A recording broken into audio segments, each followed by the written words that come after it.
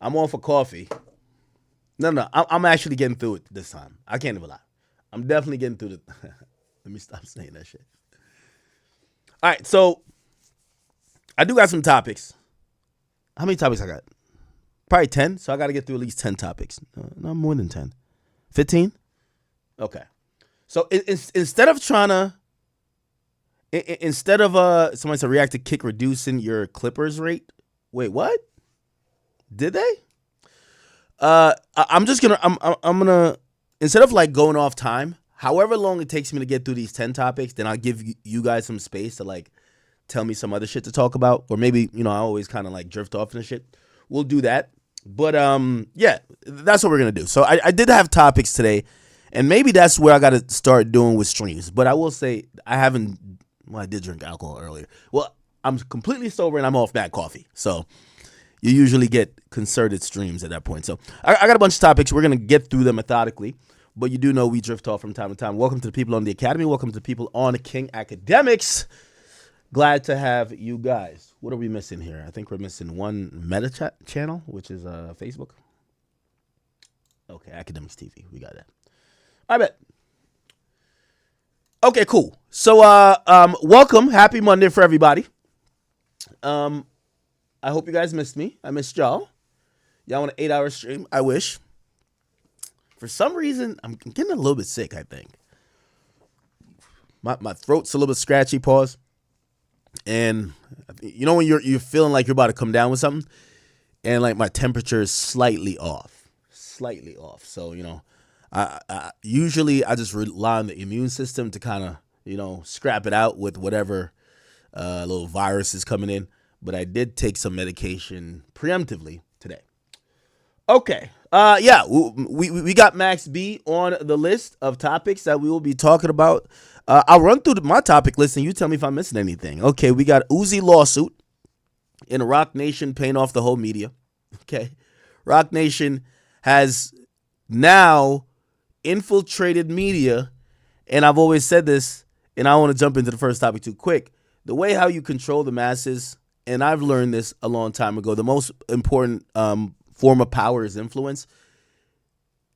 Why I say that is that if you could influence someone how to think or how to act, it's way more powerful than forcing someone to do anything or any other form of power. So I think influence is the supreme form of power. How do you get influence? Well, celebrity status, cultural equity. But media definitely has a role. Why?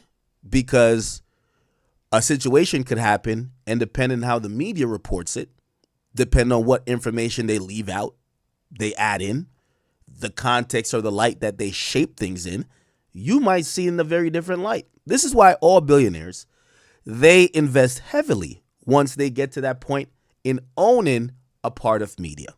Okay? I believe Washington Globe, we could quickly look it up. It's owned by one of these big billionaires. I think Jeff Bezos has, he owns some newspaper. We could Google it right now. Which news outlet Jeff Bezos own?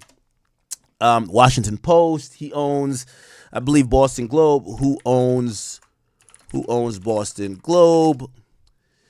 Okay. I don't know who that is. Oh, well, actually, that's a billionaire that we just don't know that well. Billionaires and media companies they own.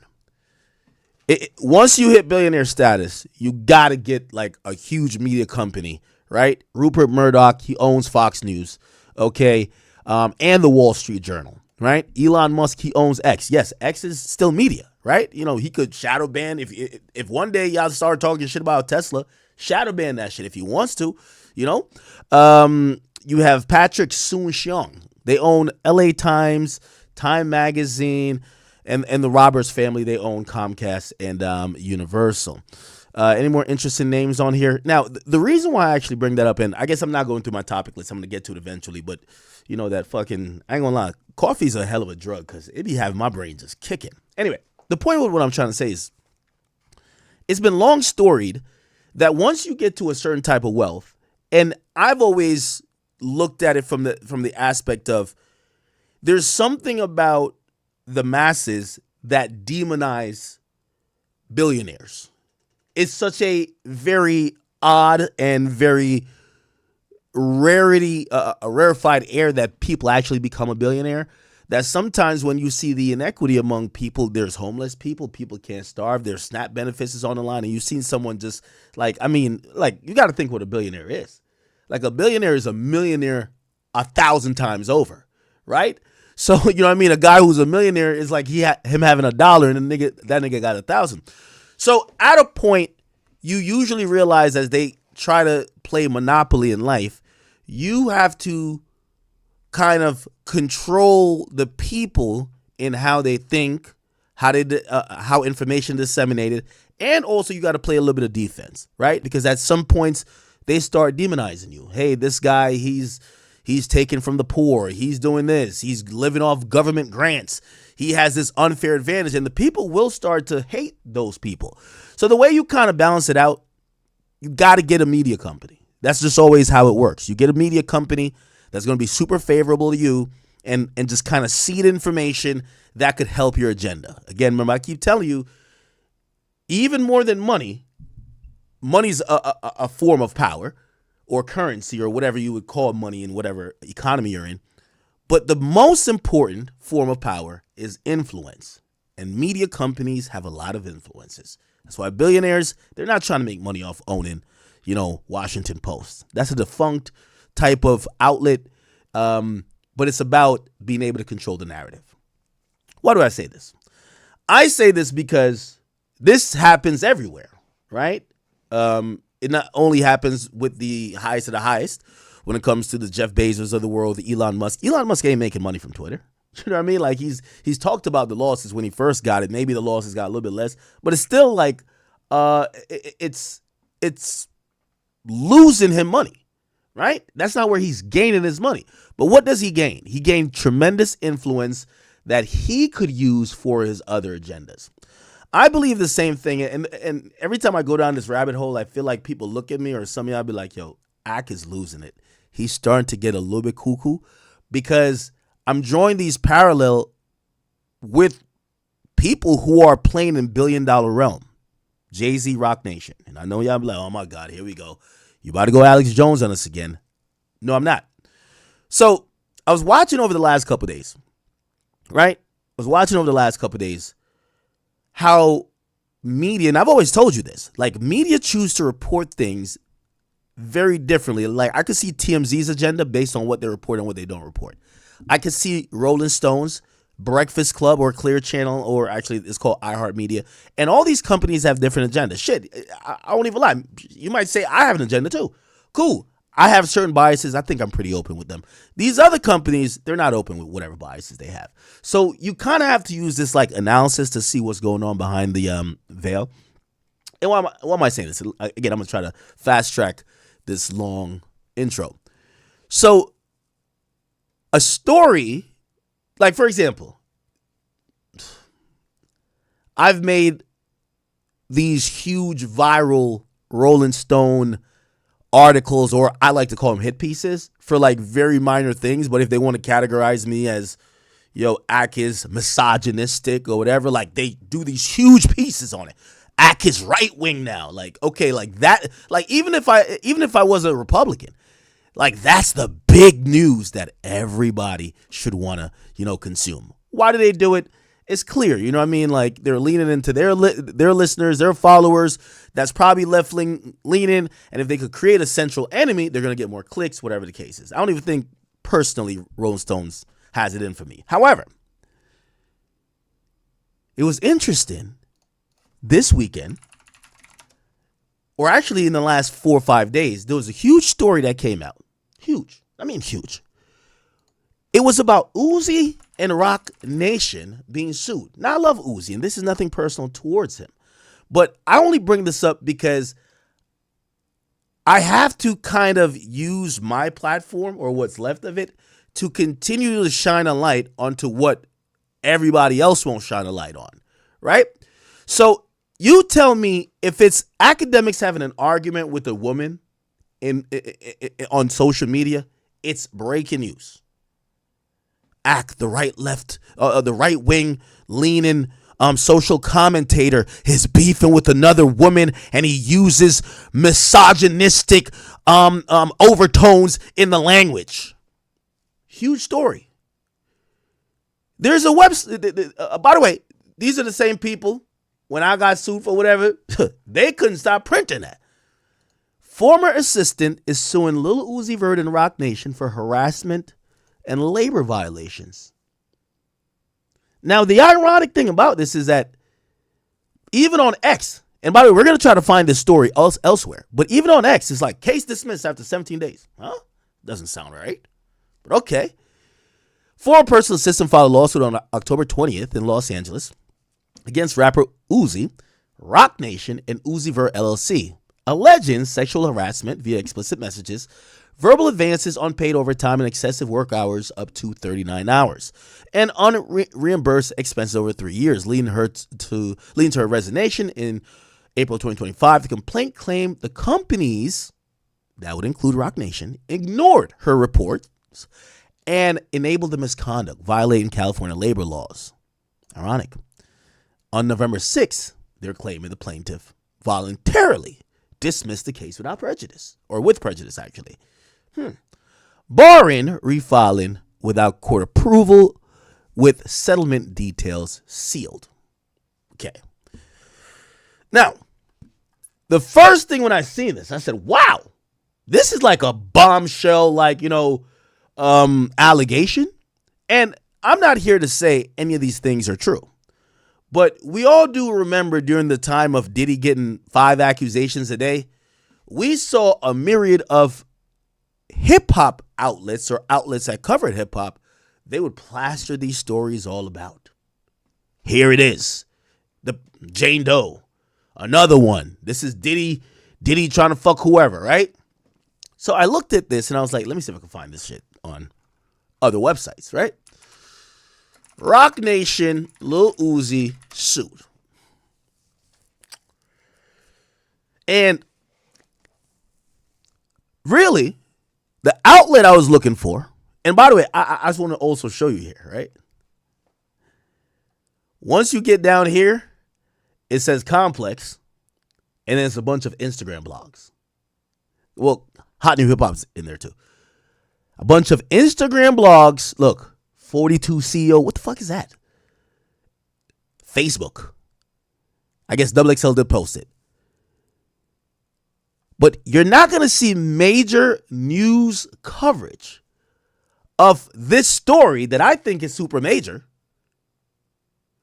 Unlike if Academics was arguing with a woman that they could plaster on all these outlets. Now, it's not about me. It's me using, and this is why I did that whole intro talking about what is how people with power affect things, right? This would be a huge story if Roc Nation was not connected to it. Again, Rolling Stones, they'll post you for less. Let's see if Rolling Stones post this. Maybe they did. Maybe just not being front paged. Okay, we're on their website. All right, let's go to search. Let's go to search. Let's see what's going on. Now, I also want to do this in context. And by the way, this is not me running interference for Drake, because I've seen Rolling Stones do hit pieces on me and many other people within hip hop. I'm sorry that the camera's blurry. But Rolling Stone, Drake, let's just do that. So I want to give you some context of what they would post. By the way, Nancy Dillon, one of their hip hop writers, wrote, there's a lawsuit against Spotify claiming billions of Drake streams were fraudulent. Okay? All right. Cool.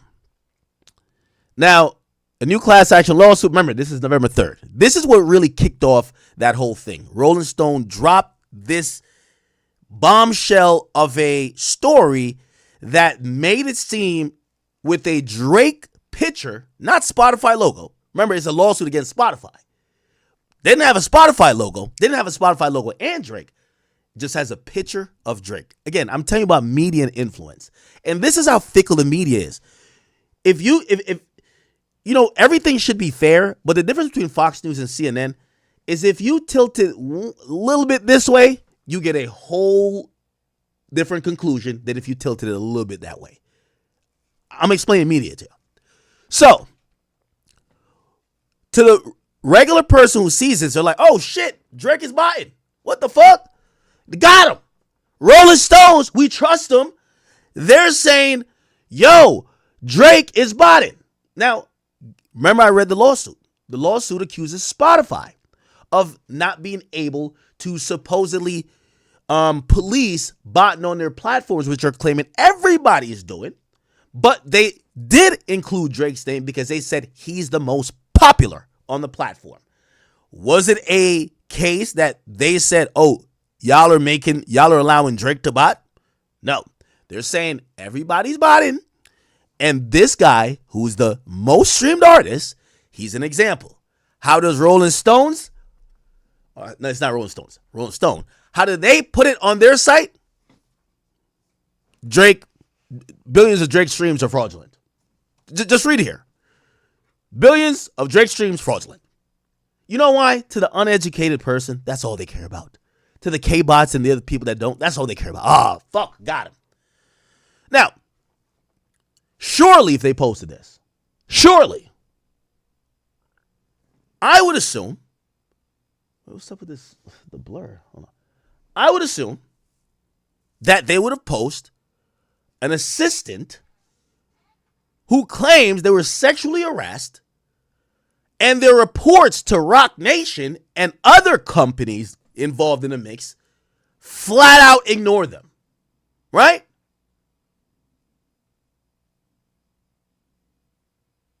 Let's search it up. Okay.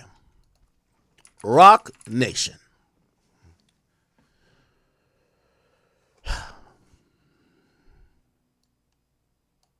Now, this is going to tell you all you need to know. Anything you're going to see with Roc Nation, Rolling Stone they're known for hit pieces.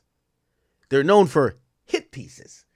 Anything with Roc Nation seems like, look, it's free Meek Mill. By the way, this was a Roc Nation agenda at the time, right? Look, brutally beaten by rogue cops. The jailed rapper has been, oh, wow, okay. All right, okay. DJ Khaled, who was on Roc Nation, okay. Jay-Z and Alicia Keys sign a letter demanding justice. Oh my God, it's like a political, very pro Roc Nation website. Jay-Z's Roc Nation really, really, really wants a casino in Times Square. If you scroll down, you'll realize there's not one negative article, not one hit piece about Roc Nation at all. Okay? And that's perhaps, hold on.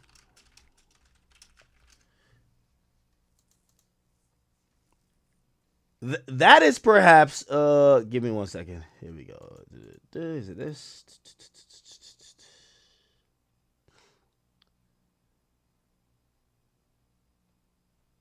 Give me 1 second. Let me not lose the plot here. I thought I had it pulled up. Give me 1 second. Don't lose that thought.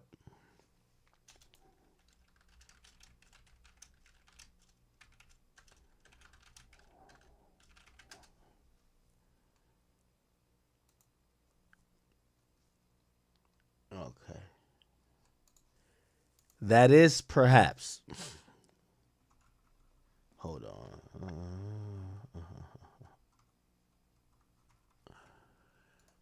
That is perhaps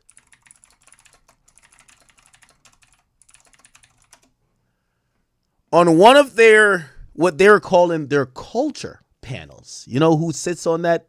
Who sits on that panel? The CEO of Roc Nation. Okay. I'm not going to click into this. I don't know even how to get into this, but oh yeah. She sits in one of their on their exclusive culture panel. Okay? She's the founder and CEO of Rock Nation. And I'm only bringing that up because you would have not probably otherwise known. And I'm not even saying this is a bad thing, but it's very important that we understand why certain things don't get the same light as others. Rock Nation basically is on the damn board. You get what I'm saying? If you got a CEO that is affecting culture over here, they're probably going to make sure you're not writing hit pieces on me. Let's write them on my ops, but not me. Drake, we don't like that nigga. Write it. Matter of fact, put that nigga in the goddamn, put his picture as the fucking thing for bots. Oh, that nigga over there, run a hit piece. He's a sexual harasser. He's an abuser. Fuck it. He's a grapist. Desiree Perez? Oh, Rock Nation is ignoring an assistant getting sexually harassed and taken advantage of? Let's act like we don't see it. That's the whole point I'm going to say. Anyway, fortunately, there's other outlets out there, including mine. And I actually want to do some due diligence on what's going on with this shit. I got to see what's the deal. What's the deal with this shit right now? Okay.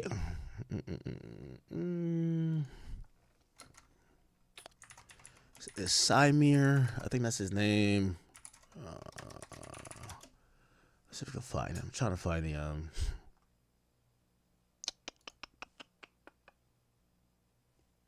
all right. How can I find the lawsuit? We'll start with this, and then by the way, Uzi's getting sued for some other shit too. He's getting sued for his hits. Yo, what the heck? Oh man. Anyway. Okay. Here we go.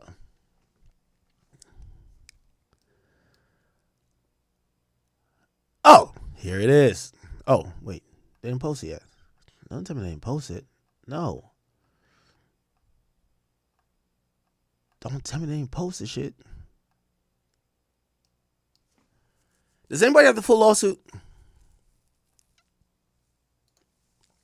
Okay. Here are the here's the short. So actually we'll just we have it here. My bad. Okay. So new lawsuit's been filed on Lil Uzi Vert. According to the complaint, Jane Doe says Uzi's behavior escalated from long work hours to hostile and inappropriate environment. She claimed he sent explicit messages like, "Come run me down before you leave. I'm by myself right now. Send me something. You're more than my assistant. You're my bitch." She says she worked between 12 to 39-hour shifts, paid business expenses out of her pocket, and was denied overtime or reimbursement, all while being harassed and retaliated against by Uzi and his team. When she reported burnout and requested a performance review as promised by Rock Nation CEO Desiree Perez, she says management ignored her, leading to her constructive discharge in April 2025. This is what she's suing. She's suing for workplace sexual harassment, failure to pay overtime, failure to reimburse business expenses, violation of labor code, and constructive discharge. She's seeking compensatory and punitive damages from Rock Nation, Uzi, and Uzi Vert LLC, alleging emotional distress, financial loss, and systemic abuse tolerated by his management team. We have the full document here. Interesting.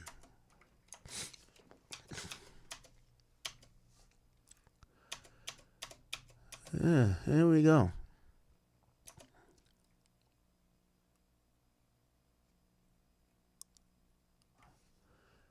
So they contacted people at Rock Nation. They said you're only entitled to your salary. Okay.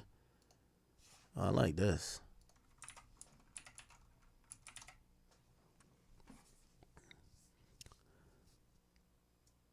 Oh, that's why it was buried. On February 23rd, Mr. Brinkley called Plaintiff Doe and asked if she would be willing to relocate to New York. Mr. Brinkley indicated that Rock Nation LLC will fly Doe out to New York City to meet with Desiree Perez, who's the chief executive officer, Roc Nation.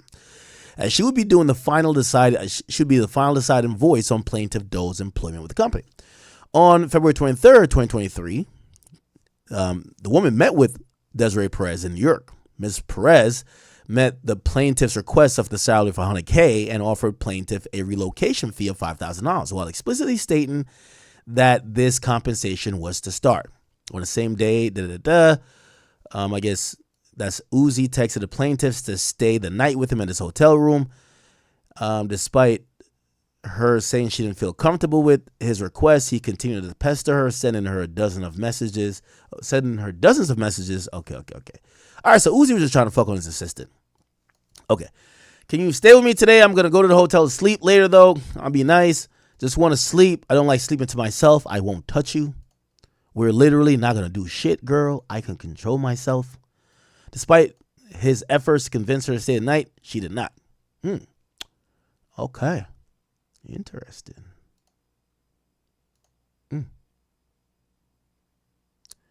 During Roc Nation's hiring process, Desiree Perez promised plaintiff Doe periodic performance reviews and opportunities to improve her compensation structure as her time with Roc Nation and Uzi grew.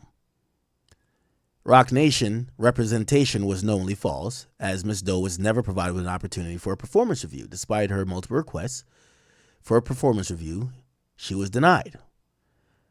Plaintiff reasonably relied on Desiree Perez's representation in changing her residence from L.A. to New York City for the purpose of working for the defendants. As a result of Perez's known misrepresentation, Ms. Doe is entitled to compensatory damage and penalties as well as attorney fees and costs pursuant to labor code, blah, blah. Okay. Interesting. I hope these allegations are not as heinous as I think or see it to be. But I will say Roc Nation is stifling the media. And I just want to say that. If y'all see anything in the media, I'm going to tell you this right now. Let me just be blunt. Y'all see anything in the media about me, Drake, anybody Roc Nation don't like, blame Roc Nation. I'm sorry, bro. I'm sorry. Especially if Rolling Stone is the one that's writing the article. Like, if you gonna stay out of this one, if you gonna stay out of this sexual harassment lawsuit, stay out of all the hip-hop sexual harassment lawsuits then, please. Please, that's all we're saying. If you gonna stay out of one, stay out of them all. But that probably won't be the case. Anyway, welcome, people. Welcome. Another day, nothing has changed. Roc Nation still controlling and infiltrating the minds of people, but also controlling using their money and resources from behind the scenes. It's incumbent on people like me to point those things out, that at least you could have your third eye open, or at least realize why you're seeing what you're seeing. And maybe that awareness will allow you guys to process information a little bit differently. Max B was actually released from prison. And that was actually pretty big news. I kept hearing he was going to get released, but like, I'm not going to lie. This whole time I thought this was on some like, Rondo number 9. Yo, Rondo coming home for Christmas. Yo, we heard that like 15 Christmases ago. You know what I mean? Like, no, with all due respect, I don't think he's coming home. But that's what we were usually told. Anyway, we were told that the release date for Max B was November 9th. And I'm like, nah, man, get out of here. I'm in Vegas. I'm running the people. Someone like, yo, I represent Max B. He's coming home soon. I'm like, nah, man. Didn't Max B get 99 years? That's the last thing I remember. Look, Max B, 99 years. I remember that shit. Right? Like, or something like that. No, he got 75. He was originally sentenced 75 years. Then supposedly, he did get his sentence reduced to 20 years. Okay? So he got reduced to 20 years. And that was, he was sentenced, let me see, when was he sentenced? 2009? Yeah, which means it would be 16 years later. Right? I'm doing my math right? Yeah, 16 years later. He was in jail for like a year or two. So he basically did about like 17, 18 years. Yeah. That'll be about 85% off. Okay. This was the video of him coming home. And as you would expect, one of his biggest advocates and, really is his right-hand man when he was free. French Montana met him when he was released. Here we go. Yeah.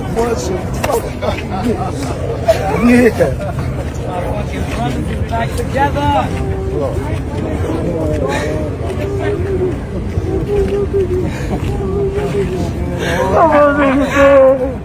Yeah, they finally did it. They finally did it. They finally did it. They finally did it. We going to Morocco. We going to Morocco. We going to space the pyramids. We going to space the pyramids of Giza. I love my nigga. Yes, sir. Boy.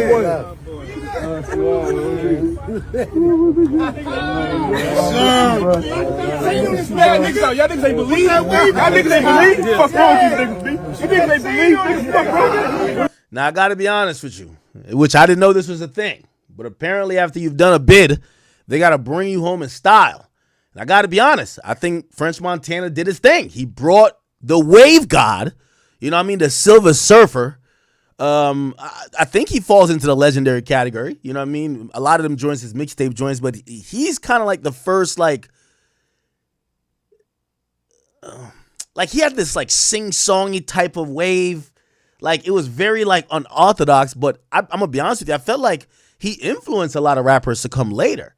But this idea of bringing your mans home properly, French showed out, and I don't want to give all the credit to him because I'm pretty sure the people were there, but they got him a chain, they got him an outfit. I don't even know if he took a shower, but they had this nigga, basically, he got out at 11 o'clock, right? He got out at 11 o'clock. They had that nigga on the field of the Jets game by like 2 p.m., man.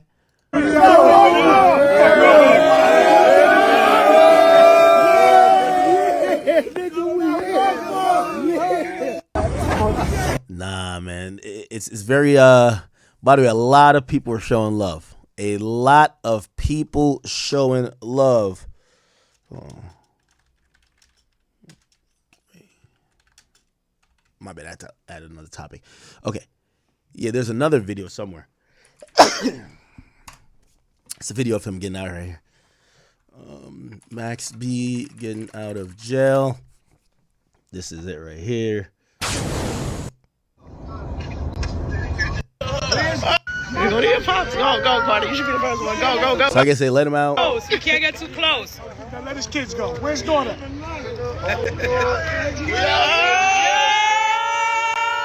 Let's not get close to the gate, guys. They're gonna tell us to move. Let's see. Hold up. Where's daughter? Let little Sharon get in there. Let little Sharon get in there. Let's go. Put little Sharon in. I'm gonna give him the phone. Oh, wow. Is that like his daughter or something? Yo, the jeans ain't tight enough. I live in like 30 jeans ain't tight enough. That's French. By the way, is anybody living better than French these days? Yo, y'all seen French, like, let me tell you this. French used to be a dirty nigga from, like, New York. And when I say that respectfully, but, like, French was, like, the nigga we all thought was a little bit slow. Because, like, he had gotten shot in the head back in the day. And he's like, he kind of had that little slur. Because, like, I think the bullet was still in there. Respectfully. That's my man's, okay? And it was rolling around with the Coke boys. They were some real scrappy type of niggas. Have y'all seen French? He done French Montana engage. He engaged to the Princess of Dubai. God damn. That's a come up. From fucking scallywags in the subway station to now, this is your queen right here? This thing, wait, I think he about to be the Prince of Dubai or some shit. I don't know if you could marry into the family. But this is her. I've always said, listen, French is like Rich the Kid on steroids. He gonna find some way to make it, man. He gonna find some way to get a hit song. Look, Moroccan American rapper. Like, you know what's so crazy? This is the only time we now seen French claim Moroccan. Like, bruh, this nigga. We used to be like, this nigga from New York. Now it's like Moroccan American rapper. French Montana got engaged to Sheikha Mara, the daughter of Dubai ruler and UAE Prime Minister. Hey, let me get to what matters. No disrespect to her. But let me start pocket watching, man.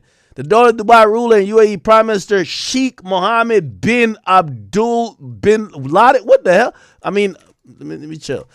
Let me just look up his net worth. That's what we got to look. You know what I mean? I'm trying. Oh, my God. Oh, my God. Oh, my God. Mohammed bin balling. Mohammed bin having. Mohammed been stunting. Oh, shit. $4 million? Oh, nah, French, you did right. You did right. You did right. Mohammed been flexing. Oh, shit. God damn. It's all money. You know what's so crazy? Yo, I ain't gonna lie to you. Y'all remember when Jim Jones and French used to be beefing? Like, French went here. Jim Jones is still over here like being a YN, bro. Like, no disrespect to Jim Jones. Don't run up on me again, bro. Please. Yo, but anyway, who's a rapper? I was thinking Jim Jones, but it's not him. It was some other rapper. Who was that rapper that was on some, that song? A-Rap Money? The song was called A-Rap Money. Y'all remember that song? It's probably some New York shit. I gotta be from New York to know that song. There's a song called A-Rap Money, and now my nigga French done married into the family with the real A-Rap Money. That's what's up. God damn, $4 billion. You know what's crazy? French Montana was the biggest whore when he moved to him and Drake. They were on like a whore competition. Y'all never knew that? Like all that. Remember them? They had that shit talking about 10 snipe commandments, bro. You ever seen that shit? 10 snipe commandments. Drake. It was Drake and French.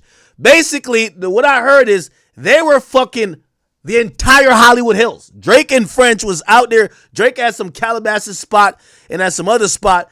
And French was out there and they were fucking every chick walking. That's what I was hearing, bro. You get what I'm saying? They actually, let me see if I can find it. So to see French go from that, French look like he faithful now. Sometimes, you just got to find the right chick with the right bank account to be faithful. You know what I mean? Like them little scallywags in Hollywood, they don't deserve shit. 10 snipe commandments, Drake. It was Drake and French. Here it is. Look at these fucking rules. Check this out. Oh, it got deleted. Yeah, French had to get that up off his page. You got to delete your wholeness now. French, you got to get that off your page. Yeah, he got it off his page, bro. That nigga got that shit off his page immediately. Yeah, here we go. You know this here? Yeah, Drake and French was on some Splash Brothers shit. Like, pause. Like, you know what I mean? Like, listen to this shit. They were fucking all these Hollywood chicks to the point they had to create commandments for it. Thou shalt never pillow talk or discuss business with a ting. Well, I think everybody breaks that law. Thug is the main violator.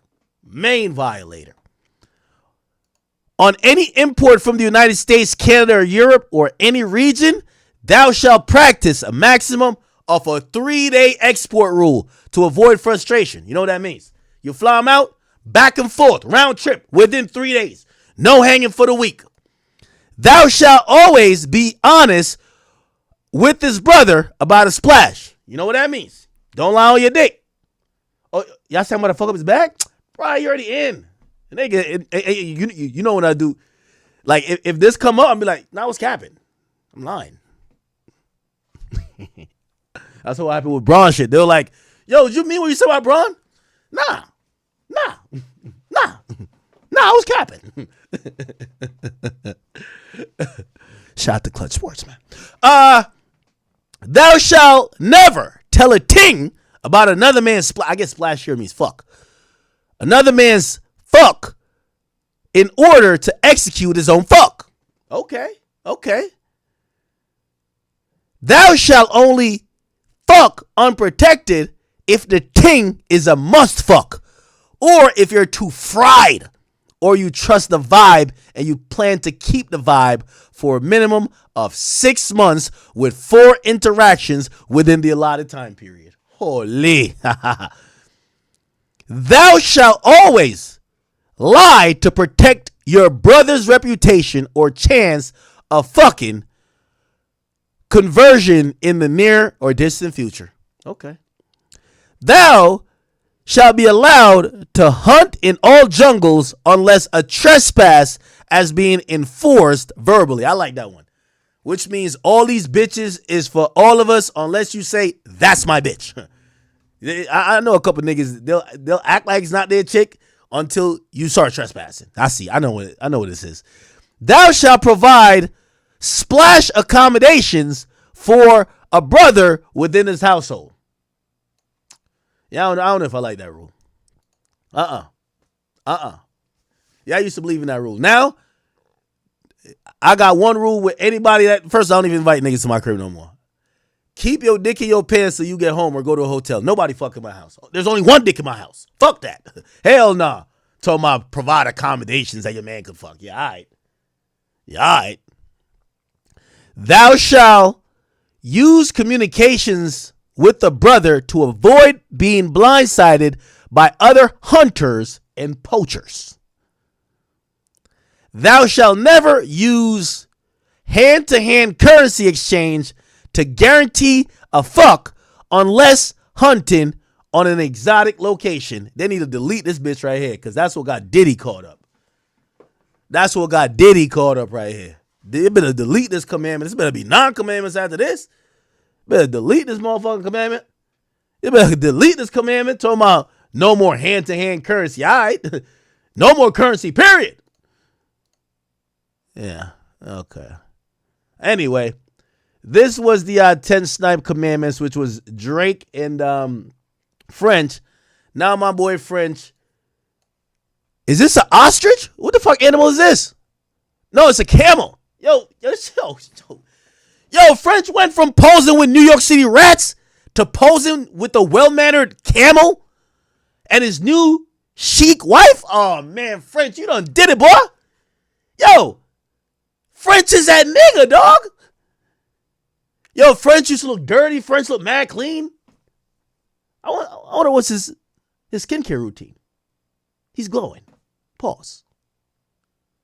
She looks beautiful. I got nothing to say about her. And not that I'm planning to go Dubai, but I don't want no beef with no nigga named Sheikh Mohammed bin Rashid bin tripping. I'm good. I'm straight. Yeah. Okay. Yo, I think French fuck like, well, let me not. Well, he fucked one of the Kardashians. I think he might have got two. I don't know how many Kardashians he done fuck. I think him and Game fucked a couple Kardashians. They ain't never put on a suit for no scallywag in the club, no chicks on Instagram. This nigga get with a chic daughter. Yo, this nigga is suited and booted. That's how you don't fumble the bag right here. That's how you don't fumble the bag. Nigga, is this what the fuck? Are these people or is this like this is like a real hand? I ain't gonna cap with you. Are these people or this is actually a fucking... Nah, they too rich over there. Okay. Damn. At least you know that shit's real. Right? At least you know that shit's real. How much does that shit cost? If I'm French, I'm dropping like $2 million on it. You gotta invest to get in this family. I'm mixing my DNA with you. Facts. My son gonna be in a royal family. Fuck all that. Oh yeah.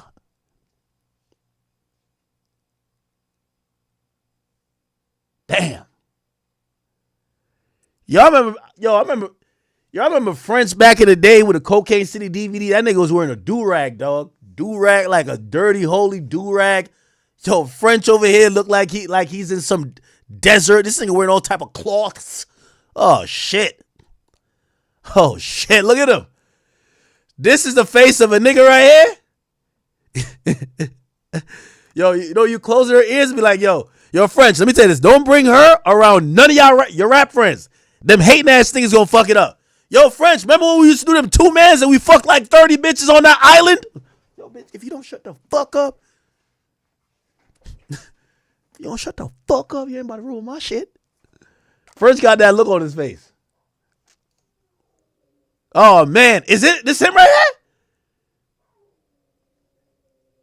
Shit. Yo, French.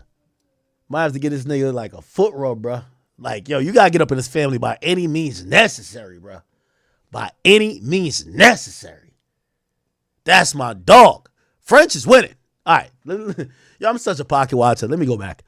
We were talking about Max B. We were talking about Max B. All right. Max B's home. French took a break from being the Prince of Dubai. He's basically the damn near prince, right? Or is it a prince or like the sheik? I don't know what the fuck he gonna be. But whenever he get in that family, I'm happy for him. By the way, French, I don't know how they do over Dubai, but you got to set a cutoff date for niggas. You do know that, right? You can't be royal family and fraternizing with niggas now. You know what I mean? Like, yo, you might even have to tell Max B, yo, Max, gang, I got to go back to Dubai. They got Emirates waiting on me. They only let me out the palace for one weekend to kick it with y'all niggas. It'd be like, you don't got your passport, right? All right, good. Keep it like that because you ain't coming over there neither, nigga. You ain't coming to Dubai, nigga. Yeah, you going to have to set a nigga cutoff date, French. You cannot hang with these Negroes continually. And, yo, did you see how they done kicked out? What's that one prince that thought he was going to hang with niggas? They kicked this nigga the fuck out of the palace. Prince Andrew or some shit? They kicked that nigga the fuck out of there. They kicked him the fuck out of there. Get out of here, nigga. You think you're going to be fraternizing with niggas? Get out of here. They stripped that nigga of his royalty. Get his ass on out of here. No, what's his name? Is Prince what? What's his name?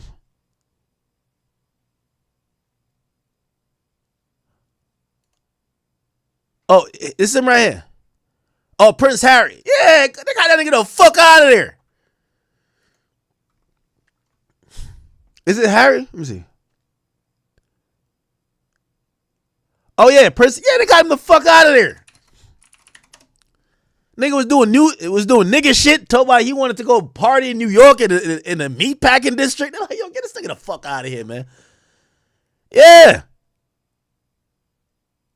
Yeah. They got that. They stripped that nigga off his princehood. Pause. They stripped that nigga, man. Oh, wait. Yeah, Prince Harry. Reportedly plans to strip Prince Harry. It's over. Get out of here. These people that, yo, listen, I know we like pocket watching, we like royalties in other countries, but they don't like niggas. We gotta be honest, they don't like niggas at all. You fraternize with a nigga, they're taking away, nigga, they'll kick you out the castle. They'll kick you out the castle. They on some Dr. Umar shit. Reverse. You know Dr. Umar on some no bunny hopping? They on some no niggas. Prince Harry thought he was going to marry this half black chick. The whole time they're like, they got Thanksgiving over there. They're like, yo, did this chick bring cornbread in here? Yo, get her out of here, man. Yo, guards. Yo, is that collard greens? Yo, guards, get her out of here. Get her out of here. Get her out. Get him out too. Get him out. Get both of their asses out of here. Peace. Yeah, they kicked that nigga out, man. He ain't royalty no more. It's over. So I'm telling French, if you trying to get into this chic shit, they love niggas, but they don't love niggas. Remember that. So this is going to be, you got to pick a weekend where you tell Mohammed bin Stunting that this is going to be the last weekend I kick it with the niggas. Okay? Maybe they allow you to do a couple shows, but that's it. That's it.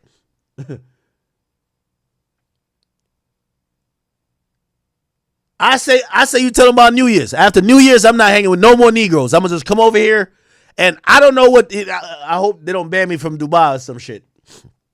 Me saying this shit. I don't got no plans going, but still.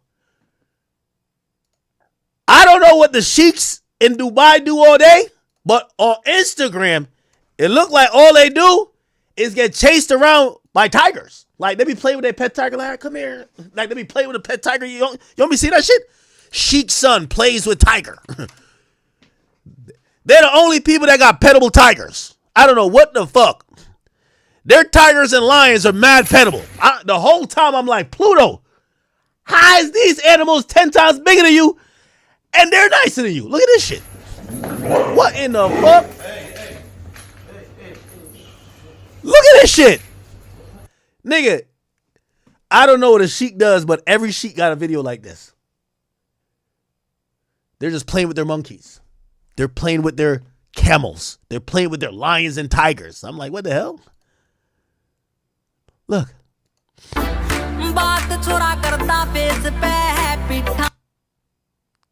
Look. They just, what the hell? I don't know. Do they clock into an office? Look. Yo, French. French knew this was going to happen, too. You ever seen French in the Unforgettable video? That nigga knew that shit was going to happen. That nigga went to Uganda or some shit. Nigga went to Uganda. Where is it at? I thought there was some animals in here. Maybe I'm tripping.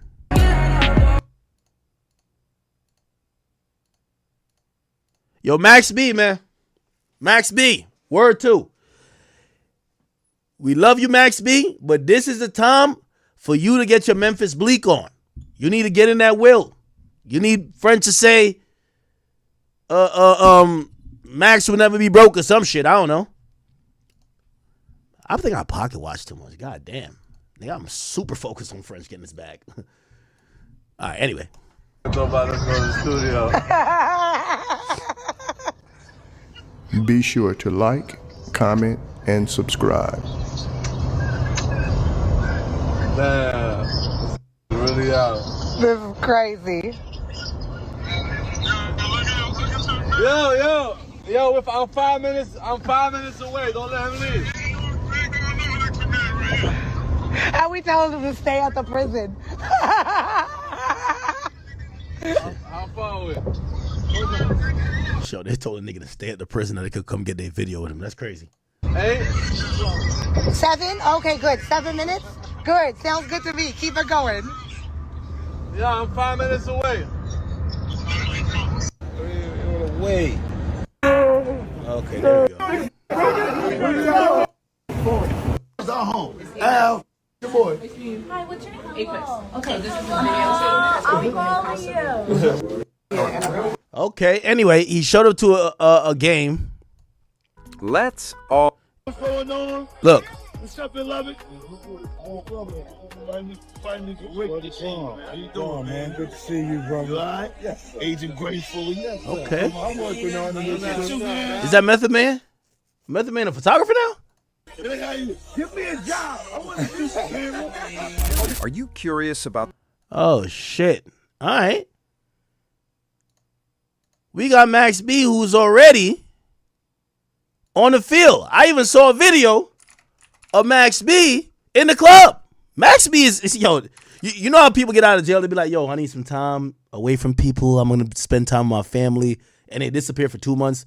Nigga, Max B went to the club, the football game, and probably fucked like 30 bitches, bro. I ain't gonna lie. Max B is back. I'm sorry. That nigga is back. If anybody remember Max B, he was the ultimate nigga. Like, ultimate. He was nigga impersonified. You get what I'm saying? And now that he's back home, he'll get Jim Jones off my ass. You know what I mean? Jim Jones got somebody to worry about now.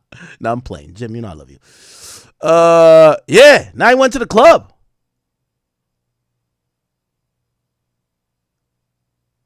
Oh shit! This is the princess. Holy shit!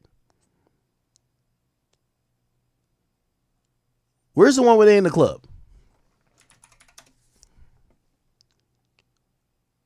Look. Yo, Max, you ain't missed nothing, man. Even when you go on for 20 years, you come back, it's the same loud music. Niggas bringing you, like, maybe they was drinking, what was they drinking back then? Didn't Dipset have some purple juice or some shit that was popping back then when he got locked up? What the fuck? Scissorp? Maybe that's what they was drinking then. Nigga, they're just drinking 1942 and Don Julio now. You're in the club, loud music. It all sounds jumbled up. There's always a nigga in your ear trying to talk to you about something while you're just trying to have fun. Look at bitches. See a nigga in his ear.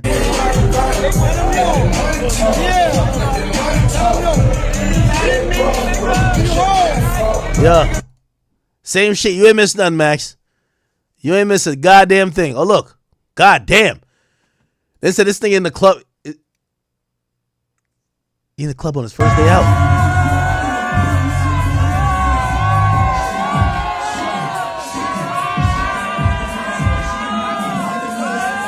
Oh, shit.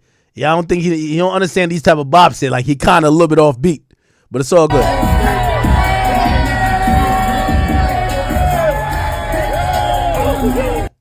Oh, shit. Oh, shit. Okay. Max Bigavell is out here. Oh, you went to Harbor. That's it. Take a step back. Take a step back. Let me get one. Right here. Oh, Frank, Nino, and Dunn. Okay. All right. Salute to Max. Salute to Max. Now, chat. Is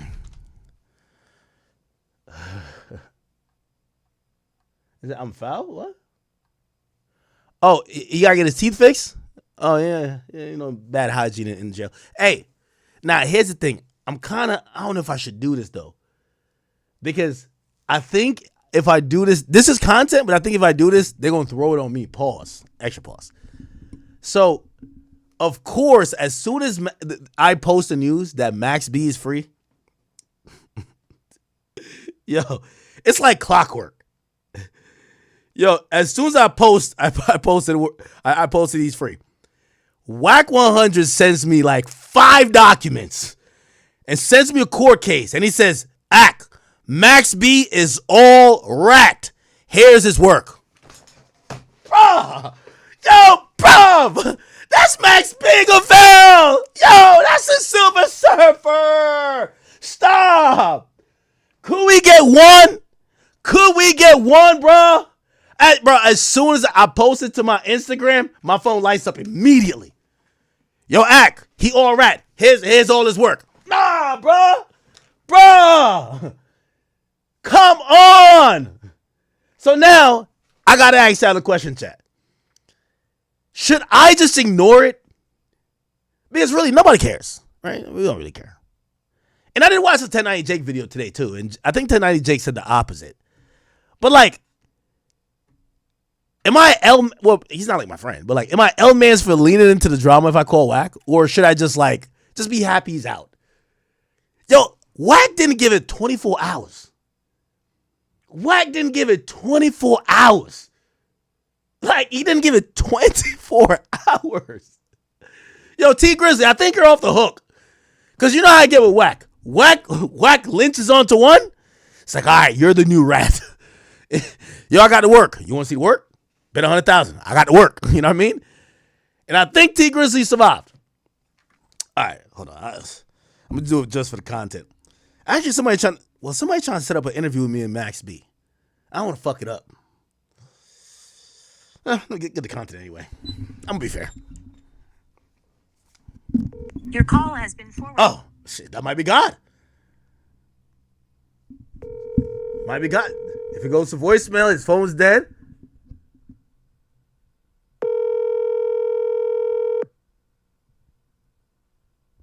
Might be God, y'all. Now, he sent me a bunch of paperwork. I'm not even going to, well, I looked at everything, but I'm not bringing up this argument. He's a street nigga. Let the street nigga tell us what we're looking at. Because Your call has been forwarded to voice. All right. I think that's God. Okay. So,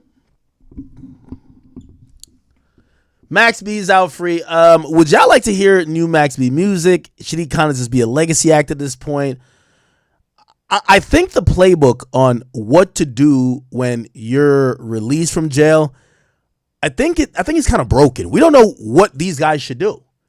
Like, for example, I think we all could say that Thug completely fucked up his I'm Back tour, right? Start talking too much, didn't come with music. The music started looking weird. Also, he doesn't look the same. He's moving a little bit different. He's a pop, like, it looks odd. I think we could all say that's a post-prison fumble.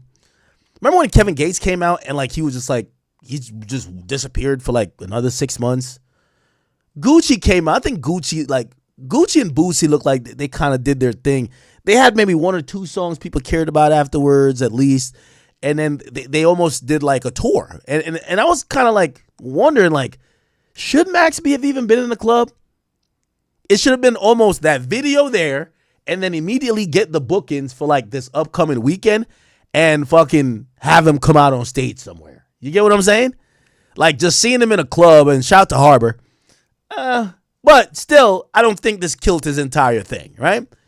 So I'm kind of thinking, what is the mold of what someone should do when they're getting out of jail in 2025? What should they do, chat? Do we want new music from him? Do we want him to kind of lean back into the old Max B? Do we kind of want him to... Oh, Lamb, thank you. It's an act. Why? Don't destroy a life and a career for legend. You see, that's what I don't like what y'all do. Because y'all do what Wack does. Wack tries to blame it on me. Like, yo, bro, I wasn't going to say nothing, but my brother Ack asked me if he was a rat. And he a rat. I'm like, yo, no. All right. Anyway. So people say drop a first day out. Somebody says music. Are we in the space that if Max actually drops some fire shit, we gonna really appreciate it? Or people just gonna hate? Should he do a podcast tour? Should he do the Breakfast Club? Should he come sit with me? Should he sit with Vlad? Should he do the rounds? Tell his story? Does he sit back, go ghost for a little bit, come out with maybe, yo, and again, I wonder if like these guys ever think about it right before they get locked up. Because I'm going to be honest with you, I would say this. Pop out with a book. Pop out. Movie's going to be, you can't rush a movie like that. But you could have written a book or work with someone in jail if you knew you were getting out to write a book. And pop out with, by the way, didn't Lucci do that? I think did Lucci have a book? I can't remember. Or was that Rollo? Rollo had a book. Anyway, pop out with a book and maybe like kind of like do a tour. I think he could have done a crazy East Coast tour. All the way Boston down. Condemned. Yeah, we're going to talk about Grammys a bit. Yeah, so I don't know. But I am excited for him, and congratulations. Whether or not these other situations surrounding his release, you know, some people are going to be like, well, he got out this way, he got out that way. I think for my understanding, he was resentenced, right? I don't think it was a Fed case, but he was resentenced and got 20 years instead of 75. I think they felt the sentencing was too heavy. But the story goes, if you're wondering why he got locked up, Max B knew this chick. I think he was smashing her. It's not like they were monogamous, but like she knew a guy that had some money. And basically, Max B and the chick set this plan up to backdoor the dude. Right? Now, that's another thing about like when we get into these type of things and like we're happy he got home, but like there's somebody dead. You get what I'm saying? Like there's somebody like deceased, right? And they got deceased from the same things we don't like with other people. Like, for example, we never celebrate someone getting backdoored. But that's kind of what happened in this case. They're saying Max B and this girl colluded. The girl sets it up. Max B wasn't there. Max B's like stepbrother or like, you know, half brother or something like that. He goes to kind of like duct tape the dude and do whatever the case. When he goes to do that, basically, I guess he pulled a gun on the dude. The dude reaches for the gun. He fires the gun and shoots the guy in the head and kills him.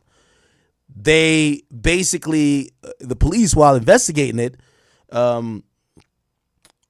questioned Max B. I don't know how they initially linked Max B into it. And I think what Wack, you know, was alluding to, like, oh no, I think Max B had told the cops that his girl worked at a strip club, or the girl in question worked at a strip club. Regardless, everybody got sentenced. And I think the girl actually took the stand on both of them, which is ironic. But so anyway, I'm not going off the actual trial or what he's accused of, but I am happy that this is a rapper who I used to enjoy his music. I'm glad that he is free. All right. Okay. All right. Any more Max B clips?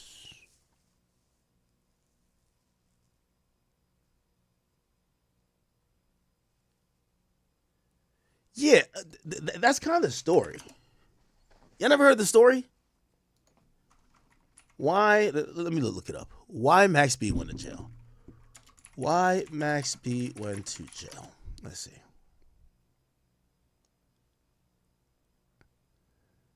Could we get a short on it?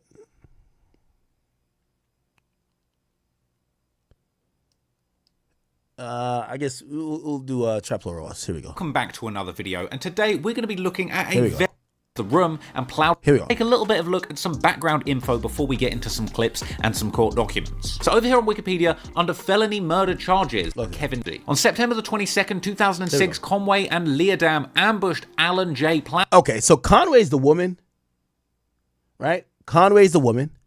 Leardam is like Max B's like half brother. The woman is used as, it's a story old as time. The woman who's a stripper act like she gonna get some pussy to this guy, right? They're in room 408, like a hotel or something like that. He comes there. I guess he always had jewelry or had some money. So she sets up the back door. Homeboy runs in and restrains him with duct tape. So ties his hands up. There was another guy who was the partner of Plowden, which is supposed no. Oh, never mind. They were waiting another guy who supposedly had money too, which was somebody named David Taylor. So they duct tape one guy, right? So the woman backdoors him, gets Max B's brother to come duct tape this guy in the hotel room. His dick, imagine being duct taped and fucking and your dick is hard as a motherfucker. Like, you're like, God damn. Like, nigga, I'm about to pass out. My cock is so hard. I thought I was going to get some pussy, but I'm tied up. You know what I mean? So he's duct taped. Then they're sitting there and they're like, yo, we need the other nigga who's your friend, your other rich friend, to show up. So they basically was trying to tell him to call the other guy to come to the spot. They want him to lure him there. There was somebody else. There was another girl. I think she's a stripper too. She's in the room. Now, David Taylor arrives, and apparently he was immediately shot. Whoa. Okay, I guess he is the one who reached for the gun. So the other guy is duct taped. But the guy that they lure get there, and when they get there, remember, this whole thought is that this guy always had bread. Probably like a guy that was flexing and flashing, and so they probably seen him around the town and like, oh, this guy always got mad money on him, got a watch, blah, blah, blah, blah. And the story goes, they hold him at gunpoint. He reaches for the gun. You know, some of these niggas is like, they watching that Detroit nigga video too much. That Detroit nigga, you know what I mean? It's like, Detroit, how to avoid getting shot. Like this nigga right here.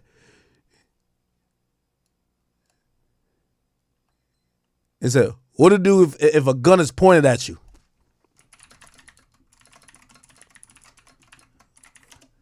That Detroit nigga, man. Look. Yep, one. Ow! Yeah, this nigga right. That nigga right there, man. That nigga should catch a felony for some of the bullshit he done told people, man. What's his name again? Let's see if I can find his name. He had some funny ass videos. So we have one. But never listen to this nigga right here. Never listen. He'd be like, if somebody has a knife to your head, like, oh, man, if you don't get the fuck out of here, nigga. Let me look at the most popular one. Look at this.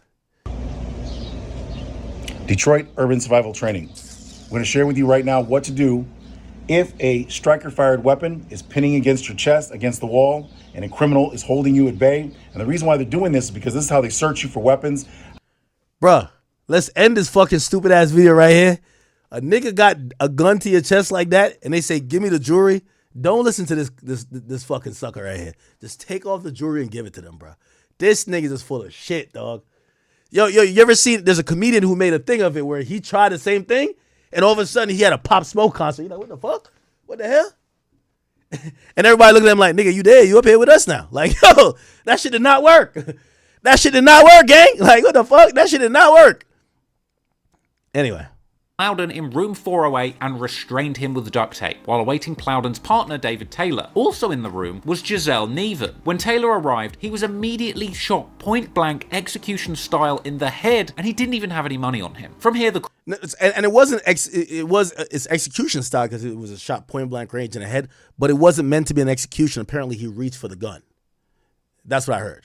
Crew fled the scene. Plowden then alerted the hotel front desk of the murder as police entered the room. Plowden was caught moving $30,000 out of the room, and Plowden was later charged with money laundering and identity. Okay, so the dude Plowden, who was the partner of this David nigga who died, looked like, it's basically, honestly, and again, I don't know if this makes you think of it differently. I'm just trying to give context. Max B knew a chick that worked in a strip club. One thing girls that work in a strip club know, they know the get money niggas, they know the scammers, the drug dealers, and the niggas who get money from crime. Because the niggas who get money from crime come to the club and flex and try to buy pussy, right? So they know all of that. Here's the thing though. Because these niggas is getting money illegal, right? This shit happens, someone dies. This dude, even though I'm pretty sure he's sad that his homie just got shot in the head, he's trying to get his money the fuck out of the, because his shit is dirty too. So basically, this is like criminals robbing criminals, if you want to ask me, but still, it's a crime. Theft. 1 week later, Conway, Leodam, and coordinator Max B were apprehended and charged. On So they then arrest everybody a week later, okay? January the 9th, 2007, Max B was remanded to Bergen County Jail in New Jersey on a $2 million bail. Now, I could only find one news clip that pertained to this case, and unfortunately... Now, apparently, I think this might be the Cody, I think. On a $2 million bail. Now, I could only find one news clip that pertained to this case, and unfortunately, whoever decided to re-upload this clip to YouTube put some terribly balanced... Groups that are operating independently, and poor Mr. Taylor suffered at least by something that was obviously completely Nieves and Ms. Castro to, quote, soften them up, as we use the phrase, to make them loose and to let their guard down, which would allow them to be robbed easily. So respectfully, and I love Cardi, but it was on some Cardi B shit. You know what I mean? Like, I'm not saying Cardi did this, but you know how a dancer, like a lot of these dancers, like they're professional at getting you in a setting, getting you lit with the promise of I'm about to fuck you. Where like you're paying me for this good old time. They either spike your drink, and their job is to really rob you. And shit, I know a couple chicks who they claim they're selling pussy. They'll agree like, oh, I'm meet up to fuck. They got a man. The man is in the car. So when they get the nigga stripped down naked, the chick says she gotta go to the bathroom. She go to the bathroom. She hit her man outside. She leave the door open. The man come in, kick the door down. Bang! Give me all your shit. Da da da da. She act like she get robbed with you. The nigga take the money and dip. And basically, she don't even fuck you, and she gonna meet up with her nigga and spend your money. Keep it a bean. So strippers, and by the way, that wasn't a shot at Cardi B. I love Cardi B, but like, I think when people had heard her say that, people thought that type of stuff. And I think the reason why that went viral, people have a disdain for it, right? Like, I think everybody has a disdain. Well, me personally, I should know. You know what I mean? I really dislike women who set niggas up. You know what I mean? Like, I think they deserve the death penalty if something happens to someone. You know what I mean? That's why even the Alicia Andrews chick, I literally think she's the worst part of it all. But, you know, maybe that's just my bias coming in. So anyway, that's the story, right? So Max B sets this up. I don't even know why Max B was like involved in orchestrating this. I thought he was getting rap money at the time. But apparently the girl confided in Max B. Max B was still living dirty. Max B gets his brother to go try to rob the nigga. Again, you know, this was a defense. Kind of like, oh, well, Max B never told his brother to pull the trigger. Like, it doesn't work like that. If you orchestrate a robbery and someone, it's like the Tay-K thing. Tay-K said the same thing. Well, I didn't tell the nigga to shoot him. Well, if y'all are going to rob somebody and bring in a weapon, it could turn to a murder. That's how robberies get turned to a murder, and not because you didn't agree to the murder, you agreed to the crime in general, which means you're guilty of it both. So I really think Max B got off, there's somebody dead. You know what I mean? It's not like the nigga like got shot and like he's still out here millie rocking like he's dead. So that's the story. If y'all did care to know. Yeah. We will see where Max does his first interview. But yeah, I don't want to glorify the aspect of Max getting out because of the crime. I want to focus on the fact that Max is a very legendary rapper who I enjoy, and I'm glad I have the opportunity to be able to possibly hear more music. But as far as the case, the whole case is fucked up. You know what I mean? They backdoored a nigga. You know what I mean? And killed him. All right. Any more Max B things?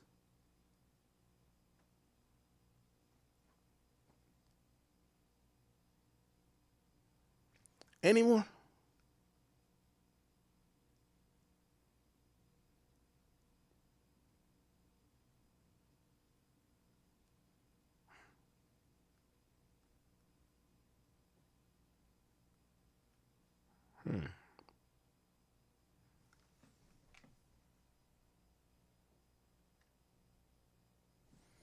Now, Max B's a legend. Absolutely. Absolutely. By the way, I was watching. Oh, here we go. Another group of people had the same idea. Let's break this down for a second, okay? Well, you got the two targets. They're getting loosened up by a couple of working girls, okay? Meanwhile, a couple of dudes have hatched a plan to come and knock the bag over whilst they're getting worked by these two girls. But meanwhile, another crew have got wise to this whole thing, and they're going to come in and... Oh, man, this is... Whew, whew. Just imagine being in that situation. That is not a good look. It began when this woman, Gina Marie Conway, a prostitute who'd been with Plowden, told her boyfriend, Charlie Wingate, a.k.a. Max B, a rapper, about the men's money. Let's be honest, that wasn't his girlfriend, right? Like, that was probably a girl he just was fucking on or he was pimping her. Okay. We got three working girls. They've all got wise to these ballers that have got a bag at the Holiday Inn of all places. This ain't the sort of high-end Holiday Inn shenanigans that I thought we'd be getting if Chingy's music is anything. Where he Now, I'm gonna play. I don't want to drag this too much, so let me just play. Jake did a pretty good explanation of it, and I think he preemptively even answered some of the stuff that Wack was saying about like the snitching, because it doesn't seem like it's snitching, but you never know. Wack always has a different perspective. Here we go. That brother and takes her out, and that's how these things happen, right? And little does he know, she's fucking Max B, who's with the shit, and okay. testimony. We could get it. Now, this is one of the many appeals by Max B. And within the appeal, it's going to detail, it also has his co-defendant here. It's going to detail what took place in this situation. So the trial evidence presented by the state, including the testimony of co-conspirator Gina Conway.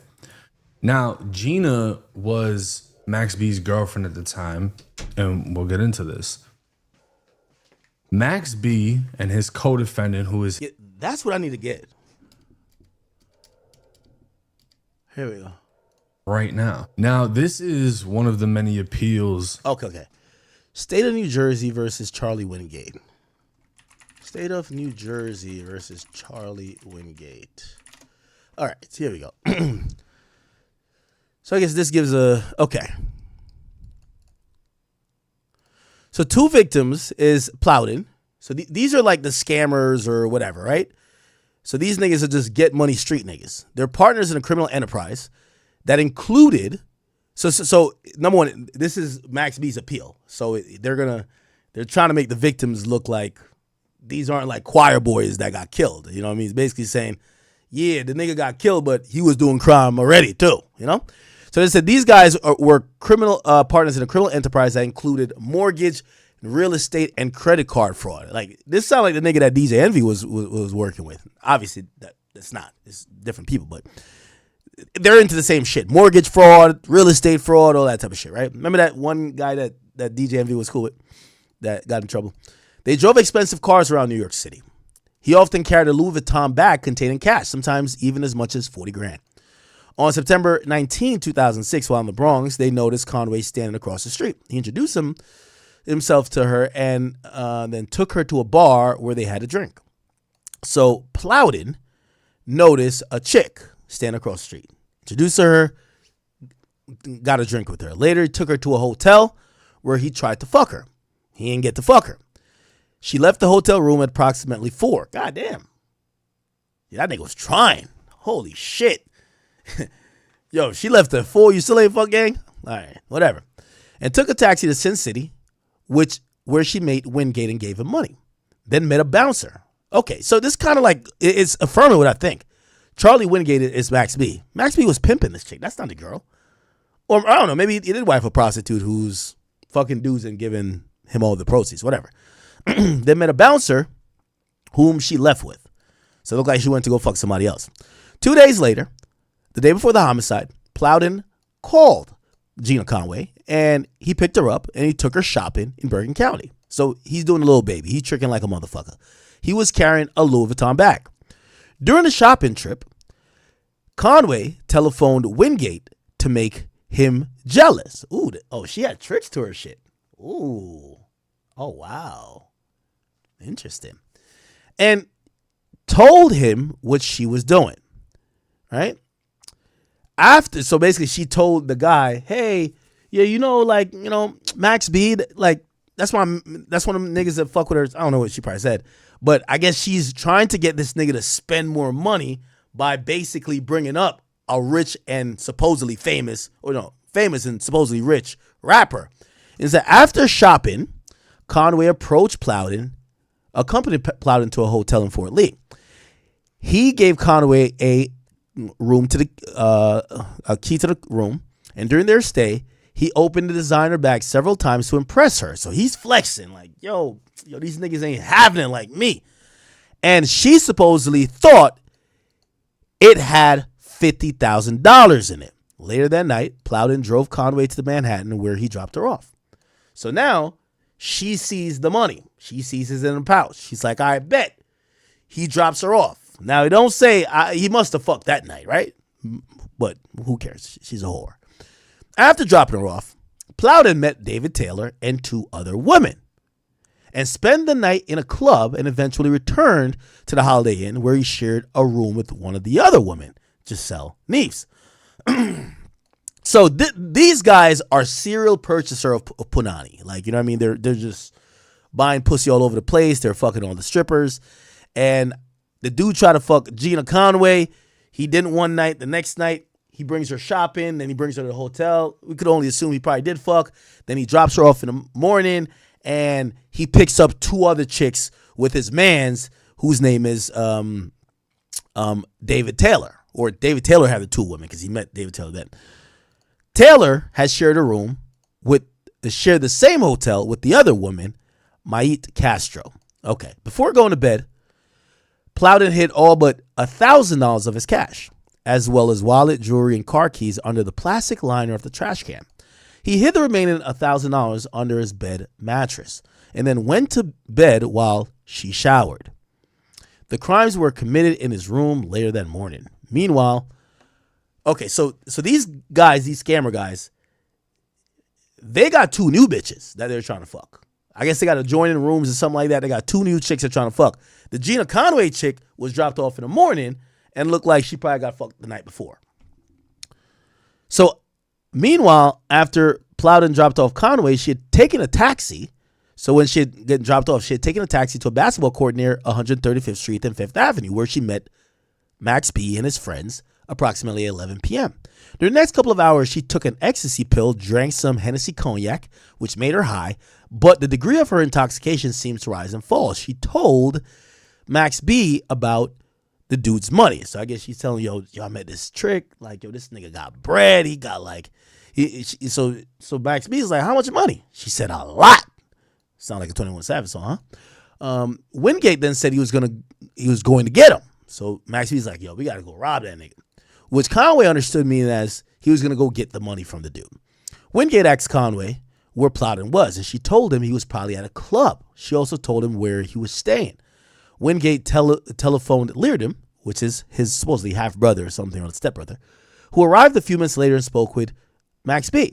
When they were finished speaking, Wingate told Conway to go with Leardom and take him to the hotel where he was staying. So they knew he was staying at a hotel, and Max B says, yo, go with my half-brother and go back to that same hotel. See if you can find that nigga. According to Conway, Wingate didn't intend to use force, but rather intended to steal the money while Plowden was at the club. Now, this is his appeal, so of course you're going to say, we didn't plan to kill the nigga. We planned to steal it from out of his room. We're going to kick the door down and steal the money. Shamel Foy, who's the only witness to testify on behalf of the defense, said he was at a basketball court and saw Wingate and Conway, but never seen Leardom. They left the basketball court. Leardom tried to get a car, but unable to find one suitable for his purposes.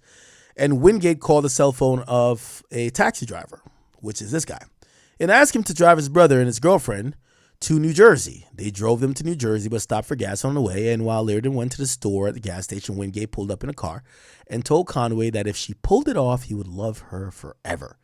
So Max B told this chick, yo, if you do this shit, I'm going to love you forever. They arrived at Fort Lee Holiday Inn at approximately 4:30, and after mistakenly going to two other Holiday Inns. So it looked like they went to the wrong ones. During the journey, 3 calls were placed from his phone to the Holiday Inn reservation line. Looked like they were calling, hotels do this, and I think it's really bad. They'll allow you sometimes to call a place and be like, hey, do you have a guest by the name of whatever? Could you connect me to their room? And they'll actually go through who's actually, that's why if you're a celebrity, you got to stay under a fake name. Because someone could call the hotel and be like, hey, I'm looking for Busta Rhymes. Well, that's not his real name, but I'm looking for so-and-so. Could you connect me to their room? And they'll be like, oh, okay, yeah, I'll patch you in. And they connect you to the room. Sometimes they'll be like, oh, what room is it again? And they'll even tell you, oh, it's room 403. I'm connecting you through right now. So now you know the nigga's staying in room 403. Backdoor heaven, right? So even the concierge will help backdoor you sometimes. So they call 2 places. They realize it's not there. And they find the one that he's there. On the way to the room, the dude put on gloves and took duct tape from his pocket and displayed a handgun. Gina, who had not seen these items previously, became nervous because this was not part of the plan. When they arrived at the room, Leardom told Conway to use her key card to open the door, but it didn't work. Remember, the night before, they had gotten the hotel, and I think he had given her a key. But I guess he canceled the key. Or maybe he extended the room and it needed to be like reactivated. Conway called Plowden's cell phone and could hear it ringing, which meant that he was in the room, but Plowden didn't respond. Conway knocked on the door. Neves answered, so that's the next bitch who's getting fucked in there. He told Conway, by the way, Chad, when the more you kind of read the story, you realize that these situations that a lot of these guys end up dying in is in the pursuit of vagina, right? The dude fucked one prostitute and is now fucking another prostitute and basically is moving a little bit sloppy, not realizing all these prostitutes have boyfriends that are broke or boyfriends that are gangsters or boyfriends that will set up a robbery, right? So she knocks on the door. The next girl or the next prostitute answers the door and told Conway and Leardom that he was sleeping, and she tried to close the door. Conway put her foot in the door, and her and Leardom entered the room. Once inside, Leardom grabbed Neves by the hair, pointed a gun at her head, and demanded the money and Plowden car keys. Conway searched the room. Plowden continued to sleep. Oh, this nigga's a heavy sleeper. So you're telling me somebody break into the room, they grab up the girl by the hair that you're with, you're hearing other people's noise, and you're still that's how you know that nigga definitely got some pussy. That level of deep sleep, level 10 knocked out, you know he just got some box. Chat, you ever got some pussy like it felt like you slept into another dimension, bruh? Exactly. He shoved Neves into the bathroom and told Conway to tape her up, which Conway did, duct taping Neves' wrists, mouths, and ankles. Neves got a good look at Leardom and noticed a scar on the left side of his face.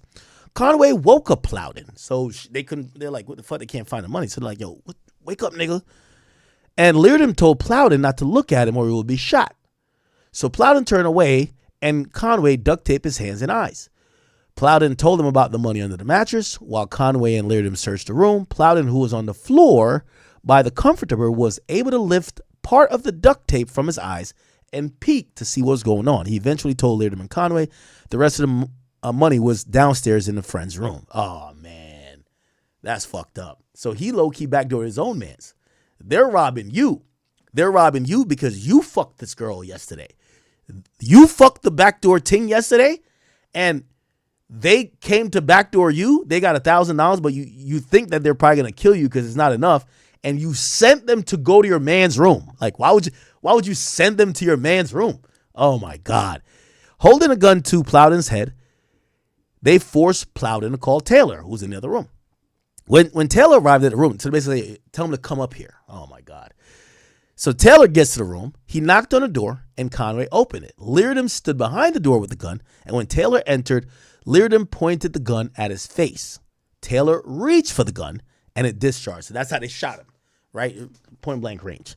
And Taylor fell dead. According to the Bergen County medical examiner who conducted an autopsy, Taylor had stipling on his face, which is stipling is if when bullet is fired close range, because of the blast of the gun and the heat, you'll get almost like burns. So if a gunshot is fired right next to you, it's called stipling. So he had stipling on his face. So basically he went like this, or they assumed, or maybe like by the witnesses, he went for the gun like this and he got shot in the head. You know what I'm saying? Okay. So he had stipling on his face and two of his fingers and a gunshot wound to his mouth. Okay, the bullet went in his mouth. He had died from a intraoral gunshot wound to his head and neck. Now, the thing is, the bullet goes through the mouth. It doesn't just go out through the back. The bullet, a lot of times, could ricochet, go left, right, all over the place. So I guess it probably went up in his head and killed him. And also, your neck has really important shit. Conway collected the items from the room, including cell phones, a laptop, and new clothes that Plowden had purchased the day before. And they went through Taylor's pockets. So the guy who they just killed, they went through his pockets and he took $800. Damn, this is heinous. The dude is bleeding out. He's shot in the head. He's dead. And they're still going through his pockets. They're not even saying fuck. And this is why I say women get away with everything so easily. The woman, like, basically was down with this plot, whatever. She's trying to, like, you know, she ended up telling on both of them, both Maxby and the other guy. But she's a woman, so she doesn't get full accountability, if you ask me. Because if, you know, everyone, even Max B's whole thing is, oh, we said rob him, we didn't say kill him. She's saying the same thing too. Oh, I didn't know you were going to kill him. Shorty, stop it. If that was your thought and you see him get shot through the mouth and is dying on the ground, you don't go through his pockets, you leave. You're horrified. But the dude is dying or dead, and you go through the pockets of a dead man, it tells me you were just determined to get what you wanted to get, which is money. So she went through his pockets and took $800. Leardom took the watch. So the guy's dead to take the watch off his hand. And they changed into a Plowden shirt and a suit jacket. So they put on a suit jacket while the guy's laid there dead in the hotel room. What the hell? And nobody else in the Holiday Inn like calls a cop or something like that? Like, well, I guess there's only one gunshot wound, but it must have been some shouting. Get on the fucking ground. Give me all your shit. Like, you know what I mean? Nobody notices. Leardom struck Plowden in the face with the gun. Remember, he's duct taped. And Conway took Neve's purse and threatened to kill Neves and her family before leaving. By the way, they both don't have masks, I'm guessing. Before leaving, Conway and Leardom told Plowden they were going to go in Taylor's room. Yeah, they were. Yeah, I'm surprised that the girl eventually got 20 years for snitching. They even went into the room of the dead guy. So the guy's dead. They go through his pockets and they go downstairs because they really want this money. And if the money was not there, they would come back and kill him. Plowden managed to free himself and chase after them. He caught and punched Conway. So Plowden caught the stripper and he punched her. But when she screamed and Leardom turned towards him with the gun, he retreated. When Leardom and Conway returned to the car, so this guy looked like he was going to be charged, but like he was literally hired as a taxi driver. He knew nothing about it. When they get back to Bengwe, this is a kind of like a Nigerian type of name, right? Bengay, I don't even know how to say his name. Notice Leardom was wearing new clothes. They drove Leardom and Conway, there was no blood nowhere. Back to the apartment in New York City, where Leardom phoned Charlie Wingate, which is Max B. Conway took the bag containing the items stolen to the hotel room and went to Sin City, where she met Golston and later took a bus with him to his apartment in Bloomfield. She left the bag at his apartment, took another bag, and went home to Wingate's sister-in-law. While there, she called Max B, who said he was sorry for what had happened and he would take care of her. During the ensuing police investigation, Plowden not only failed to identify Leardom from 2 photo arrays, but identified the picture of another man the police had been used as a filler. So they gave her a lineup and he picked the wrong guy. Detective interviewed Golston and tried to retrieve the bag. The bag, Oh, wow. Okay. Wow.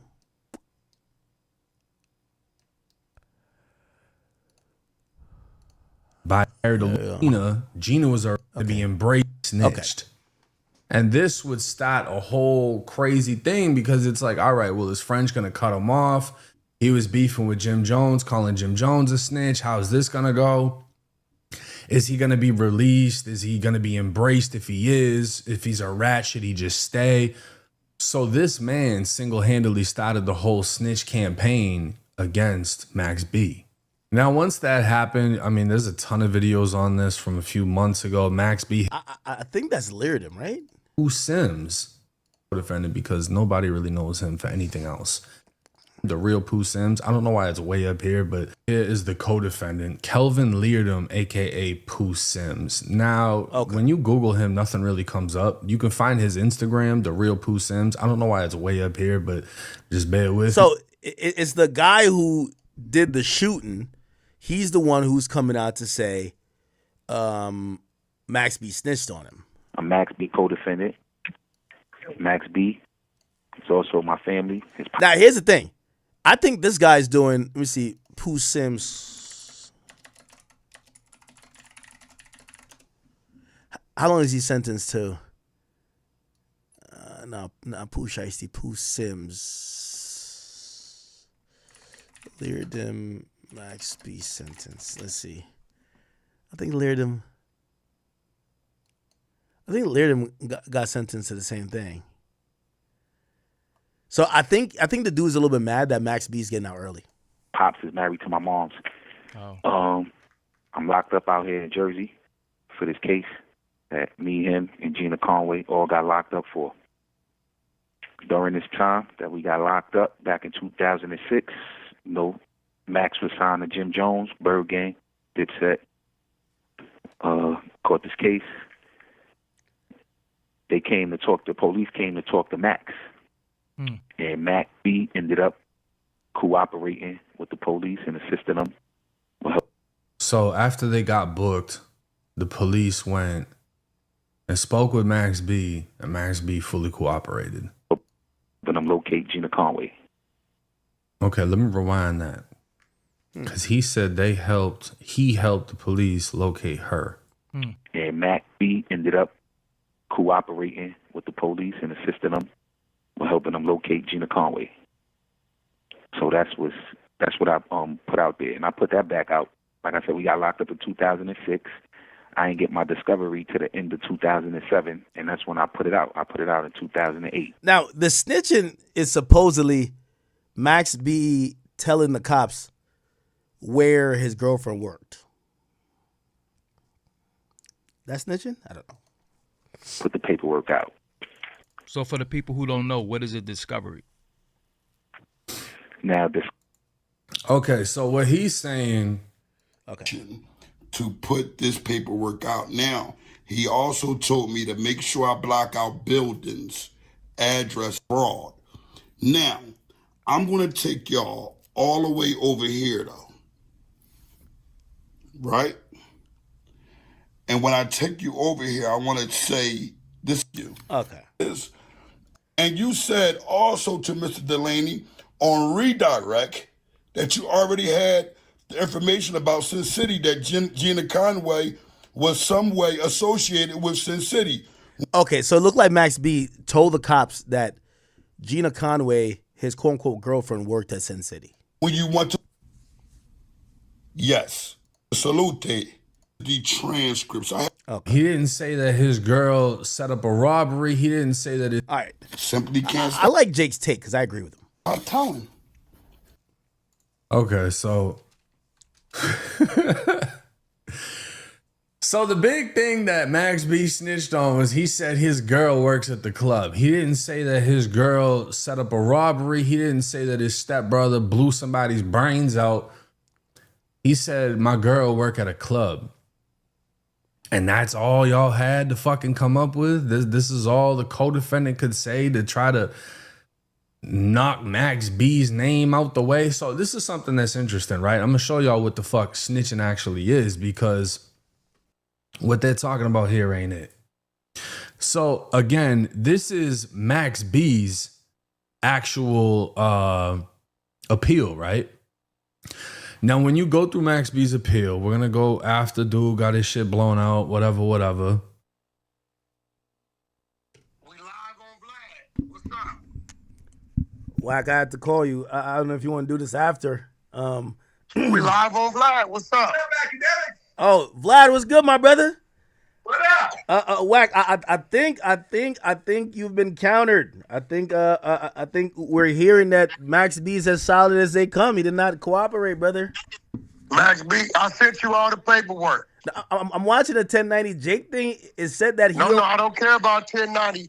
1090 is just a regular dude like everybody else. The documents, this is what you're looking for. Actually, here, Okay. Let me guide you directly to what you want to read. Okay, give me a paperwork breakdown. I sent you the paperwork. This is going to guide you right to where you want to read. This is one part where he's admitting that due to his cooperation, he should be given leniency. Here, that's what page is other this? Part, that's Max B's paperwork. Okay, yeah, but part you sent me a document. What page is on it? I don't look at it. It'll tell you that. You have all the documents. You even have the appeal. There's another part where you'll see Max B told the detectives where the girl involved in the murder robbery, where she works, with strip club, and where Is she that lives. snitching though? I've heard from Hell people. yeah, that's snitching. See, this is the part. Hold on. If I'm a street dude, let's say me and you are street dudes, and they said, "Do you know where Wack works?" And I said, "I know Wack does podcasts or does interviews with DJ Vlad." Am I snitching? Listen, let's paint the right picture. Academics. Yeah. This lady and this dude was involved in the murder robbery. We know you have some involvement as well. What do you know about them? She works at Scarlet Strip Club and lives at this location. They're letting him know she is an interest. He knows she's of interest because they put the play together. Anytime you give any information up on anybody else other than yourself, you're telling. And this is why your crowd is not going to understand. Our rules are our rules. We don't give a damn about what the civilians or the L7 thinks. The minute Max B told that detective where that woman lived and where she worked, and they apprehended her, she then told on Pooh Sims, who got 120 to life, and she did like 8 years or so. She went to jail as well. You tell it. And if you read the document, you're going to read. But I heard she told on Max B as well. Listen, it don't matter. He told on her first. Okay. We don't give a shit. Let me ask you. Let me ask you one question. If you read the document, it says. No. So the paperwork. Hold on. Wingate also urges that the court erroneously failed to find any mitigating factors. Specifically, he argued that the conduct was a result of circumstances unlikely to recur, because he would have nothing more to do with Conway. He also argues that he cooperated with law enforcement authorities, right, within helping them locate Conway. You're a fucking rat. It's right there. Okay. Let me ask you a question. Do you not see that? No. I do see it. But Do you see it? No, I see it. But if your lawyer contends, like for example, if your lawyer says No. If your lawyer makes a case saying you have been helping to stop the violence in the community, listen, the lawyer. Isn't that an argument you would make in an appeal? The lawyer, listen. Only it said Wingate cooperating with law enforcement help find out Conway's location. That is not the lawyer. Is the lawyer name? Whose name is Wingate? That's Max B. Okay. It specifically says Wingate, not the lawyers. Wingate helped the detectives through cooperating with law enforcement authorities, helping them locate Conway. Look, bro, in our world where we come from, you told.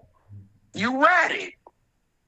And he also told, that's letting you know his cooperation was, she lives here, work there. He knew she was part of the murder robbery because they all lined it up. Are you playing the recordings I sent you on this brother who's doing 120 to life? I sent you all this 2 days ago. 120 to life? That's a real number. Yeah. All right, hold on though. But here's the thing. You the recordings. That number isn't making sense. 120 to life. Like, Yeah, no. Yo. Tell Vlad this is New Jersey. They fry you over here. They don't play that. They fry you. Bro, some Texas shit. We got homies that got 237 and plus 2 life sentences. Hey, shout out 2 life sentences plus 237. Yeah, Vlad in New Jersey when they catch. Hey, tell Vlad the niggas that ran up in my crib they doing 20. I ain't even have to take the stand. I was ready to do it. Listen, and I wouldn't have called you a rat because you a civilian. Listen, at the end of the day, I don't know Max B. I have all the reason in the world to be cool with him because him and French are brothers, and French is my comrade, respectfully. But the paperwork is the paperwork. In 6ix9ine's words, they're just like him. Hey, by the way, also Vlad, just to give you a little more context, because I grew up in that county. It's Bergen County. It's a Jewish county. Don't play over there. Nothing is open on Sundays. All malls are closed. That's law. You cannot sell nothing on Sundays. You do crime over there, that's why they held Fabio for 6 months. They just buried that nigga. They don't give a fuck. So look, you got the paperwork. You looking at it. You got the full document. I isolate the document. You have a recording from his brother, Pooh Sims. Press play, bro. Let him hear. He's doing 120 life. Yeah, but I don't need to hear him kind of repeat. Like, I know the crime he did. Like, you know. He's the one that directed me where to go find these documents. He's doing the time. The girl did 8 years or 10 years or so. She did time. All right, let me ask you this ideological question. Hey, because this is also what Max B is arguing. Yo, I told him to go steal the money. This is the dummy that shot the nigga in the head because he wanted to. He was doing too much or whatever the fuck. You cannot listen, bro. See. Once you're involved in a crime, I agree. I'm playing devil's advocate. But listen, me and you, we go to the store, right? Vlad, take me to the store. I go in the store, shoot a dude. Vlad don't know. I walk out with a bag of chips and a soda pop, get in Vlad's car, pull off, don't say nothing. The cameras catch Vlad's plates, right? They knock on Vlad's door. I know Vlad is going to say, yeah, we went to the store. Yeah, it was whack. I put Vlad in that situation. What I would do is come out that damn thing on foot and never look back at Vlad or nothing ever again to try to keep him out of it. But if Vlad is my homeboy, Vlad from the streets, Vlad can't tell them people nothing. This is the rules of the streets. This is why I wrote the 13 new commandments of the streets, because what you're saying is how they're living it. I put in all the old rules and all the new rules they're living by. Not my rules. This is what they're doing. He told, if you give them any information on anybody else, about the commission of a crime, and you're from the streets. You're a rat. You know that. Okay, all right, and I'm using some of these maybe mental. I'm playing a little bit devil's advocate, but these are valid questions, I think. All right, for example, so there's a Chicago case with Rondo number 9 and C-Day. So it's two guys, they robbed a cab driver, and the guy got killed. Essentially, on appeal, one of these guys, I think it was Rondo number 9, his attorney raised the issue. Hey, the evidence points towards the other, my co-defendant, doing the crime more than it points to me. Now we still gonna book you for telling. No. They're both kind of like, both of their lawyers are going to try to say, hey, you guys have the wrong guy. It's the other guy. And it's not really telling on the other guy. They're just saying the evidence supports another person doing the crime, not me. Listen. Is that telling? Listen. If any of them individuals gave their attorney any statements to use against the other dude about that crime, is telling. But this is telling. Wingate, who is Max B. But Wack, he only told him where he worked. With law enforcement authorities by helping them locate Conway. If nothing else, talk about act. I'm sorry. All right. Okay. Let me just use another example. All right. Two people do a crime. Cooperation. All right, Wack. Law enforcement. Wack, say you were into criminality and someone gets interrogated and they said, hey, you know Wack 100, right? Person says yes. It'd be like, is he from California? If he says yes, is that telling? At that point, you just gave up information on somebody else. That's telling? Period. We're going to see that as that. Oh, my God. If they tell we got to stay on the sidewalk, y'all. We got to stay on the sidewalk. Listen, bro. But listen, if they say, hey, Wack, Big U, yeah, what up? Do we live in the 60s? I don't know where he lived. That's on you to figure that out. Big U. Hold on. Is he from 60s? I don't know where the fuck he from. Wow. Actually, from this point on, I plead the fifth. Hey. Big U, is he black? I don't know what he is. What? You can't say he black? No. I'm not saying nothing. I'm not giving them any information about another individual in the commission of a crime. Those are the rules of the streets. The rules are they. Hey, bro. You can't say he's black. Act. Listen, you ain't from the streets, so what you say don't matter. Those are those rules. Hey, Black's part of the Jewish community. They got so many holidays. We be like, what? Bro, I be trying to do business. Is my wire coming? It's a holiday. Would I say black? That's a real thing. Does it matter? If I tell them, hey, bro, I need you to go to work that day and send that wire. Does what I'm saying matter? It doesn't matter. So what I'm saying is, what you're saying doesn't matter. I'm gonna call you a hypocrite because I remember vividly when you were on Clubhouse and you played the call where you said there was a federal investigator that called you and they asked you about Jay Prince, and you didn't give up incriminating information, but you answered questions. You're like, hey, Jay Prince is a good businessman. Now let me tell you why I did that. Okay. Their whole thing was that telling? Hell no, I didn't tell. I cleared him. Their whole thing was. So you did what Thug did. Thug cleared Woody. No, I didn't. Their whole thing was Jay Prince has been issuing threats against you. Are you in fear of this man? I told them that man has never issued a threat against me. He's a pillar in his community as I am in mine. I am not in fear of this man, or I've never been in fear of this man, and he has never threatened me in his life. Why did you tell him, I don't know no Jay Prince? Because if I would have hung the phone up, they could have kept that open. By me saying on record, I'm not in fear, never have been in fear, and he's never threatened me. Whatever they was on, they gotta close it. I did him a favor. So you did him a solid. I did him a favor. Hey, I couldn't even double back.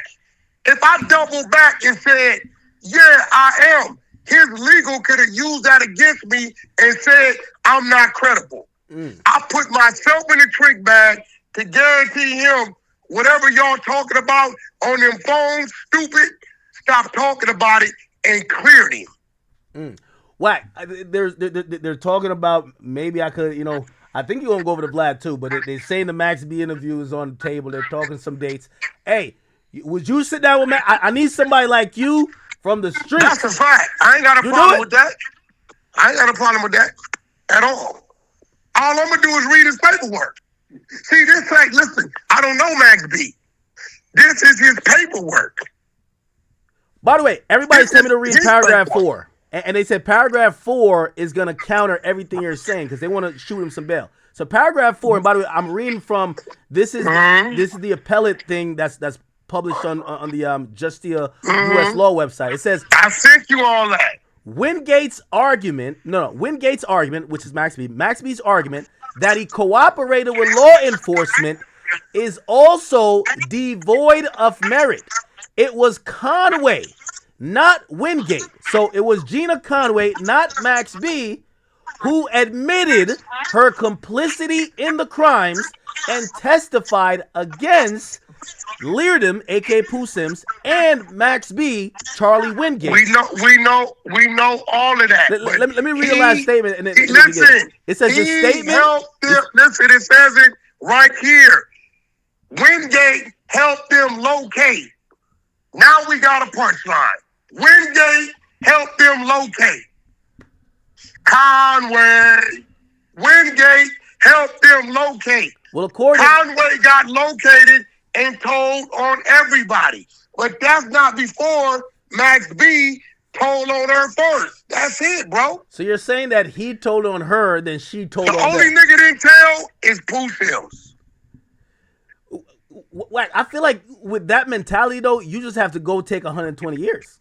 Like, that's the only way. Hey, bro, me and Vlad just talked about it. This is why I tell the kids, stay out of the streets. Stay out of gang life. It is irrational. It makes no sense, but these are the rules. And if you sign up for it, you're going to follow those rules. That's it. Wow. It does say this statement Wingate provided to law enforcement authorities about Conway's whereabouts can hardly be deemed cooperation. That's in his appellate paperwork. Listen to me. We don't give a fuck what the court say. The street say, if you gave them information on that girl, where she lived and where she worked, where to find her, that is cooperation. Period. Listen, I hate to use this. If another man was involved in a sexual act with another man, we're going to say that's gay, right? Yeah. If another man kissed another man in the mouth, what they going to say? He's gay. So one is another extreme, right? Yeah. It's different, but it's all, they're going to all label it the same thing. I say that to say this. He gave up information on an individual which led to their arrest. He told, bro.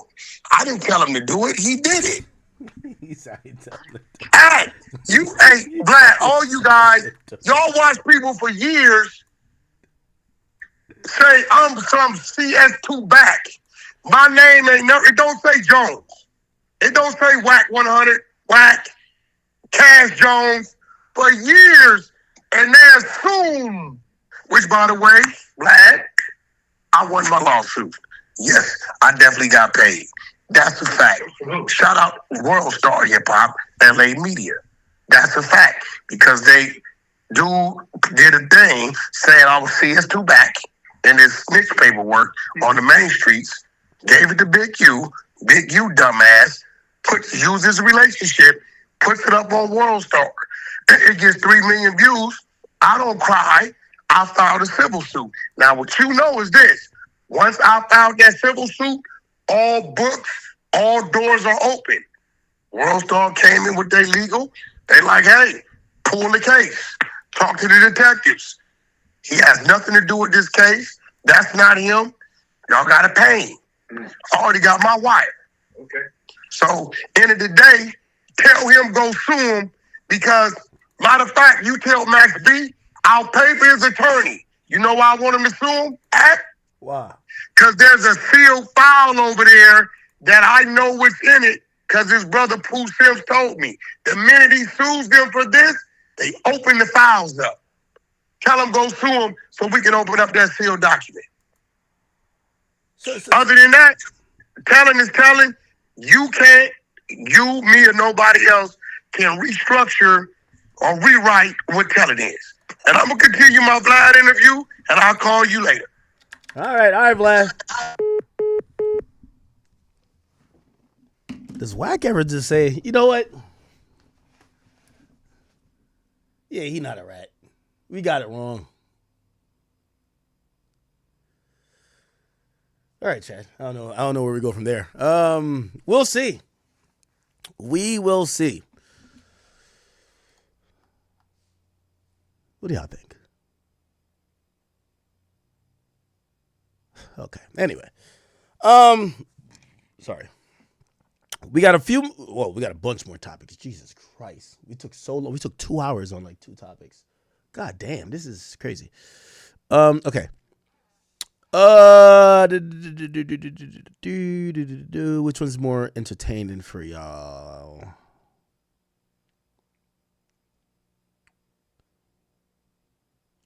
All right, let's do Kanye. So, chat, it looks like Kanye, I would think he's going through the process, and if he stays on track, you know, I always think that no matter how canceled he is, he could always get another chance to kind of, come back. But he's got to be on bended knees. He's going to have to bow down, kiss the ring. And it does appear that he might be taking these steps. He has now apologized for offending the Jewish community in a new video that was sent directly to me by a representative of his that wanted everyone to see it. It's a video of him with this guy right here. I don't know who he is, but somebody told me this is a guy who he's been with the Netanyahu guy. I don't really know some of these people and LeBron supposedly kissed the ring to him too. It's some rabbi or something like that. Is it him? Yeah. Rabbi Pinto. Is it him? Yeah, right? Yeah. So LeBron was over there looking like Secret Service here. You know what I mean? It was Men in Black outfit. So apparently I think, they probably told LeBron, like, nigga, if you want another 40-point game again in your life, you want to get in the billionaire club, cop a plea, get down with the movement and stop playing with us. And I don't know if you ever played with him before, but that boy was here. Like, he might as well had wear a yarmulke for that ball spot. I ain't gonna cap. So this guy's really important. The guy's an ex-convict rabbi. What? Rabbi Pinto and how you spell this? Netanyahu? Bro, I don't know how this nigga's name is spelled, bro. Yeah, right here.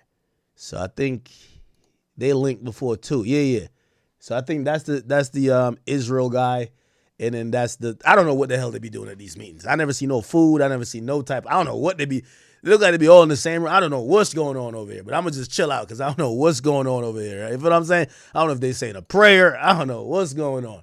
I don't know if they be like, yo, let's take a pic. I bring out the hose. I don't know what's going on. Anyway, Kanye looked like, I'm not going to call this a ritual, but for show, he definitely knew they were filming. And I don't know who's this nigga in the middle, but he over here seemed nervous. He seemed nervous. And this ain't the KKK outfit, is it? He had a leather joint when I met him. This ain't that, right? Nah. This shit ain't fly enough. Or actually not fly, but this ain't dapper enough to be that. But let's hear what he had to say. I feel really blessed to be able to sit here with you today and just take accountability. I was dealing with... Yo, why he look so mad? Your rabbi lighten up, gang. Actually, let me not say that. I feel really blessed to be able to sit here with you today and just... Yeah, why he start off by not even looking at him? Take accountability. Why are they holding hands like this? Wait, he don't speak English? What the hell? How we apologizing to how we apologizing to a nigga that don't speak English? You know what I said? How you even know I dissed him? If y'all gotta translate the apology, who translated this? That's the nigga I need to find. Who translated the diss? Which one of y'all niggas translated the diss? If y'all gotta translate the apology, who translated the diss? I was dealing with what type of language he speaking? some various issues, dealing with bipolar also. So it would take the ideas I had and have me take them to an extreme where I would forget about the protection of the people around me and myself. So I wanted to come and take accountability. Sometimes with, people aren't that knowledgeable. Oh, wow. Hey, let me tell you this. This black ball they've put on Ye. And by the way, Ye does look a little bit unfamiliar here, but I understand. First of all, I'm seeing him clean face for a while. Like, he looks a little bit different here. But shit. I ain't gonna lie. I'm surprised they ain't cut that mustache off him and be like, nigga, this shit look too close to, that guy. Yo, hold on now. You ain't finna apologize while having a mustache like that. You better connect it, boy. You better connect that shit. That could be a goatee. You can't come in here just with because that mustache look a little, you know what I mean? Or at least get a chin strap with that shit, boy. The bipolar and the cause or what causes it and the way you act when you have this disease. Yo, I ain't gonna lie to you. Even the interpreter, he got the body language of, man, fuck this nigga, man. Knowledgeable about the bipolar. Look at how you look at that, yeah. The cause or what causes it and the way you act when you... Look, you can tell you about it. He's saying it in a salty tone. You can tell, like, man, this fuck nigga right here. When you have this disease. Look. So. Who's this guy right here?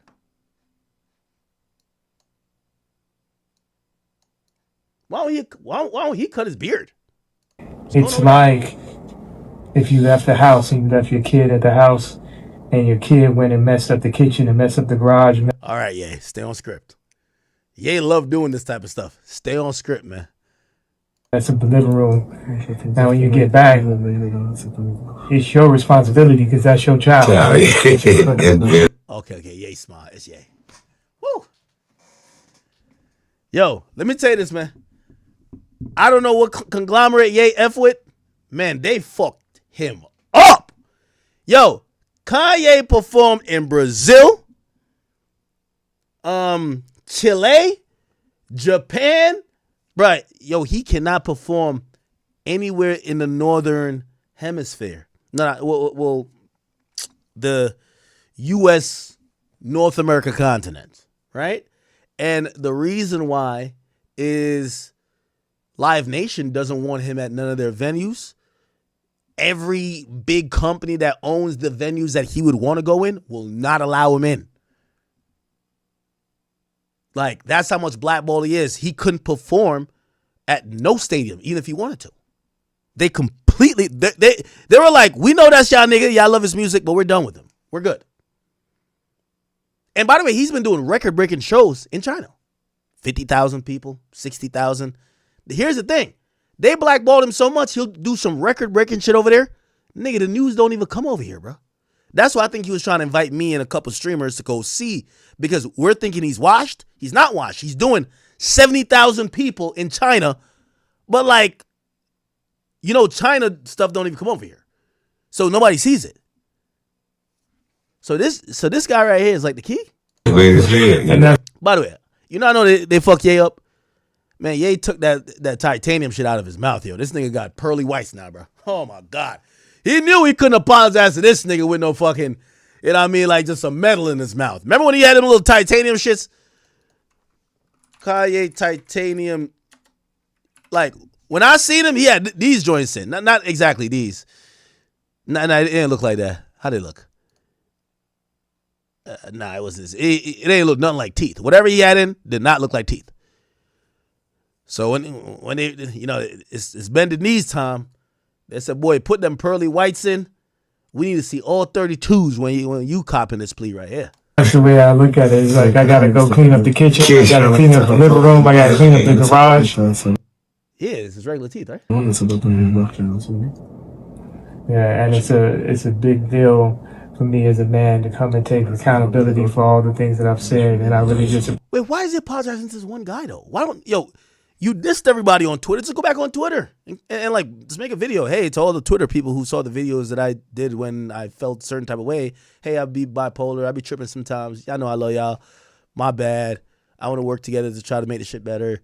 If y'all know me over time, y'all know my heart. Like, I don't really hate people like that. Please forgive me.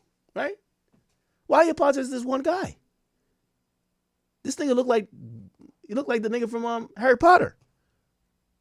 Appreciate you embracing me with open arms and allowing me to make amends. And this is the beginning and the first steps and the first brick by brick to build back the strong walls. Say יהדות, רבי said the Judaism, היא נתנה לעולם את התשובה. The Judaism brought to the world a way for someone when he regret about something that he has done wrong. היהדות חיה על התשובה. And the Jews live on this way of if someone did something wrong, you can regret and fix it. And the rabbi is hugging you and hugging everybody. And God willing, and from now on, strong things and good things, and only good. You are a very good man. Amen. That's the best, man. Yeah, we're good.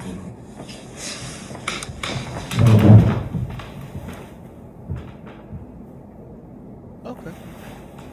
Yeah, let's forgive Ye. Yeah, I don't like when people hold my hands for that long. My palms gonna get sweaty. Now my sweat mixed with your moisture in your hands. Feels like we flirting. I ain't gonna like that shit. You know what I mean? I ain't gonna like that shit at all. But damn, okay. Shit. Y'all know what's next. What's next is gonna be this. I ain't gonna lie. When I seen this shit, nigga, I didn't even know what the fuck to even type as a caption, nigga. I was just like, this shit just beyond me. I don't want to get in. I don't want to get in their bad graces. I don't know what. I'm just hoping. Our friends, there should be done. Look at this. When it becomes greatest friend to Israel and the Jewish people. Ladies and gentlemen, please join. Hey, I thought we all friends with like Jewish people. Like why niggas got to do the extra shit? Like I don't ever see niggas like, yo, you got to come give a speech. You got to meet with this nigga if you rock with, like, say, Palestine or some shit. Like, why we got to do so much? Join me in celebrating the World Champion of Israel Award to Floyd Mayweather. The World Champion of Israel? What? Wait, hold on. This don't make no sense. World Champion of a country? It's like, this is the World Champion of America. Nigga, you mean the national champion? What? Wait, hold on, what? Ladies and gentlemen, please join me in celebrating the World Champion of Israel Award to... The World Champion of Israel? Wait, Israel? Y'all got it. Floyd Mayweather.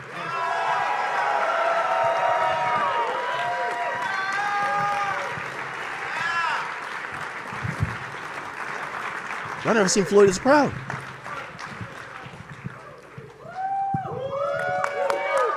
That's crazy.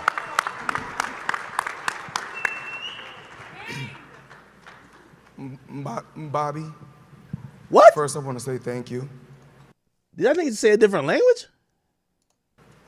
You've been nothing but a father-like figure, a gentleman, a big brother. Yo, these niggas don't talk like this at the BET Awards. What the fuck? Yo, what's going on out here? You're a father figure. You're my daddy. I love you. I owe you everything. And a special person. Jonah.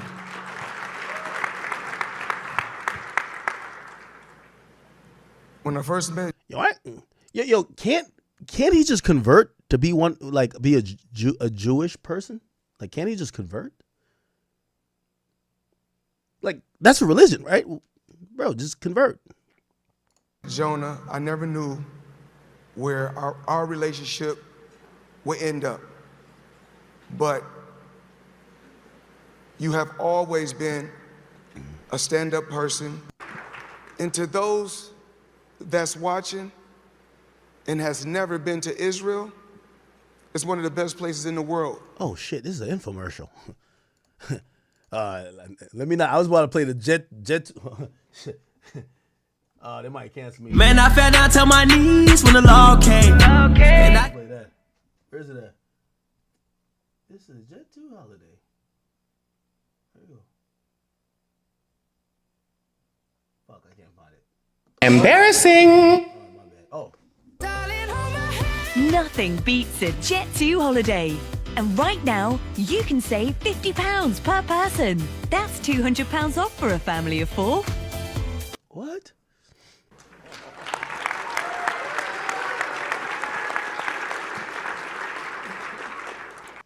Yeah, does Israel got good beaches?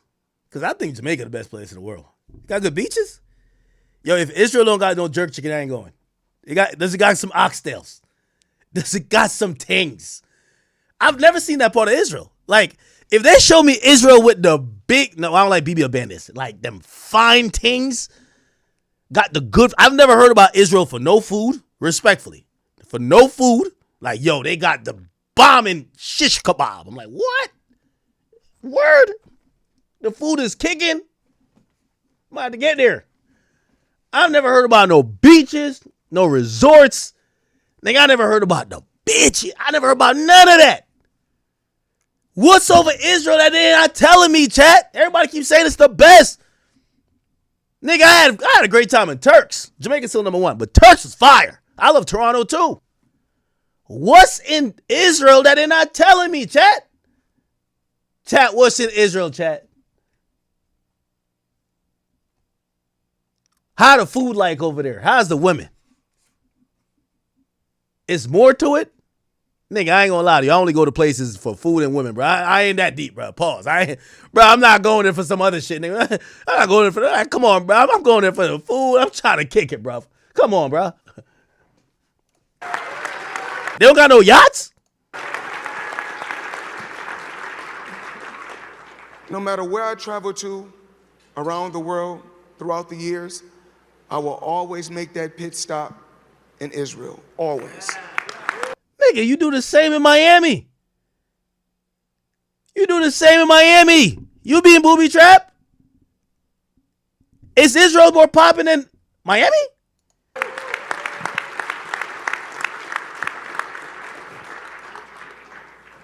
And like I said before, I'm not with you guys 10%, 50%. Oh shit. I will always be the voice 85% for the people in Israel. I will always stand behind the country of Israel, the one and only Floyd Money Mayweather in Israel. I will always be here for you guys. Yo, what did Israel do for this nigga like that, chat? You know why I'm kind of like flabbergasted? There's a video where they ask him if he gonna give back to Africa, and that nigga said, man, what the fuck Africa done did for us? Floyd Mayweather on Africa. Look. And I want to see more people in South Africa. No, that's him giving back to Africa. When you see people, African, what is Africa? Here we go. When you see people, like I said before, you got people that say, well, he got all his money. Mm-hmm. Why he's not giving to Africa?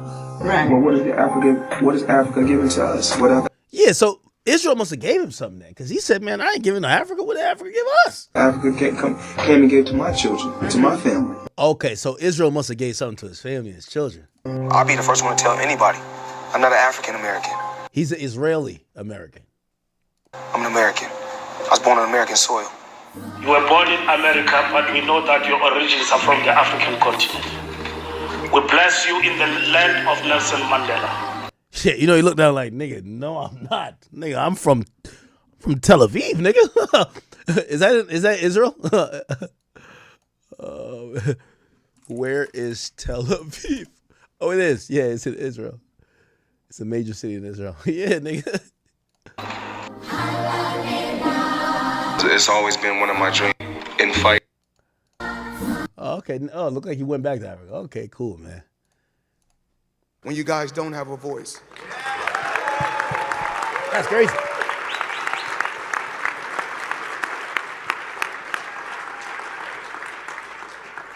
And what we keep hearing is, why, Floyd? Why? Why? Well, my best friend is Jewish. This is my brother. And if you have a problem with him, you have a problem with me.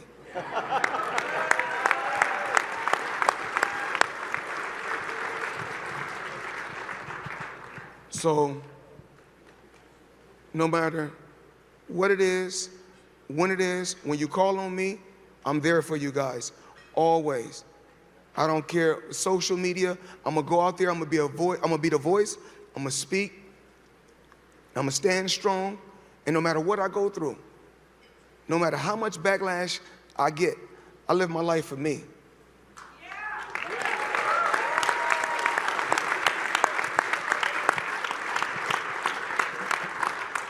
Bobby, to your family, to your queen, to your children, you guys have been nothing but unbelievable to me and to my family.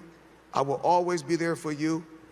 I will always be there for your country, and I will always stand strong for your country. And I just want to say thank you to everybody in this room. You guys are truly, truly, truly.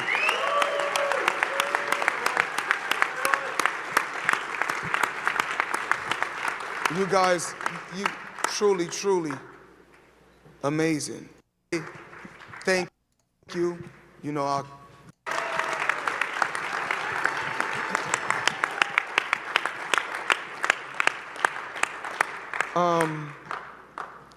this is just the beginning. I mean, we still have a long road. The next generation, the next Jewish kids that's coming along, push them to be great.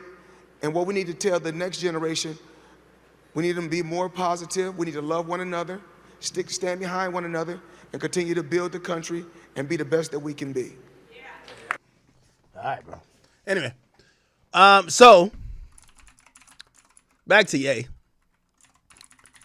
This is the first time I've seen Ye get on stage in a minute, like a China stage, and I think that still was in Japan, you know, one of them Asian countries. Ye, Travis Scott looked like they made up. Travis Scott brought him on stage, and that's what I'm saying. I think Ye's trying to go through the process of trying to get canceled. Ye, formerly known as Kanye West, makes an appearance at Travis Scott Japan concert. So it looked like it's kind of showing that his peers still rock with him. Like they're always gonna love him no matter.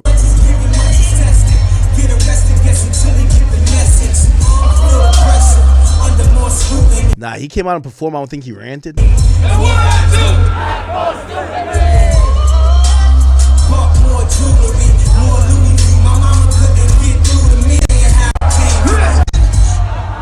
Yeah. Wow, I love seeing that though.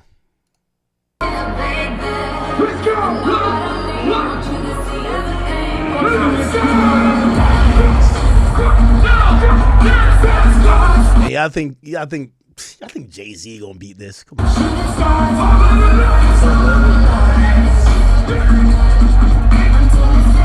Like this nigga over here performing for the Yakuza, nigga. Like, yo, and they're lit, nigga. Like, come on, bruv.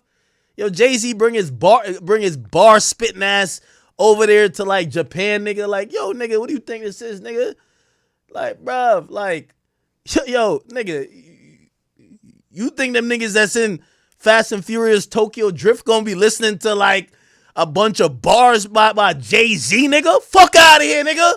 Fuck out of here. Ye music is international, nigga. The Yakuza going crazy for Ye. Word 2. Ye different. Yeah, I think Jay-Z, come on, bruv. Come on, bruv.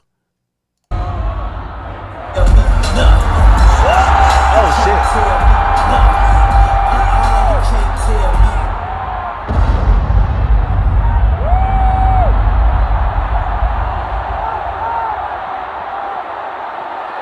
Nah, Ye back. Yo, Ye, I ain't gonna lie to you. The rap game needs Drake back because the rap game dead. But music, bigger than the rap game, needs Ye. We need Ye. We need Ye. We need Ye.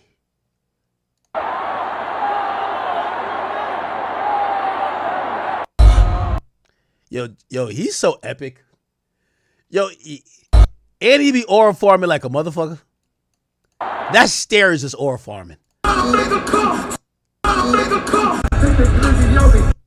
Okay. That's fire, though.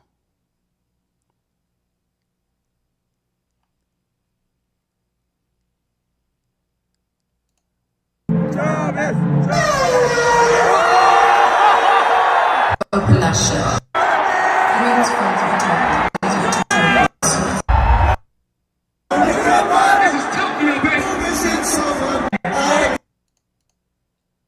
Oh, shit. Travis Scott toured in Japan now?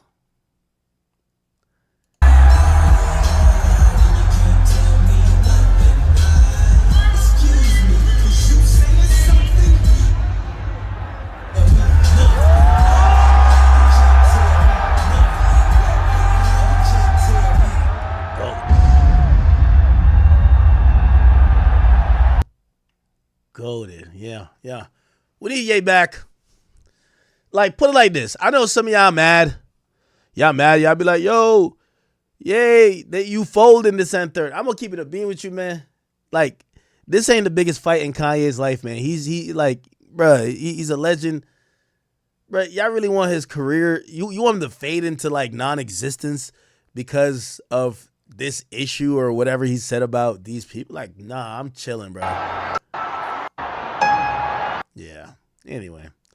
And I'm glad that him and Push are back because their kids are like friends, right? Oh, and Travis Scott dissed Pusha T.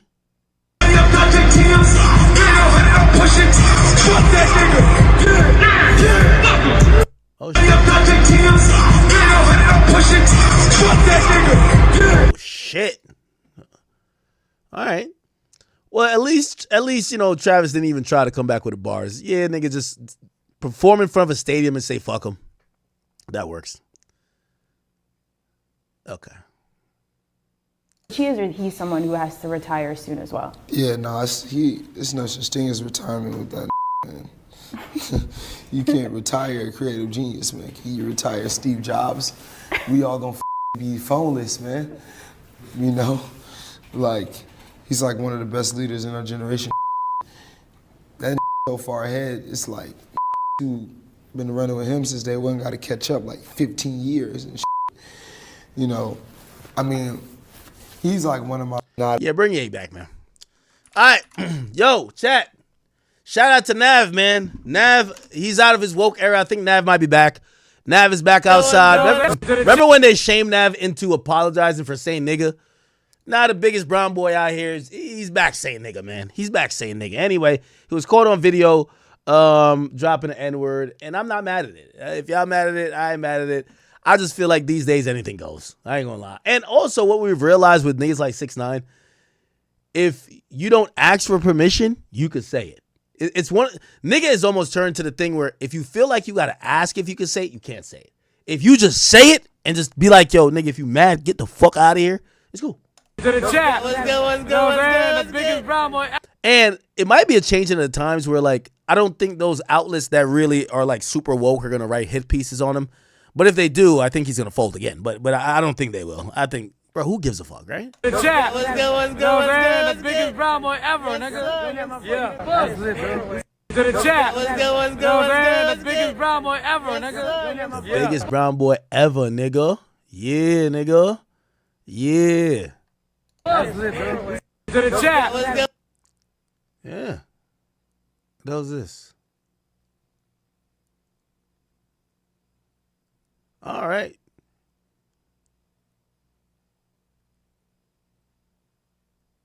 So Nav is back to saying the N-word. I think his music will get better because of it. I could tell that Nav was always in the studio trying not to use the N-word. Now he can just use it. At one point, I thought he was going to join the PBA. Look at this. Ain't this thing like an Arab or something? Like, you can say nigga, right? I feel like anybody that's like non-white, like even if you're like 15% black, they just say nigga. So he looked dark. I don't know. Anyway, Nav's back. Kanye about to get uncancelled. I'm glad for that. Oh, I don't even know if I want to do this. This seemed kind of messy, but I'm a messy nigga. Pause. Chat, it's already started, man. Casanet, the leader of all the streamers and online content creators. As soon as you get a girlfriend, he's so happy. He's in love with her. She's in love with him. Here come her mama, embarrassing the shit out of her and embarrassing Kai. And the common denominator is that Casanet, I think it's just, I don't even know what the common denominator is. I just got to play out this nonsense that y'all could try to, let me get y'all to try to understand what the fuck is going on. So apparently, Kai Cenat's girlfriend's mama got online to essentially complain about her daughter being distant from her.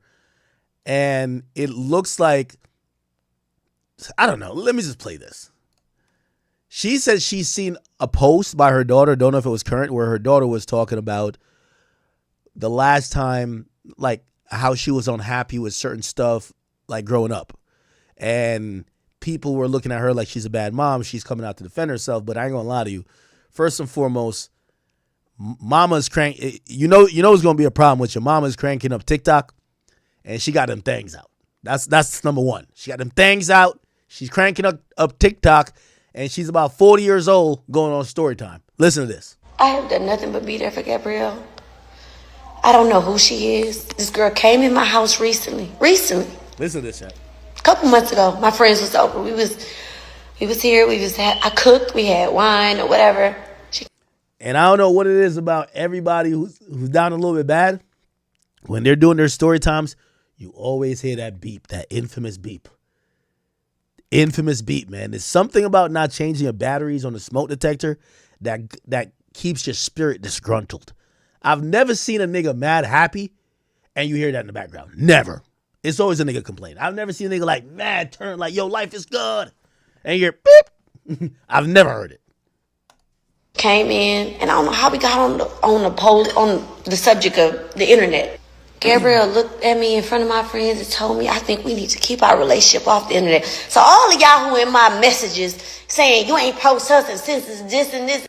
Now, big problem if your mama has a problem with not being able to publicly gloat or bring your personal life online to prove to strangers I don't know what.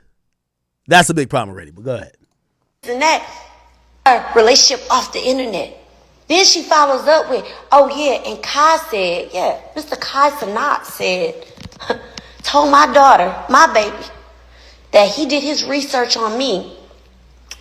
That he did his research on me and her best friend. Now, who her best friend is, y'all, I really don't know. I know Gabrielle's friend. I think that's Deshae's sister, Deshae Frost. I did some Googling, I ain't gonna lie. But who the best friend is, I don't know. But best friend, he said, you too. He said. I told you, chat. It's something about the disgruntled spirit and that fucking beep. He told my baby. He told my baby that if she hung out with me or her best friend, that he did his background on us. She hung out with us. It's so hard to even fucking say that her reputation would be ruined. I was just mind blown. Like, And then when I think about this, like over the past couple days, like Casanat, all you do is sit down with women of different sorts, different kinds, you know, different backgrounds, different reputations. All you do is sit down with rappers with different reputations. You love a sit down, but you telling me you never even thought to sit down over a glass of water with me. And that's cool. You know what I'm saying? You don't got to fuck with me. I never gave a fuck. But what you won't do is turn my baby against me. You got so much to say about me, but you get on the internet and say, Gabrielle is this, Gabrielle's that, Gabrielle's God-fearing. That's from me, baby. Prayed up. I pray over that girl. I pray for her. I've been telling her to go to church, and she's been going the past couple, weeks? You've been with her, a year and a half now? That's her mama. You say, oh, she could cook so good. She could clean. She this, that. That's her mama. You say she from Louisiana? No, she not. She was born there.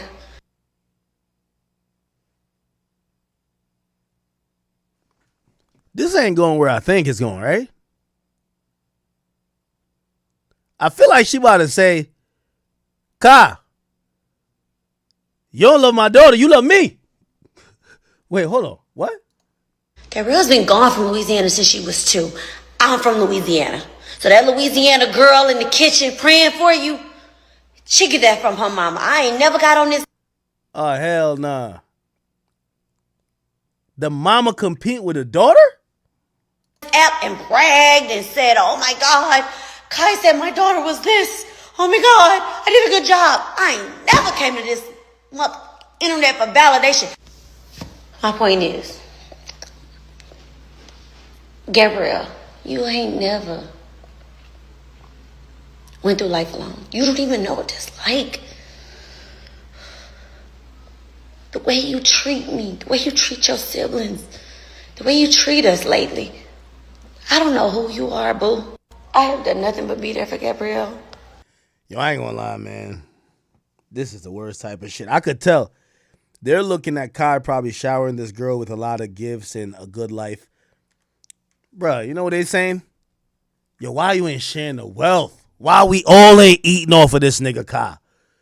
Kai not only dating you, you think he only dating you, he dating a fam. Because if it wasn't for us, yo, I ain't gonna lie, I heard some of that shit too, chat.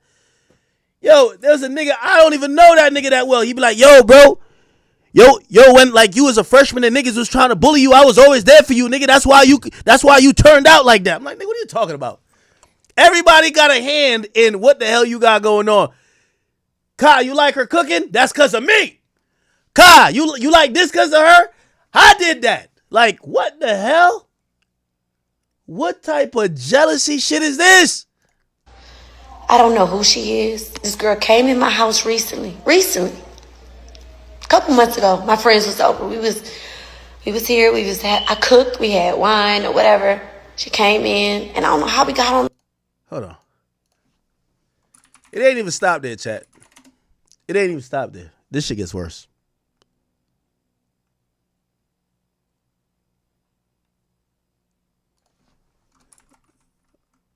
Oh, yeah, this shit gets worse, chat. Check this out. Said, told my daughter, my baby do is sit down. Is that? That's her mama. You say she from Louisiana? No, she not. She was born there. Gabrielle's been gone from Louisiana since she was 2. I'm from Louisiana. So that Louisiana girl in the kitchen praying for you, she get that from her mama. I ain't never got on this app and bragged and said, oh my God, Kai said my daughter was this. Oh my God, I did a good job. Yo, I ain't gonna lie to you. I can tell she still compete with her daughter. You know I think she thinking in her mind? How the hell the remix version of me get the nigga and not me? My daughter ain't getting to work on these yet. Like, my daughter not the upgrade of me. I'm the OG. I'm the OG version. I ain't never came to this internet for validation. My point, Casanat, you say you're a God-fearing man, baby. Baby, as a God-fearing man, you should know there's so much power. There's life and death in the power of the tongue. God-fearing men don't divide and conquer. Keep my name out your mouth, man. Keep my name out your mouth. You don't know me. You don't know me. You never tried to get to know me. Yo, Kai, man, I don't know what you did. I'm going to stay out of your business, but nigga, if you got a background check on her, I hope it told you exactly what she doing now. You know what I mean? I hope the background check came back like likely to clout chase, likely to embarrass you. Stay the fuck away from her. Good job, Kai. To talk to my daughter about me is crazy. You did your homework. You don't know. If you would have did your homework, you would have knew. You'd have been like, whoa. She actually a lot like her mama. Oh, hell. I'm telling you, she's trying to be your daughter. Oh, nah, this is crazy. What the hell? Let's see. There's another video. I can't remember. Where is it at? Where I seen this shit at? I think I seen this shit on Shade Room Teens. I ain't gonna lie to you.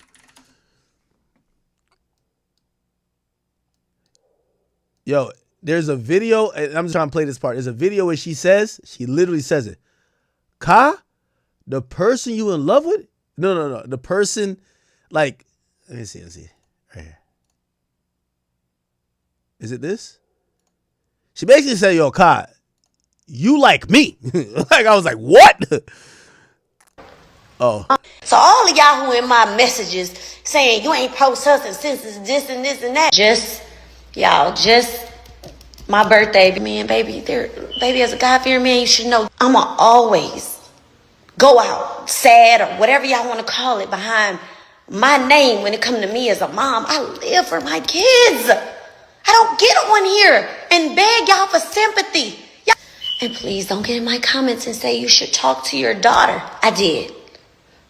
So when I said being disrespectful, rude, little girl, I talked to her. She laughed at me. She said, oh, you big mad. Laughed at me. She said, oh, you real hurt. And laughed. Yeah, I am. I'ma always. So all of y'all who in my and said that I abandoned my child because he didn't want to take his ass up the road 35 minutes now, the border from Houston, from Louisiana to Houston, where we from. Send Gabrielle to her dad. She strong and unloved.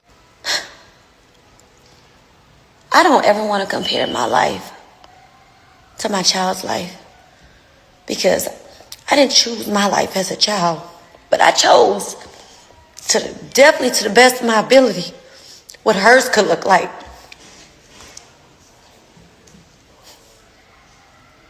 Like, girl, you don't even know what a fucking bad day is.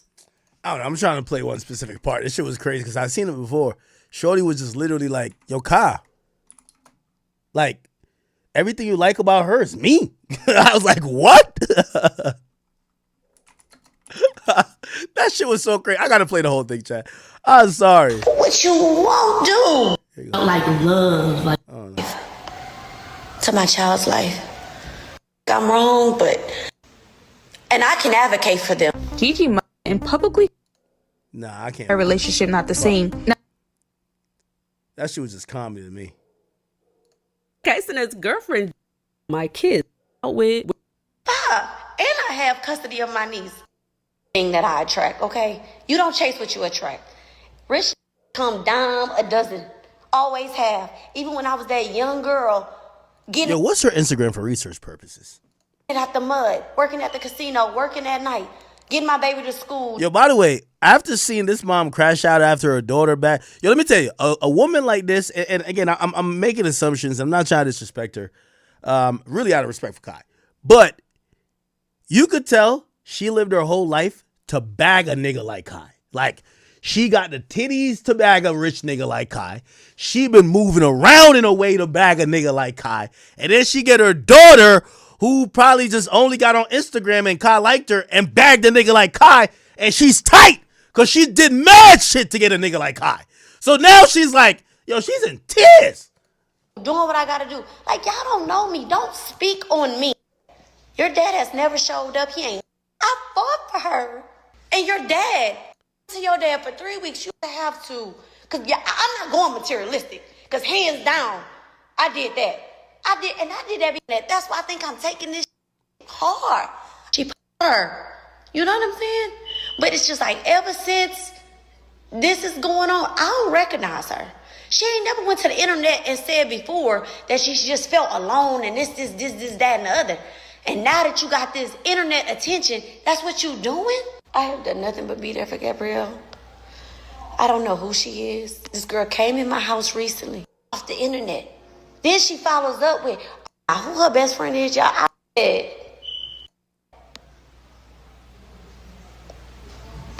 that her reputation would be ruined.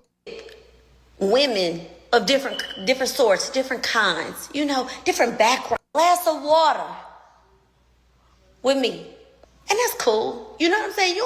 She tried to car. You never thought to sit down. You love a sit down, but you telling me you never even thought. You never thought to sit down over a glass of water. She talking about car. With me. And that's cool. You know what I'm saying? You don't got. I never gave a. But what you won't do is turn my baby against me. You got so much to say about me, but you get on the internet and say, Gabrielle is this, Gabrielle's that, Gabrielle's God-fearing. That's from me, baby. Prayed up. I pray over that girl. I pray for her. I've been telling her to go to church, and she's been going the past couple, weeks? You've been with her, a year and a half now? That's her mama. You say, oh, she could cook so good. She could clean. She this, that. That's her mama. You say she from Louisiana? No, she not. She was born there. Gabrielle's been gone from Louisiana since she was 2. I'm from Louisiana. So that Louisiana girl in the kitchen praying for you, she get that from her mama. I ain't never got on this app and bragged and said, oh my God, Kai said my daughter was this. Oh my God, I did a good job. I ain't never came to this internet for validation. My point is, the way you treat me, the way you treat your siblings, the way you treat us, and Kai and I, you say you're a God-fearing man, baby. Baby, as a God-fearing man, you should know there's so much power. Anyway, there's one more video. When I put it on the market, I let Gabrielle live in it. I let her still live in it. She was leaving her dog to go run behind Kai, leaving him in the house for 12 to 15 hours a day, pissing and shitting all in my $1 million house. I did snap out on her. She has no respect, no regard. Damn, yo, what's her @name? Fuck that. What's her @name, bruh? For what I'm going through. Oh, you gonna do what you did last time, just move in with a man. Cool, got it. Not mad. But for you to sit there and be like, yeah, you asked me to live with you, I told you no. You are so hurtful. When he was cheating or caught cheating, I took up for y'all. I took up for you. Yo, she sound crazy. She sound like Gorgeous Doll. Like, you know that girl, Gorgeous Doll, that be going off on Future? Like, yo, and we're still saying, we don't even know if Future know you. She sound batshit crazy. Good about you, I said, Gabrielle, it's cool. You love him, want to forgive him, go for it. But don't let him back in easily. And you did. You got grace. You got time. You got effort. You got whatever. You're lost. You're lost. I'm your mom. When I put it on the market, I let Gabrielle live in it. I let her still live. Nah, this is crazy shit. Nah, this is some crazy shit right here. I'm tired because I don't fucking deserve that. I gotten ahead of herself. I cannot but lost. This is respect and I support in front of my friends. You came in my house like you could talk to me, like you was condemning me, like you was some god. You've lost your mind. That's not your story. And I'm going to stand on that. And Kai said that. You treat me that way. You told it to me. You told it to me in front of my friends. You came in my house like you could talk to me, like you was condemning me, like you was some god. You've lost your mind. And you went on the internet and lied on me. You try to talk about my financial issues. Gabrielle, I'm not broke. I'm just smart. He went ahead. That little girl posted a video.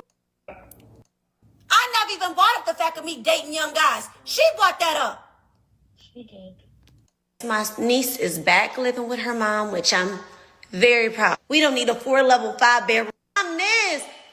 Anything you ever needed, your heart desire, or you wanted, cheating or caught cheating, so she could bond with Scarlett. No, Scarlett ain't got no family because like me. And now you sitting here threatening me to come get the dog I always have. But it's okay. My baby know I love him. You can come get him. You might need his love. It's very real. You're weird. You're crazy. Yo, I'm gonna just leave it there, bro. I don't even think I need to even add any commentary to that. Kai's girl did say some shit, but who cares, right? I have done nothing but be there for Gabrielle. Anyway. All right. I'm pretty sure the daughter is in a tough spot because I'm pretty sure Kai doesn't like this type of negative attention and she wants to protect her relationship. And her mom is definitely doing the most. But, you know, I hopefully everything works out. All right. Anyway. Let's see. Oh, my God. I got to go grab some liquor for this. Actually, I'm going to play a little bit more of this. And I'm going to grab some liquor for this next part. We're dealing with delusional chicks. The next one we're going to talk about is Jania. So just give me a second. I'm sorry. This is like the little girl segment of the stream. Just give me a second, all right? To sell my house. It's not on the market right now.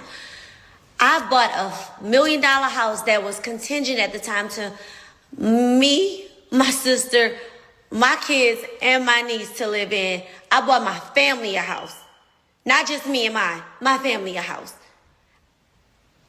Everybody's kind of gone. I'm down to just me and Ocean and Scarlett. And yes, my niece is back living with her mom, which I'm very proud. We don't need a 4-level, 5-bedroom, $1 million house. So yeah.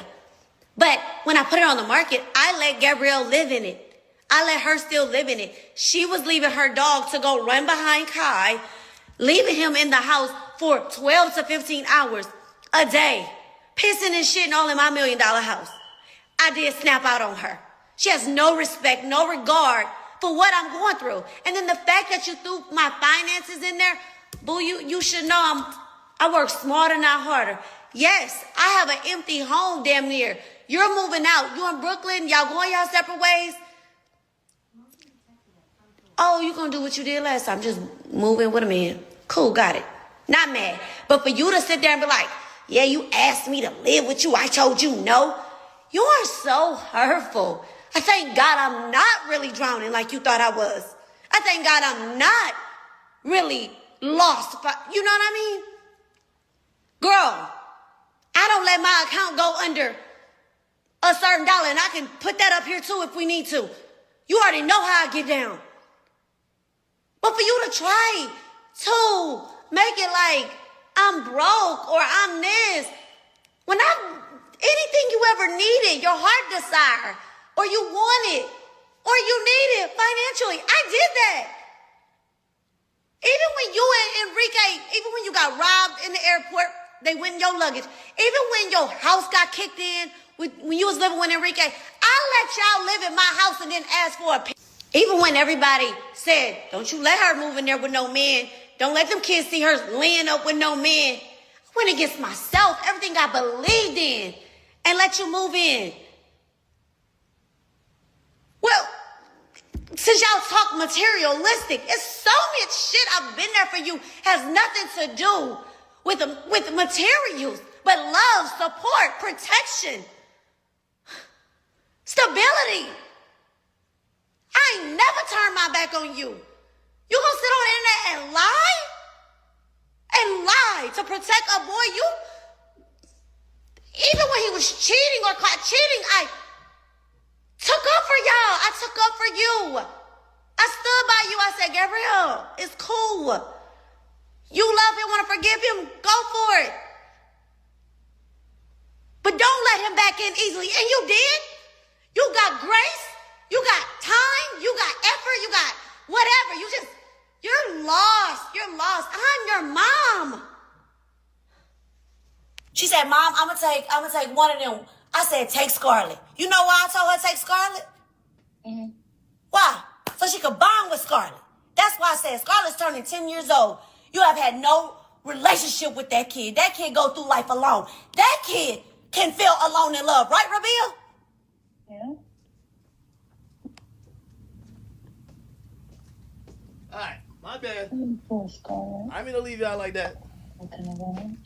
You say what? Okay, for the rest of the stream, I only gotta step away one more time. Okay, get out of here.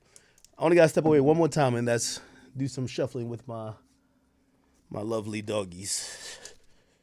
All right, I got some Don Julio. It's pineapple juice. I think I gotta mix it up, huh? Fuck. Pause. Now I look too good on camera. You know, all the good stuff settled to the bottom. It's been in the fridge for a minute. All right, man. All right. Yeah, I ain't gonna lie. That shit's sad.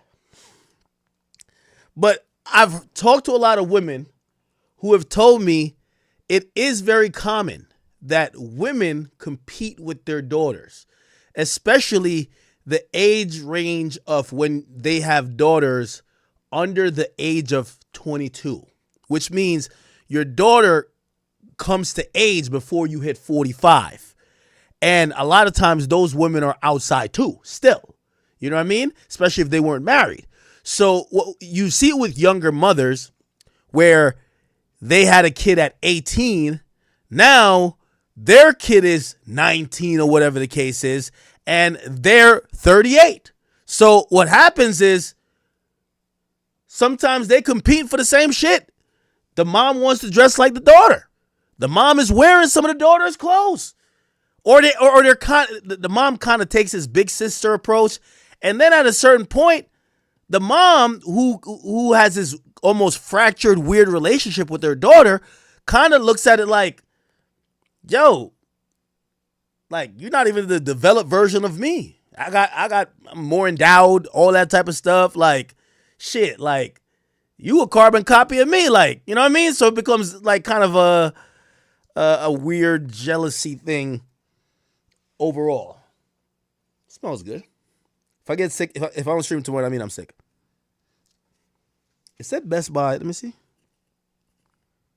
11/26/2025. So it should be valid. Let me shake it up a little bit more.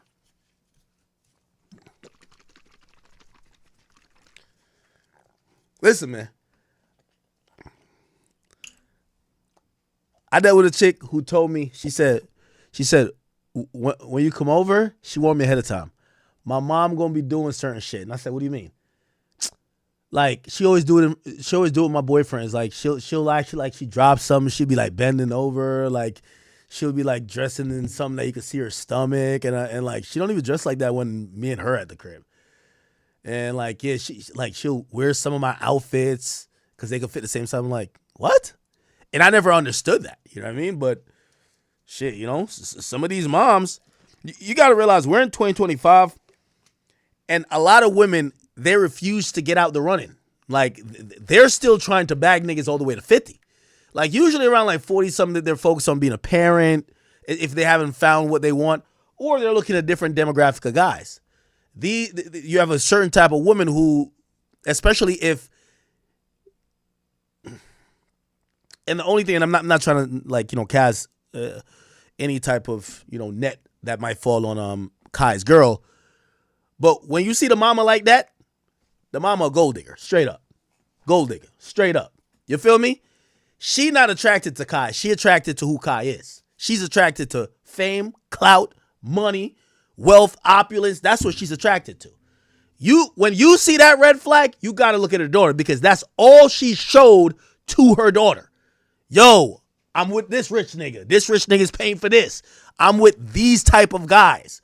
So I'm not saying that, you know, they say the apple don't fall too far from the tree. And again, I'm not going to speak on Kai's girl, but you have to be careful when you got the mama who basically telling you, like, the mama is damn near coming off jealous of a nigga that's 22 when she's 42.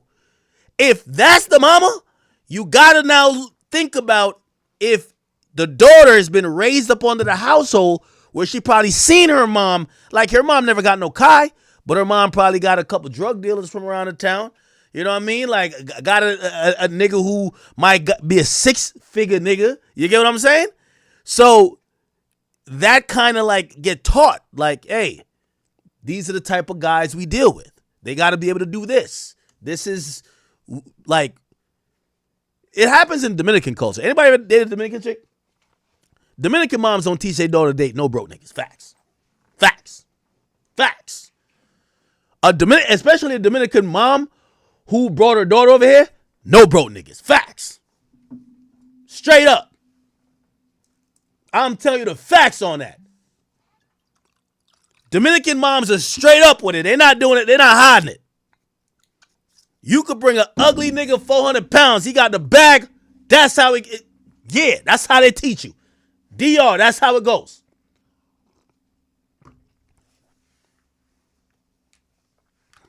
Somebody said, why am I covering this? Because hip-hop dead, nigga. Hip-hop is dead. We're talking about everything today. Actually, I got mad hip-hop topics, low-key. I'm going to talk about, remind me, I'm going to be predicting what I think the next 6 months and 12 months or 6 months and a year hold for Pooh Shiesty, Blueface, and Lil Baby. I'm going to tell you the best case scenario and worst case scenario. I'm going to get some hip-hop shit. What am I drinking? I got some pineapple juice. This is actually good. You ever heard of this brand? Libby's?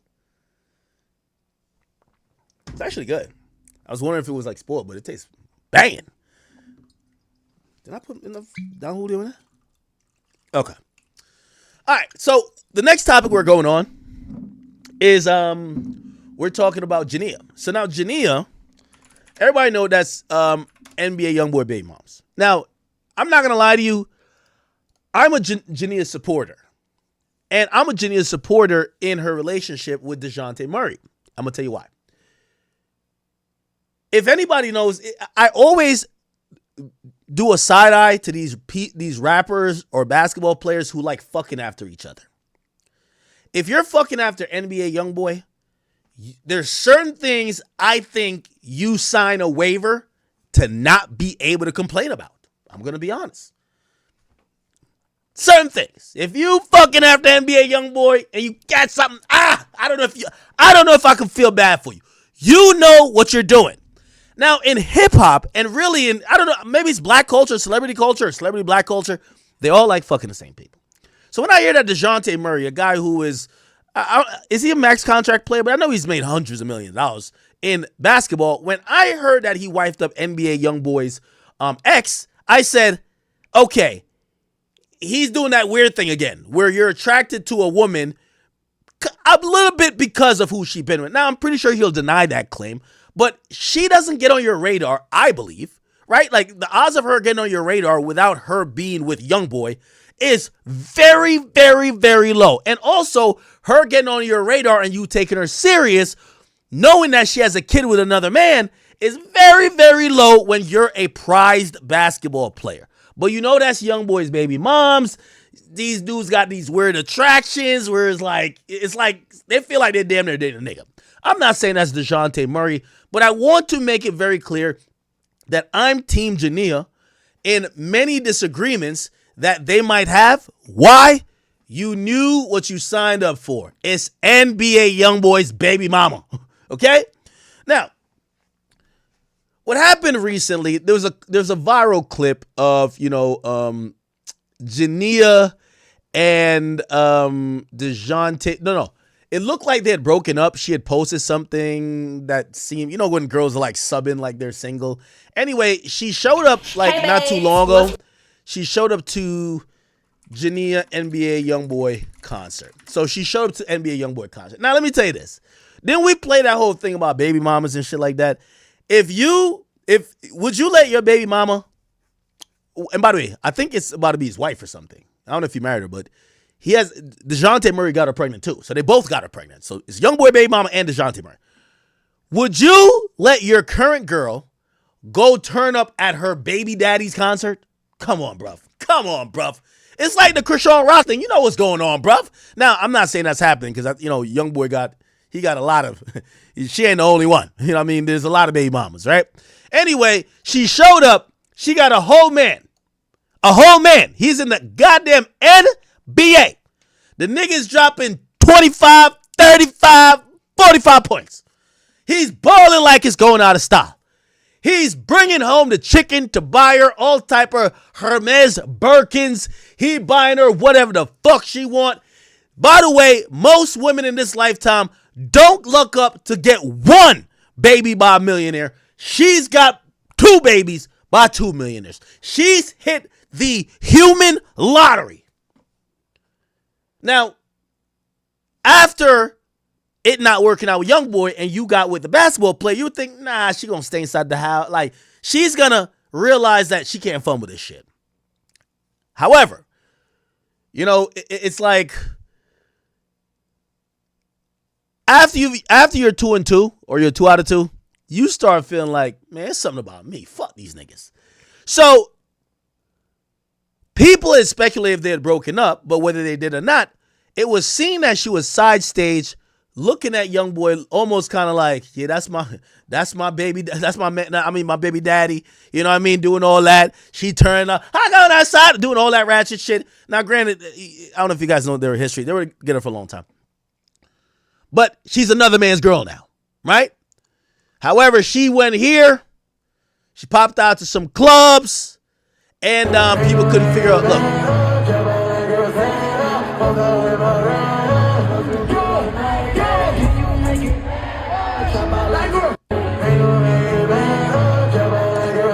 Now, let me tell you, you know, and this is me ad-libbing. It been nothing but drama up in that crib. Let me tell you this. Whenever you see a girl around the type of nigga she really want, that's just a bitter taste. Pause. Whenever you see your girl around the nigga she really want, you can't even look at her the same no more. Because it's a difference. You can see it from night to day. You know how she had fun with you. And when you see her with the nigga she really want, it's a different type of fun. It's a different type of fun, gang. Trust me. So,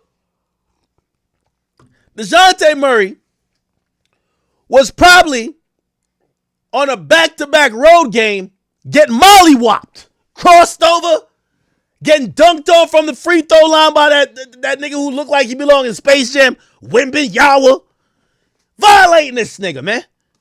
Wait, are they on the same team? I can't tell. Anyway, fuck that. The point is this. When he get back to the hotel, he got ice wrapped around his legs because he's sore as a motherfucker. He's looking up on the gram and he's seeing his future wife and baby mama having lustful eyes at her baby, at her old baby daddy, YB. You could tell she want to shake ass so bad. Look. He know.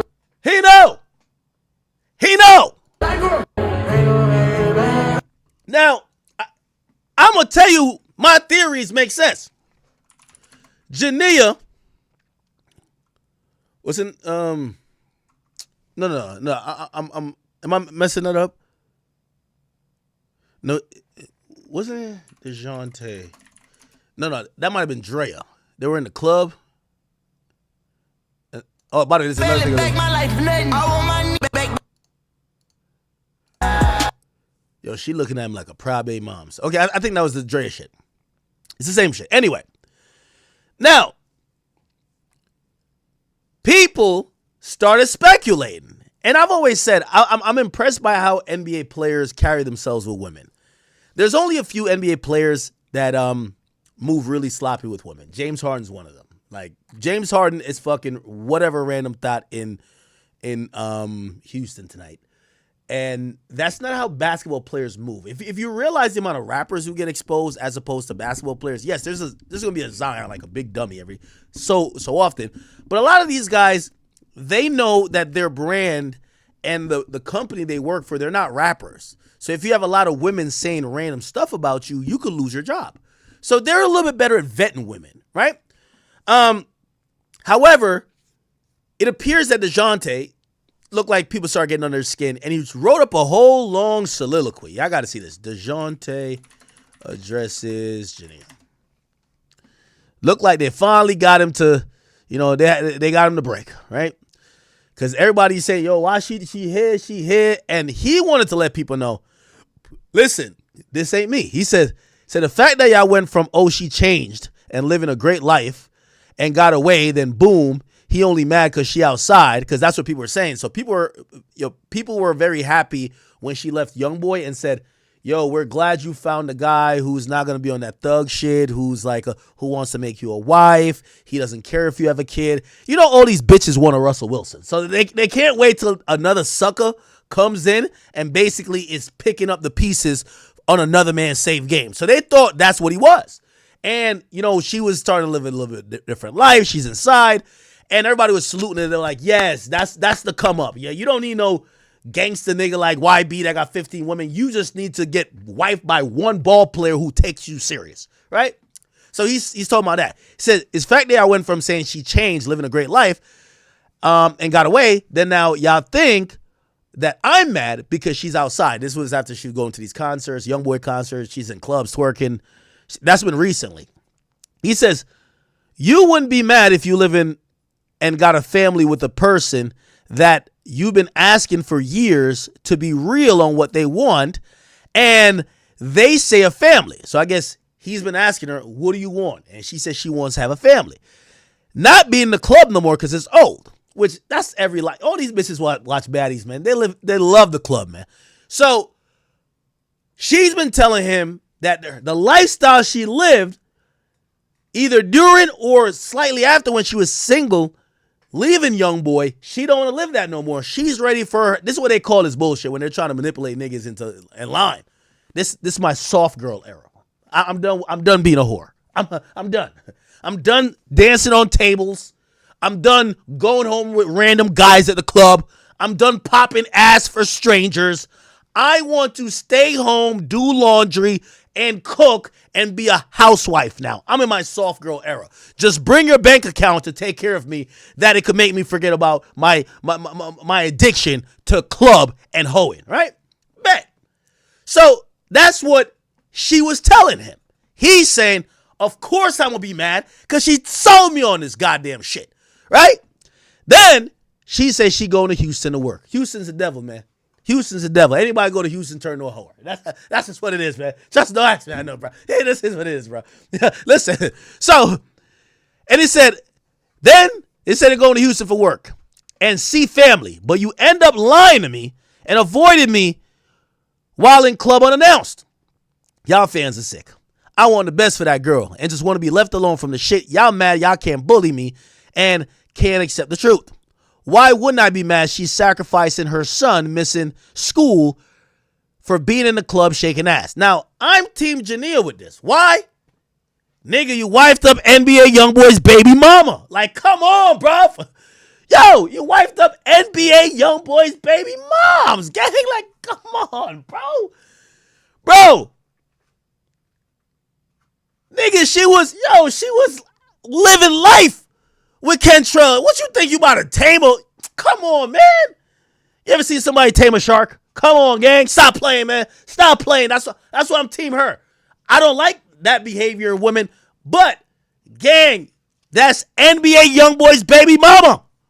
The fuck? Now, you're also a grown man, so if she lied to you and said that she was in her soft girl, calm girl era and wanted to be inside, and you believed it, you're a dummy. I'm sorry. You're a damn near max contract player in the NBA who has a brand and should be probably looking for certain shit unless you're just trying to have fun. Fuck her all you want, but you should be like, if Sierra gave those I'm inside vibes, this is NBA Youngboy's baby mama, respectfully, right? Okay. So now he's blaming it on, oh, you're in the clubs.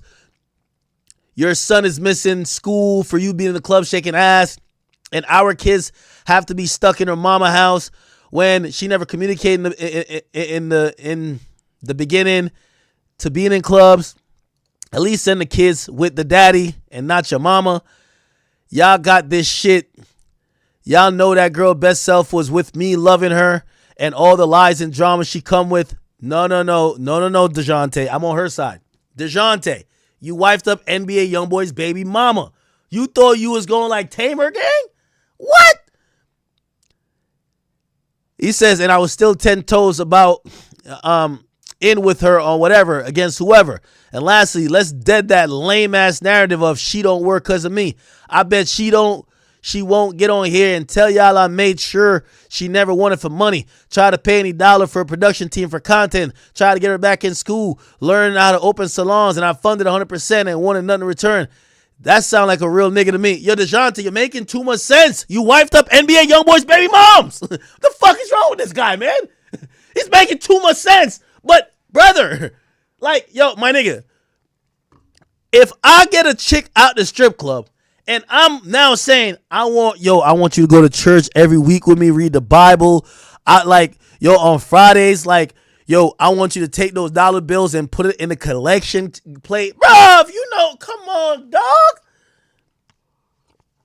And by the way, I'm not saying this like I don't ever sound like a soapbox, because trust me, I'm not perfect with women either.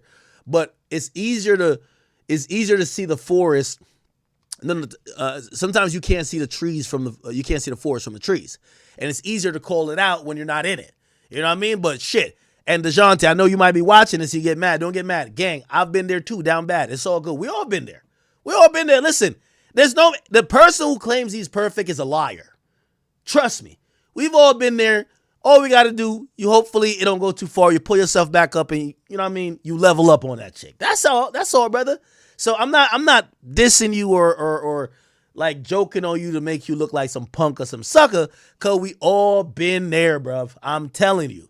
And if anybody in my chat act like you've never been there, you've been there. Your friends just ain't tell you. They talked about you behind your back. That's a fact. Okay. So somebody said, it sounded like you controlling. And he said, controlling? He said, why would I pay for a full-time nanny only for her to be able to have time to work and do what she need? Propose to someone constantly lying and saying she want to be at one place, but she really want to be somewhere else? Yeah. Sound like a girl playing dangerous games to me and not trying to free up someone they really don't want to be with. Yeah, I told you. DeJounte Murray, when you seen her side stage looking at YB like this, when she was looking at YB like this, when she was looking at Kendra Deshaun Baldwin like this, you know that wasn't your girl, gang. That wasn't your girl. Trust me, that shit hit that nigga like a wrecking ball. Trust me, bruv. Trust me. You see, I'm telling you, that shit opened up his eyes. Now he's knowing the shit that I guarantee. And by the way, his friends are some fake ass friends. If they never told him the shit he's learning now 4 years ago, they should have been telling us that. Yo, bro, you know you're not really her type, right? Like, nigga, you're like a square nigga that's not a gangster. You're not toting guns. You're not doing this. Like, she like gun-toting scammers, hood niggas that be in the club popping it, that shoot niggas. She like killers, bro. Like, somebody should have told this nigga. Once the girl get a type, they don't change. They don't change. Personally, and I guess I'm shooting Ciara some bit. I don't think Future was ever a type. I think Future played the good guy, low-key. I don't think Future was doing the Future shit. I think he played the good guy and then flipped it on her ass. I think she thought Future was Russell Wilson to some extent, just the cool version. The cool version. You get what I'm saying? Because all these chicks want like this like impossible guy. They want you to be cool enough where all the hoes want to fuck you, but you don't fuck none of the hoes but them. Huh? All the niggas want to be you, but you don't be outside. They want a person that don't exist. So that's why I think Future probably, he was probably nice to her, like sent her flowers. Future be tricking a little bit. Like, yeah, this a couple things. Got her hook, line, and sinker. She was a star already. He piped her out, got her pregnant. And then he flipped the script on her. Man, it's Future, nigga. The fuck? You know what type of time it is? You know what type of time it is? So then she found a guy she really, like the archetype of guy she really want. Except he not cool. It's just Russell Wilson. She wants a square, but she wants a cool square. Well, the cool square is Future. The cool square is Future. He just fucking every bitch. You get what I'm saying? Anyway. All right, so now he finally realizes she don't want you, gang. He says, she says, sounds like a girl playing a dangerous game to me and not trying to free up someone they don't really want to be with. I bet she won't tell you the convo of how old girl saying and writing. I never came to her hosting. I never invited her to my party. How am I invite a girl to my party, Jania, and the 2 girls she deeply knows threw the party for me? Y'all are sick. Now, there was the nigga had a party, and I told you, Baddies got all these bitches thinking it's cool to be fighting. These chicks is like, they're like ultimate like warrior, bro. Like, they scrapping anywhere. So this thing had a birthday party, and apparently a girl that she thought he was fucking showed up there. And she beat the brakes off of the girl. She beat the chick into the fucking birthday cake, my nigga. You get what I'm saying? And I think everyone was just saying like, yo, your guy's a basketball player up like a couple $100 million. How are you doing these embarrassing things to like, you know what I mean? Like, even if like, yeah, that would be an issue, but you holler at him, you talk to him privately, right? Anyway. So he's over here explaining that he never invited his side chicks or his potential side chicks, or I guess she thinks his side chicks, or old girls he fucked, to the party, right? And he's like, yo, Jania and the 2 girls, and she deeply knows through for me. Y'all sick. I'm a real man. And let me give you some advice. Your name is all you got when you got a girl that know all these narratives are fake and not real on your name and won't come defend you. But as soon as someone mention her, she quick to, or someone mentioned her, or she quick, let me give you, okay, whatever. Anyway. All right. Anyway. Okay. So basically that nigga is, I don't know if they still together, but he's finding out in real time. Gang, you're like a placeholder. It is what it is. You feel me? So now Jania got like a YouTube channel. Y'all got to hear this bullshit, bro. This shit is good. This shit is. Y'all. Watch this right here. Where is it at? She's explaining how that nigga should know what type of time she been on. Well, yo, these chicks just eating me up, just staying silent and me and introduce y'all to things that y'all might not never saw before.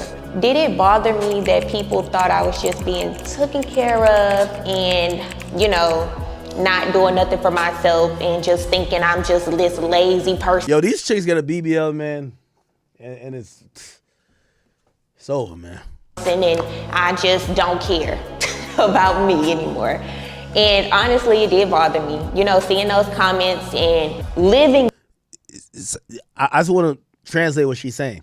It bothered her that people thought that a basketball player was taking care of her DeJounte Murray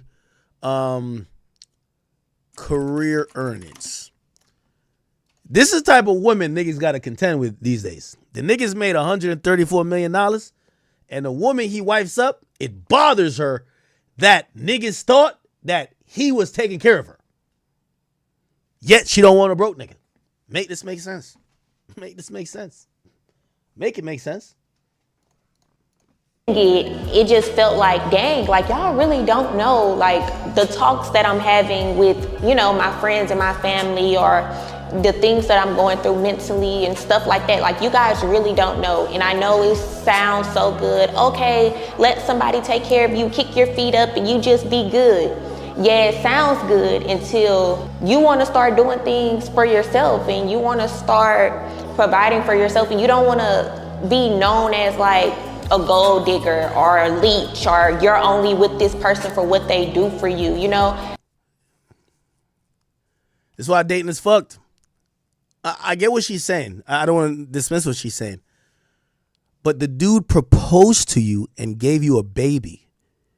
Y'all are supposed to be building a family. He has a lucrative job paying $100 million. You're not leeching off your husband or your future husband and the guy who had a child with you. What? Yo, let me tell you this. Women will listen to their bum ass friends and get single. Just for all of them to be in the club trying to go leech off of a promoter free section.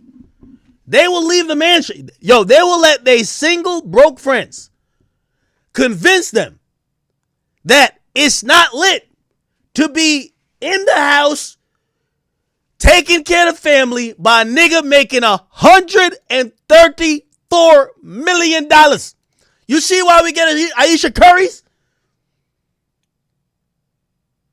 You see why? Because the broke chick want their life, and when they get the life, these chick is listening to the broke friends who want to trade places. If I'm making my money and my partner's making their money, we can come together and build something big. So Chat. This shit makes no sense. These type of chicks don't even want 50-50 niggas. She's talking about, oh, we could come together. That's not what you want. You want a baller.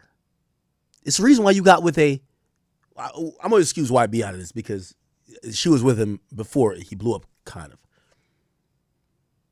You got with DeJounte Murray. So why not do that? Especially if it's not gonna cause me to not be able to be there for my kids, because that's my main thing. I want to be able to be there for them whenever they need me. I want to be able to be there. So my job doesn't cause me to not be able to, still be there for them. So why am I not working? That's what I had to ask myself. What are you doing? I feel like being with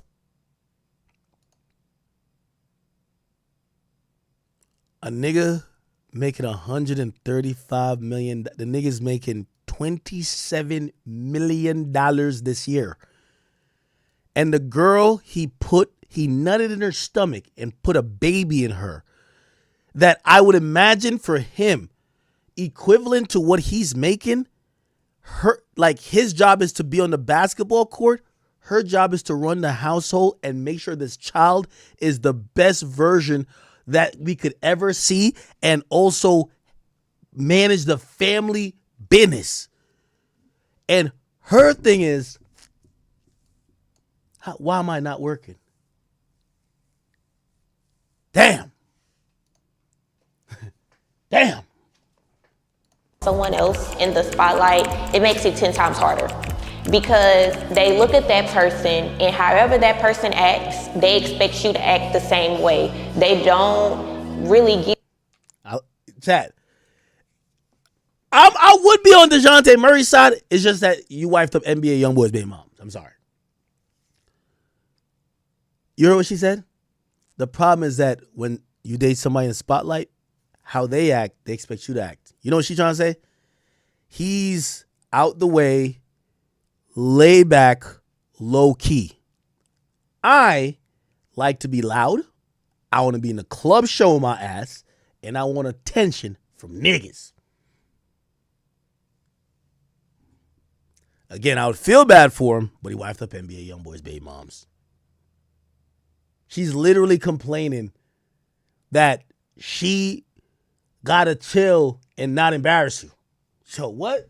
Nigga don't want, I gotta be like him because he don't want to go out. He lame. You know how these chicks is. Give you room or grace to be yourself, because it's like, okay, well, your partner acts like this. Why do you act like this? Or your partner's loud and rowdy or whatever, and you're quiet. Like, that's not a good match.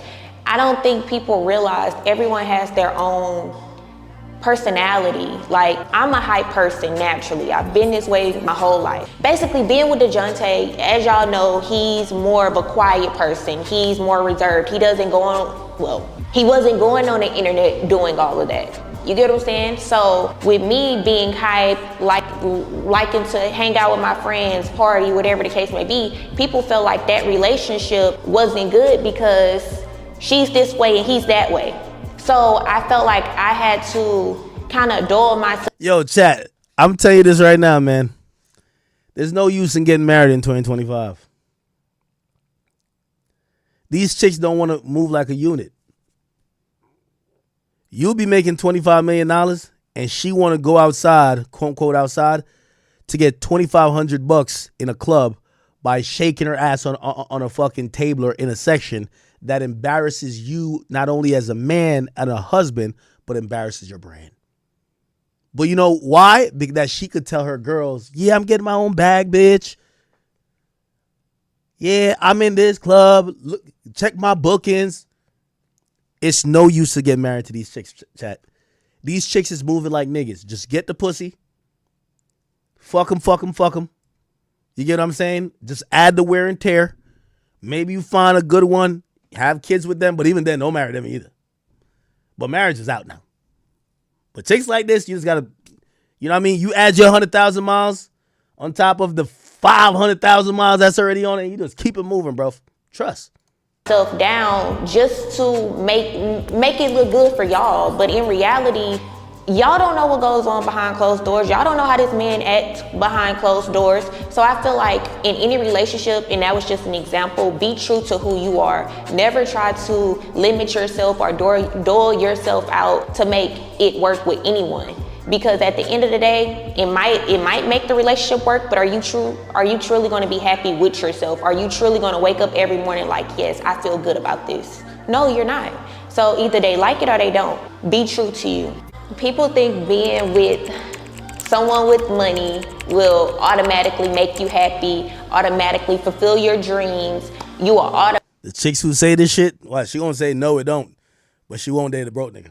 Automatically have a great life, and that's far from the truth, because at the end of the day, everyone is human. People with money just have more money than you, but that doesn't change the fact that they still have emotions, they still have trauma, they still have all these things that they're going through. They just have the money behind it. So I don't feel like it's going to change nothing. Like it doesn't fulfill you. Now, unless you with the right person, they grew up in a happy house, they're just the happiest person in the world, then maybe. But if you're with someone that still has their own issues and you're dealing with your issues and you're thinking, okay, well, I'm gonna use you for a come up, it'll never work. A lot of people think, oh, I'm gonna go have a baby with someone and a millionaire or whatever, and I'm gonna be good, I'm gonna be set for the rest of my life. But look on the internet. You see it every day. These girls have these babies by these men and nothing changed. So all I can say is live for you. Don't go out here trying to chase something that you know nothing about. Yeah, it's cool, it's fun. Do what you please. But if you're looking for true happiness, make sure that you're happy with yourself first before you put yourself in. No matter what it says here, she one of those type, my friends who want to go out indecisive, unstable. Yeah, facts. The situation. I feel like dealing with. I ain't gonna lie to you. Well, I don't bring my personal business on here since my last situation, which I see there's a lot of people who think I'm still in the last situation, but keep doing that. So I meet this chick, right? I can't give too much clues. And big red flag, but I caught it early this time, and we did it.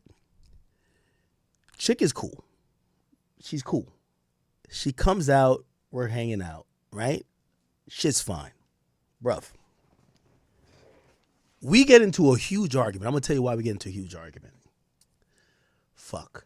I'm going to drop a vlog, so like, I don't want to like, I don't want to air the person out.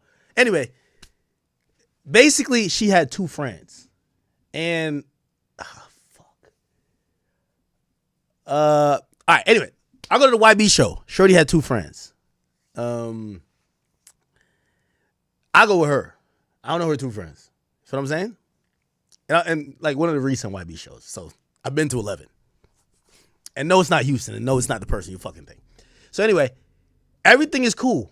We go to the show. She with me, blah, blah, blah. Everything's straight. You know when we started beefing? So I guess she done told her friends. She's like, yo, oh shit, nah, yeah, no, I'm with Act. Like, yo, we backstage. Oh shit, like, oh, I'm seeing YB. Oh my God. Oh, is that Offset? Oh my, like she I don't know what she telling her friends, but you know how women are, right?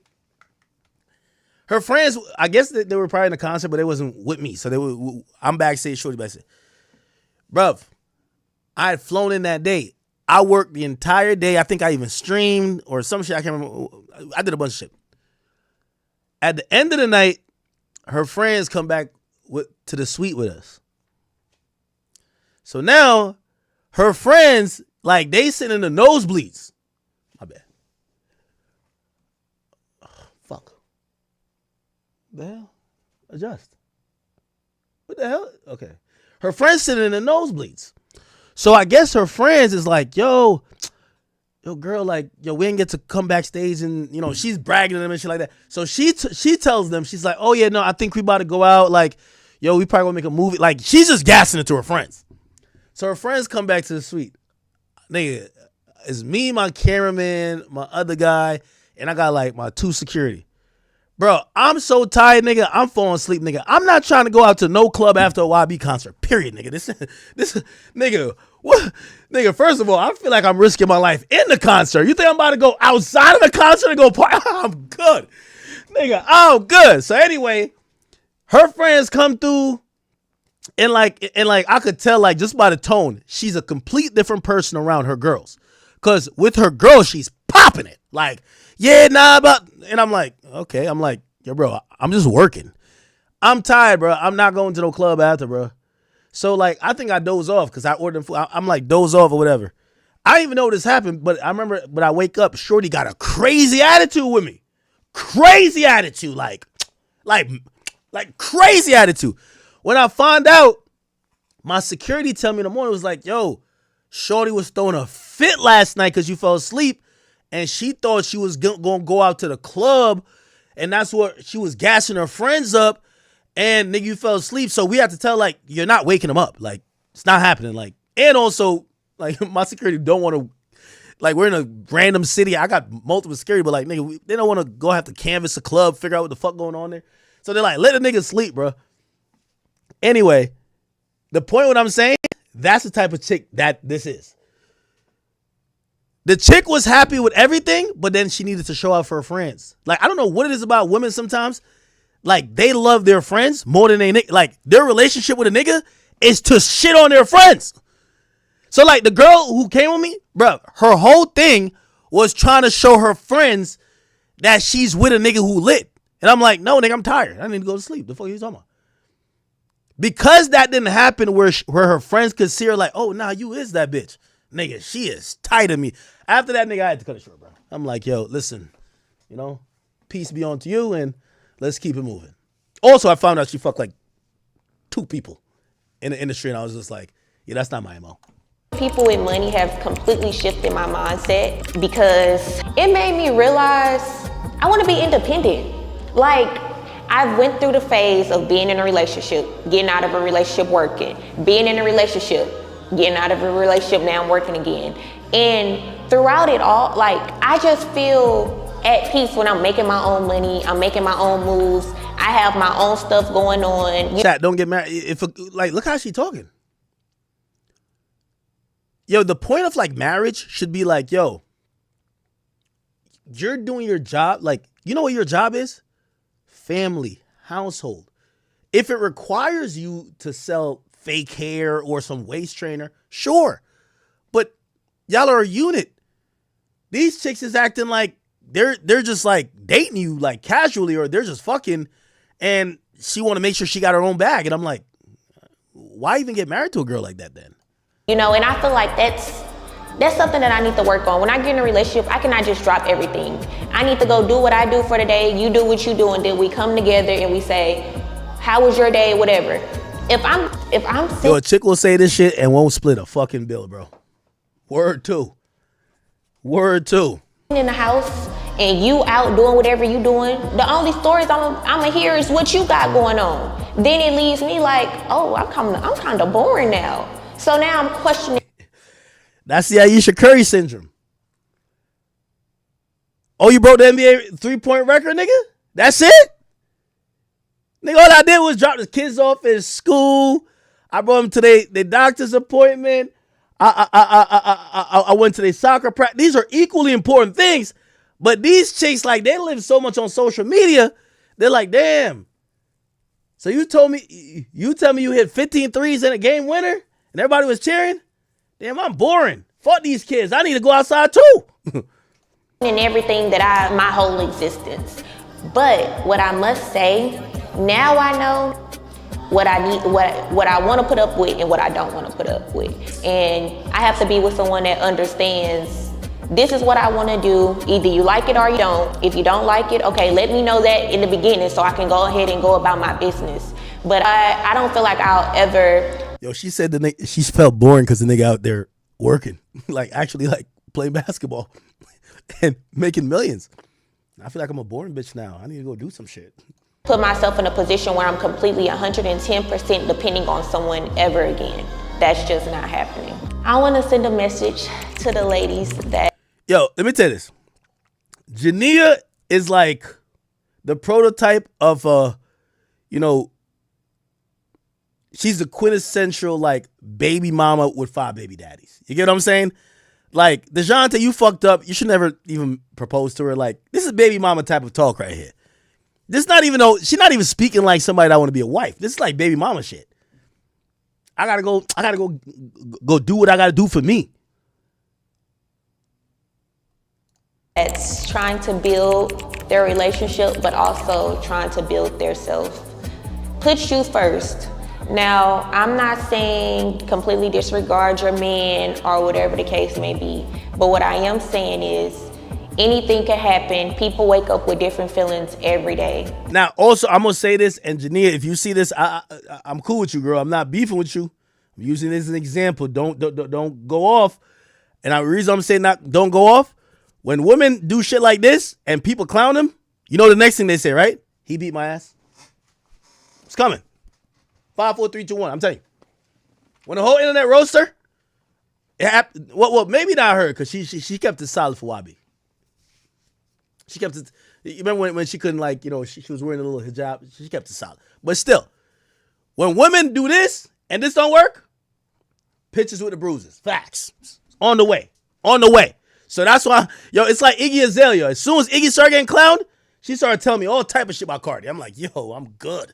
So, Jania, don't snap now, but yeah. And don't never be caught short. Don't never put yourself in a position where it's like, dang, now I have to start all over. What am I gonna do? Where am I gonna go? Especially if you have kids, like, I just think it's so important that you always have your own. Yes, if he wanna do for you, take you shopping, whatever, all that's cool. But it's nothing like a woman just being a boss. When she walks in the room, everyone knows, like, oh yeah, that's her. So what are you gonna be? The girl that people look past, or the boss that walks in the room and her presence speaks for itself? I want everybody to understand it's okay to walk away, but it's also okay to walk away, but it's also okay to stay. Just make sure whatever decision you make, it's because you want to make it and you doing what's best for you. A lot of people said that I wanted to be outside. I just want to party, be a party girl, be down in these streets. Was it hard adjusting to being in the house? Well, truthfully, it was at first because... Wrap it up, man.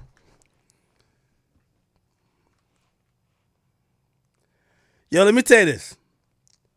You know how some of y'all freaky ass aunties, like, their 20s was like dominated by like freak Nick and shit like that.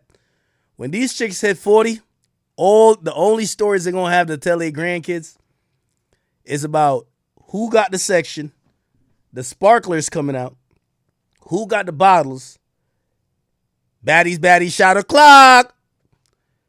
That's it. These bitches got nothing else going on. Nothing else. I was throwing ass on this. Black truck me, please. Like these, that's it.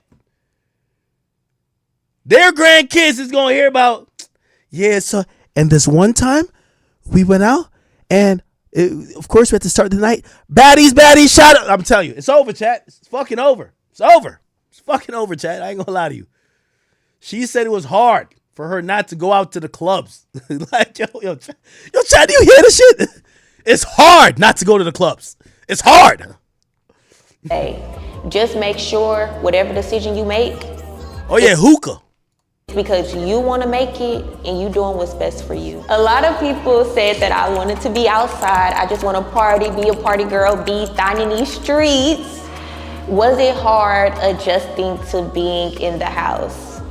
Well, truthfully, it was at first because I was going through the transition of always having something to do, always getting up, always going. That's why y'all got so many pictures, because I was always dressed up, ready to pop out. When things got slow, I used to go back in my memories and remember the time I was outside having a ball and just reminiscing.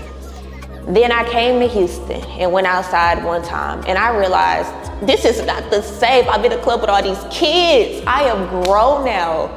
So I think they kind of shifted. I thought I was missing something, and then I realized, girl, you're not missing nothing. Like, you're like, so when this narrative came, oh, she just wants to be outside. I'm like, whoa, like, no, that's not me anymore. Now, granted, I did go out and have the time of my life. I had a ball.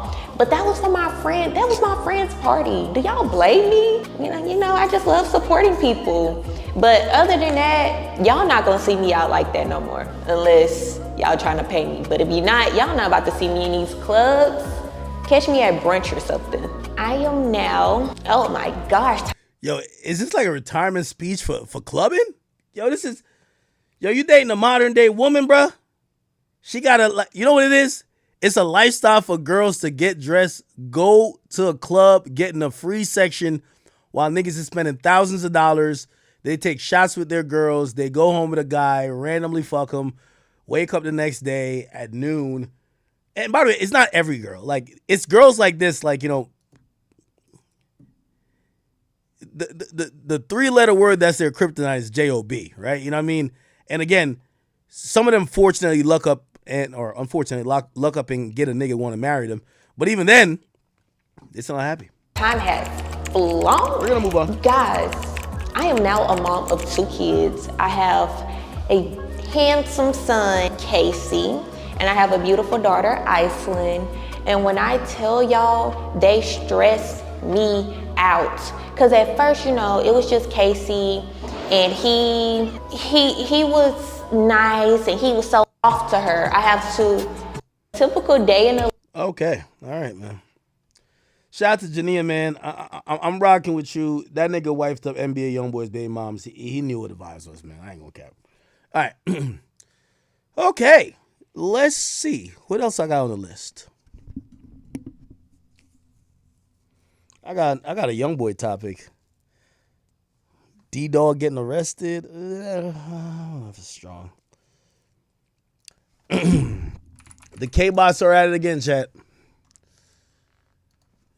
They got an old video right now. I don't even know how this is just popping up now. They said Drake was turned away in Turks and was beefing. Why was Drake moving like this? Look at this. Show. That finger right there, that's that little Reese finger. You know you finna die. They said Drake get into a fight after they gave his section away in Turks and Caicos. Said, damn, they gave my boy a section away. He acting bad. Oh, this is Shisha Lounge. Yo, Turks is so interesting. There's only like 2 spopping spots. Shisha or Aziza. I know the nigga as Shisha. He would never do that to Drake. Drake has raised the GDP of Turks. Now, by the way, this is an old video. And we don't even know what he's arguing over. So we're going off the captions. We can't even hear him. Right? He could have got into it with somebody. Somebody probably trolled him about some shit. Who knows? I don't think it's the people at Shisha who disrespected him. It's no way. I'm telling you, Drake and Rod Wave has raised the GDP of Turks and Caicos. They have single-handedly been responsible in a walking billboard or singing billboard or musical billboard, I should say, for people thinking Turks is the vacation destination. It's no way he goes anywhere on that island and gets disrespected. Even if they sold a section, I would think they would say, get the fuck out the section. Drake is here. I'm sorry. There's a place called Noah's Ark. Like, it's all Drake memorabilia and symbols on it. Like, For All the Dogs is the album cover is actually just plastered all over the place. So that country clearly loves him. It's no way that happened. Not at Shisha. I don't believe that. So I think this is an out of context thing. I hear Drake is in Bahamas. He's recording music. All right. Now, maybe he went from the Bahamas to Turks, but I don't think this is new. I don't think this is new at all. But last I heard update on Drake, he in Bahamas catching a vibe, recording some good music. And yeah, I can't wait till Iceman comes out. There are rumors. When it might come out? I want to say officially, I do not know. But who knows? Could come out soon. Let's just wait. Do y'all want to see Y'all want to see those episodes come back, or you just want the music to drop? Somebody said, why Drake ain't buy me a Maybach? You know, honestly, first of all, Drake and Aiden are some Jewish motherfuckers. Respectfully. And all that gift giving shit, I think it's one of those where like you give a nigga an expensive gift, he give you an expensive gift back. I don't see them buying gifts to niggas who don't buy them shit back. I'm a nigga who ain't gonna buy you shit back. So, because honestly, I don't really have rich friends like that. So I've never bought a rich gift. Like, I would feel stupid if I bought, like my mom, well, I bought my mom a Benz, but like, if I bought a Maybach for another grown-ass man and my mom don't have a Maybach, I would feel crazy. So it's like, but I'm open to take gifts. But I don't think these niggas give, I don't think they give gifts without getting gifts. Actually, Drake does. Well, Drake tricks on girls. Well, Drake did buy Kodak. Drake sent Kodak $500,000 in crypto. Never tell that story? I think Kodak told me that. Yeah. Did he tell me on camera? I can't remember if he did. He was mad at Drake because Drake, he was trying to get a song released for Drake, and he was almost going bad on Drake, and Drake sent him $500,000 in crypto. Shout out to Drake. He did send Thug $1 million though. Oh, who cares? I'm Drake right-hand man, bro. That's my guy. It's my right-hand man. You know what's so funny? Because, like, you know, clips like that, I ain't gonna lie. I'm low-key like half clip farming. I can't even lie to you. Because I know what people are gonna say in those clips. They're like, yo, he got him this, he never got you nothing. Now, I'm good for all the jokes with that, right? Like, because I even made a joke too. I'm like, damn, I'm his right-hand man. I just don't got the right key. Let me show you. Drake Maybach. I get that. But in reality, yo, here's the funny thing about that, right? Like, the people who want me to get mad, it's like they think I'm about to say fuck Drake or something. I'm like, no. So they want me to switch up on Drake, and I'm like, I get it. A lot of y'all have, you know, that Kendrick syndrome, which is like once you get jealous of somebody else, you just say fuck them. But I'm sorry, Big Act don't really get driven off it. I'm a little bit different than most of these guys. Half of the rap game, they're only friends with you when you hot. Y'all know, my friends, even if they're cold as ice, if anything, I'm gonna help them get back hot. Like, my friendship's ain't based on if you're popping. My support is not based on if everybody loves you. It's not that. So y'all should understand that, yeah, okay, I could make jokes about it, and I think there are good jokes, and like, shit, I got some good content I could talk to Drake about on camera, or like if he calls into a stream or something. But like, there's certain people like, all right, at some point, Ak is gonna have enough and just be like, fuck Drake. I mean, I'm like, I like trolling y'all. Look, I want to play with the stereo system. You feel it, right? No, I know. So he got me the full package, the full stereo system, the full everything. He got me the full maxed out. So the 220 was the base, and then he got me like a 100K add-on, so it was like 300. Yeah. Oh shit. So the car. You know Drake must have Illuminati secrets. Like, goddamn. Holy fuck. Yo, Drake, like, yo, on his birthday, Drake called me his right hand, and shit, I guess the right hand don't get the right key. Why didn't, wait. Yo, that was a funny joke, but I laughed too hard. The right hand don't get the right key? That's funny as fuck. But look, everybody said academics get jealous. Nigga, I don't, like, listen, low-key, that was a little bit clip farming. Like, yeah, that's cool. But, like, I know some people, like K-Boss, they'll post this and be like, yo, one day. Because I do think, like, Drake's ops, they're waiting on the day that I flip on Drake. They're waiting on that day. Because for that day, they're like, they might have, like, maybe 2 or 3 more things. They're like, yo, okay, the Kendrick thing, that's one. We need 2 or 3 more things, and we got this guy. He's over with. And I'm not tooting my own horn. I do think they're waiting, or they'll gaslight things because they can't wait till I flip on Drake. And I'm sorry. I'm not a woman. I don't feel like I'm entitled to shit from men. I'm sorry. And also, here's the thing too. Unlike DJ Head and those bum ass niggas over there, I make more than 99% of the rappers. So how do I look like asking a nigga to go get me shit? You know what I mean? DJ Head deserves like a chain though. Yeah. Fiji Lang Train. Anyway. Wait, why did I get on this? This was me. What topic was this? Oh, no, it was Drake being heated over the Turks thing. Let me see. Drake. Turks.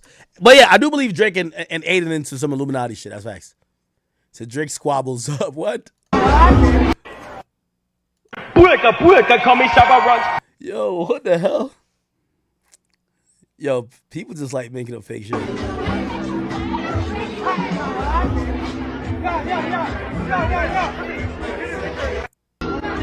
What song is that in the background?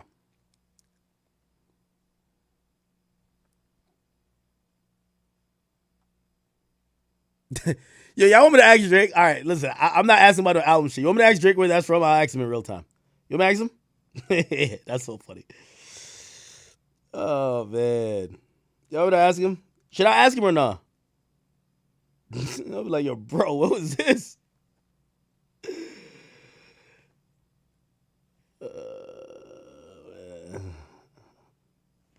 Should I? Let me ask him.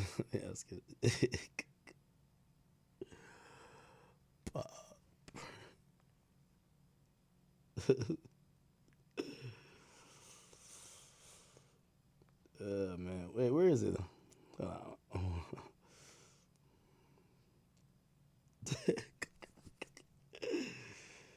Nah.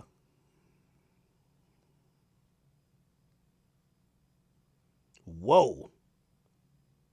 God damn. Yo, Diddy looks oldish. Yo, Diddy look like Bill Cosby. Hold on. We won't get to that. Wait, what the fuck? Oh. I'm texting.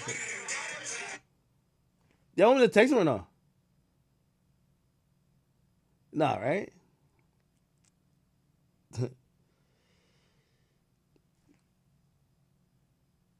Don't do it? All right, I won't do it. Yeah, because it's going to feel like I'm trolling him too. I'm not trolling him. I'm not trolling.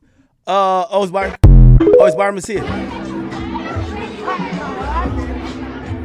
Okay.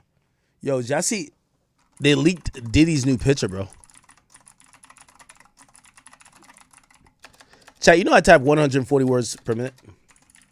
My bad, I had the wrong angle. All right, got it. Look at Diddy. God damn. Whoa. Diddy got a mini afro. Do y'all think Diddy should embrace like the, like the salt and pepper look, which means like half black hair, half gray hair? How tall they say he is? That's 72 inches? No, it's not. Right? No, it's 72 inches, yeah. That's 72? Yeah, 72 inches. I never met Diddy, so I gotta Google it. How tall, how 72 inches to feet. Fuck. To feet, here we go.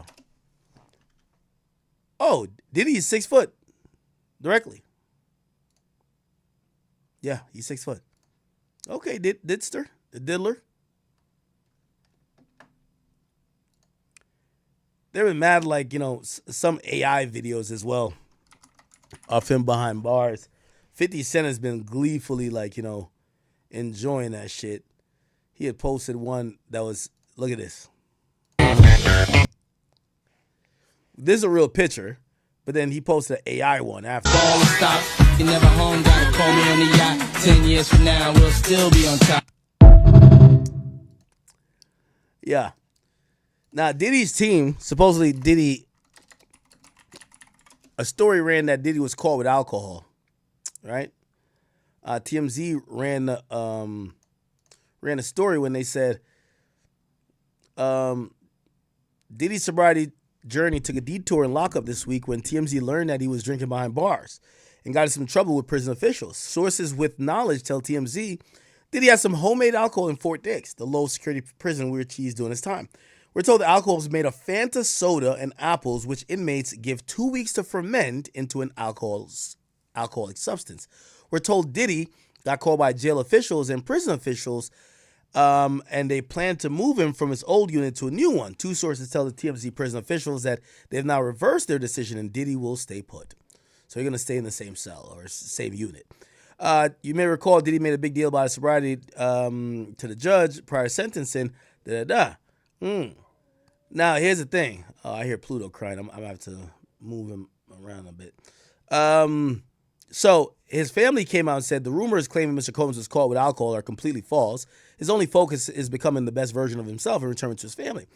Now, the reason why they're denying this story, and obviously they wouldn't admit it anyway, but like they're coming out so vehemently and denying it and tweeting from his own Twitter account, is that based on the guidelines set in federal for his sentence and for federal prison, is that he's actually eligible for the drug program, which he was actually mandated to some court-ordered treatments because the court acknowledged he had a drug problem. So if he completes the drug problem, it actually takes off, I think it's called RDAP, it takes off a year off of his sentence. Now, abusing alcohol while being in a drug program in jail will get you kicked out of that program.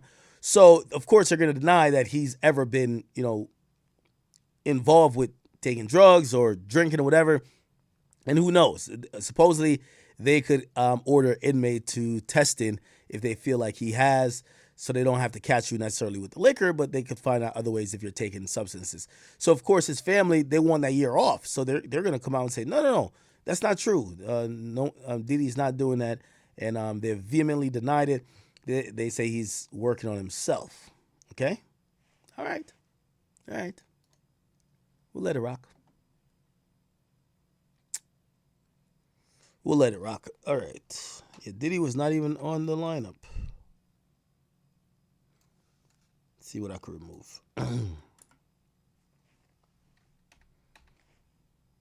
Okay.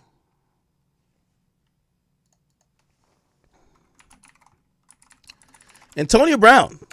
Antonio Brown actually finally got arrested. If you don't know, he got arrested in Dubai and actually extradited. So, when he caught this charge, which was he was at a brand risk event.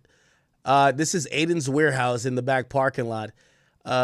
Some guys look like they jumped on him. I don't know if they tried to snatch his chain. According to him, they did. And essentially, he got knocked down. I think he knocked someone down. And then afterwards, he ran. And I don't know if he got a gun or he ran to safety and then pulled out a gun. And then he chased the guys down and fired off a couple shots. He was detained for a while, but then he was let go eventually because police did not know who to file charges on. They were going to review more evidence and talk to more people. And they came up later to say that they're going to charge Antonio Brown with attempted murder. Why? They don't believe, even though he's in Florida, it qualifies as stand your ground, even though he was in a fight. They feel that he specifically took it upon himself to go chase somebody down that wasn't within the natural acts of a altercation escalating. This was the altercation before.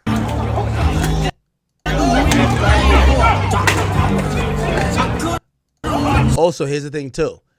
I think right here, I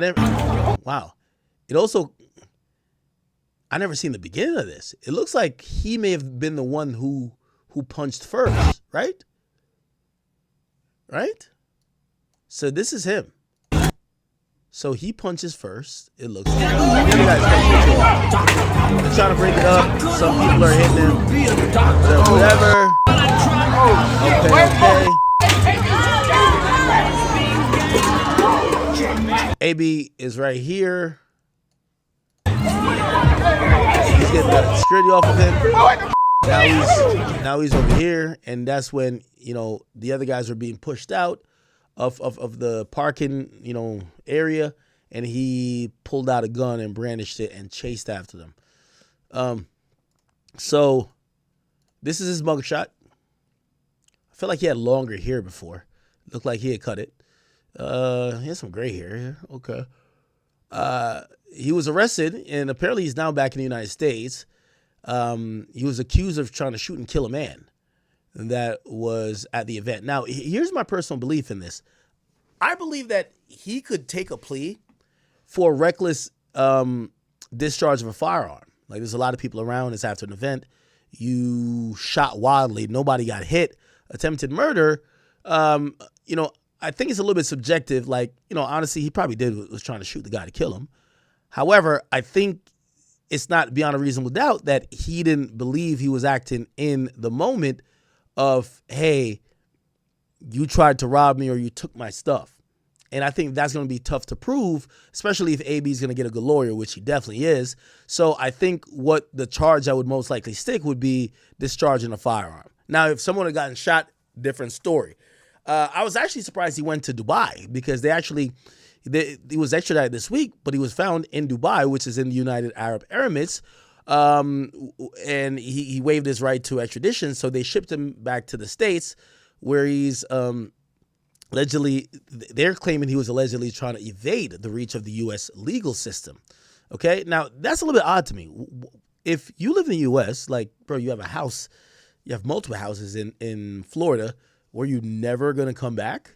Right? So I had to think that maybe he was trying to waste some time out there. Maybe the alleged victims or whatever eyewitnesses could go ghost or not be as cooperative and make the case break down before they got him in custody and formally filed the charges.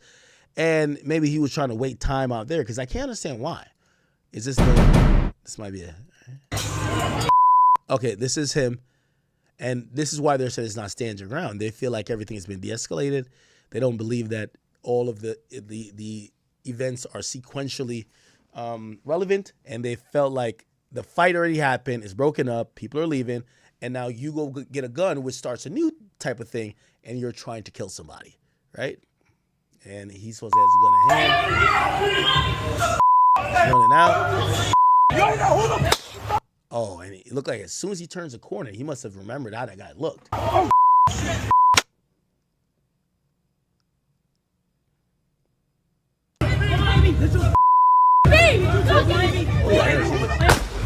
Oh, wow. He shot right there. Wow. How do you miss? Oh, shit. So now this is the victim. You got into it with Antonio Brown. The videos are flying all over the place. And his story, his perspective of what transpired is out. His story is a half-truth. His story is a non-truth. He's a liar, man. I've been knowing AB since 2021. I have a judgment against AB for 180. And why would I want to even damage that by trying to reach for a moissanite and fork metal chain? He's a liar. If you watch the video, everybody was attacking me. It was a 3v1. 3 dudes. The dude with the green hoodie was with AB. The other little Puerto Rican looking dude that was swinging the bat was with AB. And the rest was aiding security. The guy that he kicked was aiding security. All what he was doing was pulling him away. So, I saw him. I was in there for like a minute. I came to go support one of the Muslim boxers. And I was with Aki Wave, Rob Money. We took a picture outside. I walked in. And then I saw him 1 minute in, and it was up. He stole it. He swung. He tried to swing on me, scratch my neck. You know what I'm saying? And then it just turned into a brawl from there. I wonder what exactly started it. Did you give him a look? Was there like any indication listen, I spent 40 days in the Dubai jail because we were out there for a Floyd Mayweather fight. He tried to defraud me out of a multi-pendant and a design that I was trying to go talk to. Well, I was going to talk to Floyd about being an ambassador for. I thought he was fighting some young niggas. Who the hell is this old ass nigga right here? I saved him from going to jail in Dubai. He came through with no shirt on, talking to the TSA, the equivalent of TSA customs people, cursing them out. I stepped in because I'm Muslim, greeted him with salam alaikum, let him know, look, he's in the company of Floyd Mayweather. He's a little crazy. I used the word majnoon, and after 40 minutes, they let him go. Long story short, you know what I mean? He gave me something to hold, but then he backdoored and called the police on me and then got me locked up. 3 years later, it came to a head at this Aiden Ross event, and all the cameras out. He got a gun, ran wild. Oh, this nigga snitching, right? Well, if you're not a civilian, right?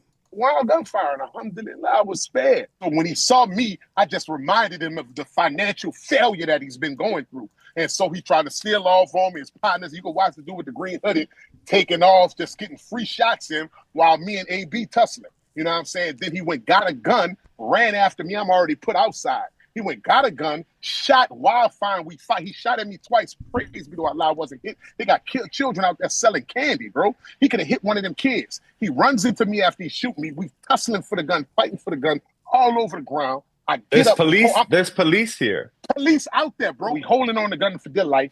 We both get up off the ground, and then he's when I look up, the police is pointing the gun at us. The sheriff is pointing the gun at us. That's when I throw my hands up. He runs inside, and that's when they run after him. That's why, I just left, and that's why he got detained, because all the kids were saying AB shooting. They went got him, but I wasn't there to give a statement, so I guess he lied to him and said whatever. Somebody tried to rob him, but if you look at the footage, you saw he swung first. Nobody reached for no chain. I didn't have no weapon. It's just falsehood. You feel what I'm saying? And he's out here slandering my name. Then he has the audacity to say he's going to press charges. What do you got to say to AB right now? AB, your days are numbered. And however you want to take that. Not that your days are numbered in life, but the days of the ignorant, wild, foolish, reckless way of living cannot sustain you. You know what I'm saying? You cannot be in society living like this, because you're going to harm somebody. You're going to harm yourself. You have children, man. Have some decency about yourself. Get some help. You took a new name and you went this one, and he wanted me to teach him Islam in Dubai. Come back here, Hebrew Israelite. I don't know what's up with this guy. Look, some soul searching, brother. That's what you need to do. But that ain't my fault, and that ain't my concern.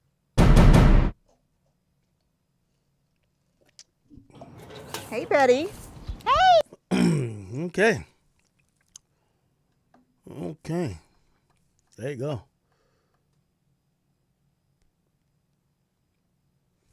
Anyway, so he was extradited, and we're gonna see. The unfortunate thing is that because they're framing it that he tried to evade arrest, and he was found in another country and had to be extradited, they're not going to give him bail. I believe he's held in New Jersey for right now, and he's going to be eventually shipped back to Florida. But right now, I think his first hearing was there. Inmate lookup. Let's look at Antonio Brown. Yeah, Antonio Brown. There it is. He's in Essex County Jail. Oh, we got Whack 100 calling back. Whack 100. Hey, you know what's crazy, Act? What up? I think we should just move towards eliminating snitching, period, because depending on who it is, niggas gonna play dumb like they don't know what it is. Whack, they're starting to say you're hating on all of our heroes because all of who? That nigga ain't no hero. Well, that nigga was a sloppy drunk before he went to jail. Let's keep it gangster. Vlad even spoke on that. Vlad spoke on that today live. He said he was so fucking drunk at the video shoot, they just canceled it. He showed up to my interview sloppy. What you mean, hero? That's a strong word to use, bro. Yeah, but I think they're waiting on you to be like, yo, this guy, he's. You know we ran this 18 months ago, right? Yeah, but like we exposed it. This is not nothing new. Yeah, but after 20, we ran this 18 months he's ago, been locked bro. up since 2019. It's been 16, we don't give 17 a years. Fuck how long he been. We don't give a fuck. Ain't no expiration to telling. Yeah, but you know, after a certain time, certain things fall off your record. Ain't no expiration to telling. Yeah, but Whack, See, I don't think the streets deal with that. The streets don't deal with that no more. Yo, ain't no expiration to telling. That's what I'm saying. Everybody needs to just stop and say, it's cool to tell, and it's cool. Because you read it, and everybody act like they don't know how to read. Don't put it on me. Nigga, it's what's written. Well, I think people are also confused because they're looking at you to say, I bet, but what you want us to do? Like, yo, even if he told, we still like his I don't music. want nobody to listen. He's a rat. What he needs to do, Yeah. don't get out here on this fucking street thug shit influencing these kids, because bitch ass nigga, you didn't stand up to it. That's where I'm at. Nigga, go do a song talking about vegetables and vitamin C and D and shit. Yeah, Don't Whack. be talking The about allure of killing him them coming niggas. from prison is him telling how he was a real nigga and held it down. That's the allure. He told already. Whatever yard you went to and they had to work, they bad. You told. That's over with. That's all I'm saying. Okay, here's the thing, He ain't no bro. He ain't nobody to cancel because he ain't never been on act. Come on, bro. Dude ain't never been nobody in the mainstream music. Fuck out of here, bro. Whack, you're right. You're right, right? Like, he wasn't that big in the grand scheme of things. Hell nah, fuck out of here, Whack, bro. I think what people are looking at now, they're like, there's a few people who you've made mention that maybe they've told, like, for example, whether it's Pooh Shiesty or, I don't know, like, Pooh Shiesty ain't told on. No, wait. Pooh Shiesty got a profit, nigga. You just scared to put it up. Put the motherfucker up, nigga. That's his profit, right? Hey, look, bro. Hey, look. I don't say nobody told. I read the paperwork, bro. That's what you did. You niggas is weird. No. You mention other niggas' names in your shit. It's telling. That's it. Well, Whack, I guess what people are saying is that, like, for example, you know, somebody, I ain't gonna tell you who, somebody said to me, they said, Act, why do you keep calling Whack? Whack has his agenda, he gonna call everybody a snitch. And I said, listen, when it comes... I don't call everybody a snitch. Hold on, what's the dude? Sue Surf. I just defended him. Sue Surf didn't tell him nobody. The whole motherfucking ex was calling Sue Surf a rat. I got to work, went to the work. I said this nigga took his own case, didn't name no names, took responsibility for everything he did. This nigga ain't told on nobody. He is 60 crip. I don't even know the nigga. If you's a rat, you's a rat. Any bitch ass nigga said that, is he possibly a rat. Because the only thing I'm agreed is the paperwork. I read Sue Surf work. Hey, bro, it say right here, bro, he took responsibility. He said he did this, him by himself. Nigga, he ain't do no telling on nobody. So I don't know this nigga. Yes, so whoever said that, he's a bitch ass nigga. So this is what I told him. I said, listen, when it comes to things like this, I need, like, again, I need somebody who's from that environment. I sent you the paperwork 2 days ago. Tell your chat how long ago I sent you all this nigga shit, bro. Who Max B? Yeah, keep it real. Yeah, but all right. So here's the question. If you're the only street nigga who's saying that, there's other street niggas who's with him that's not saying that. What does that say? I'm a street nigga and I be with 6ix9ine. What does that say? See, here go the difference with me. If I fuck with a nigga and like a nigga, I tell a nigga I fuck with a nigga. I don't say they didn't tell.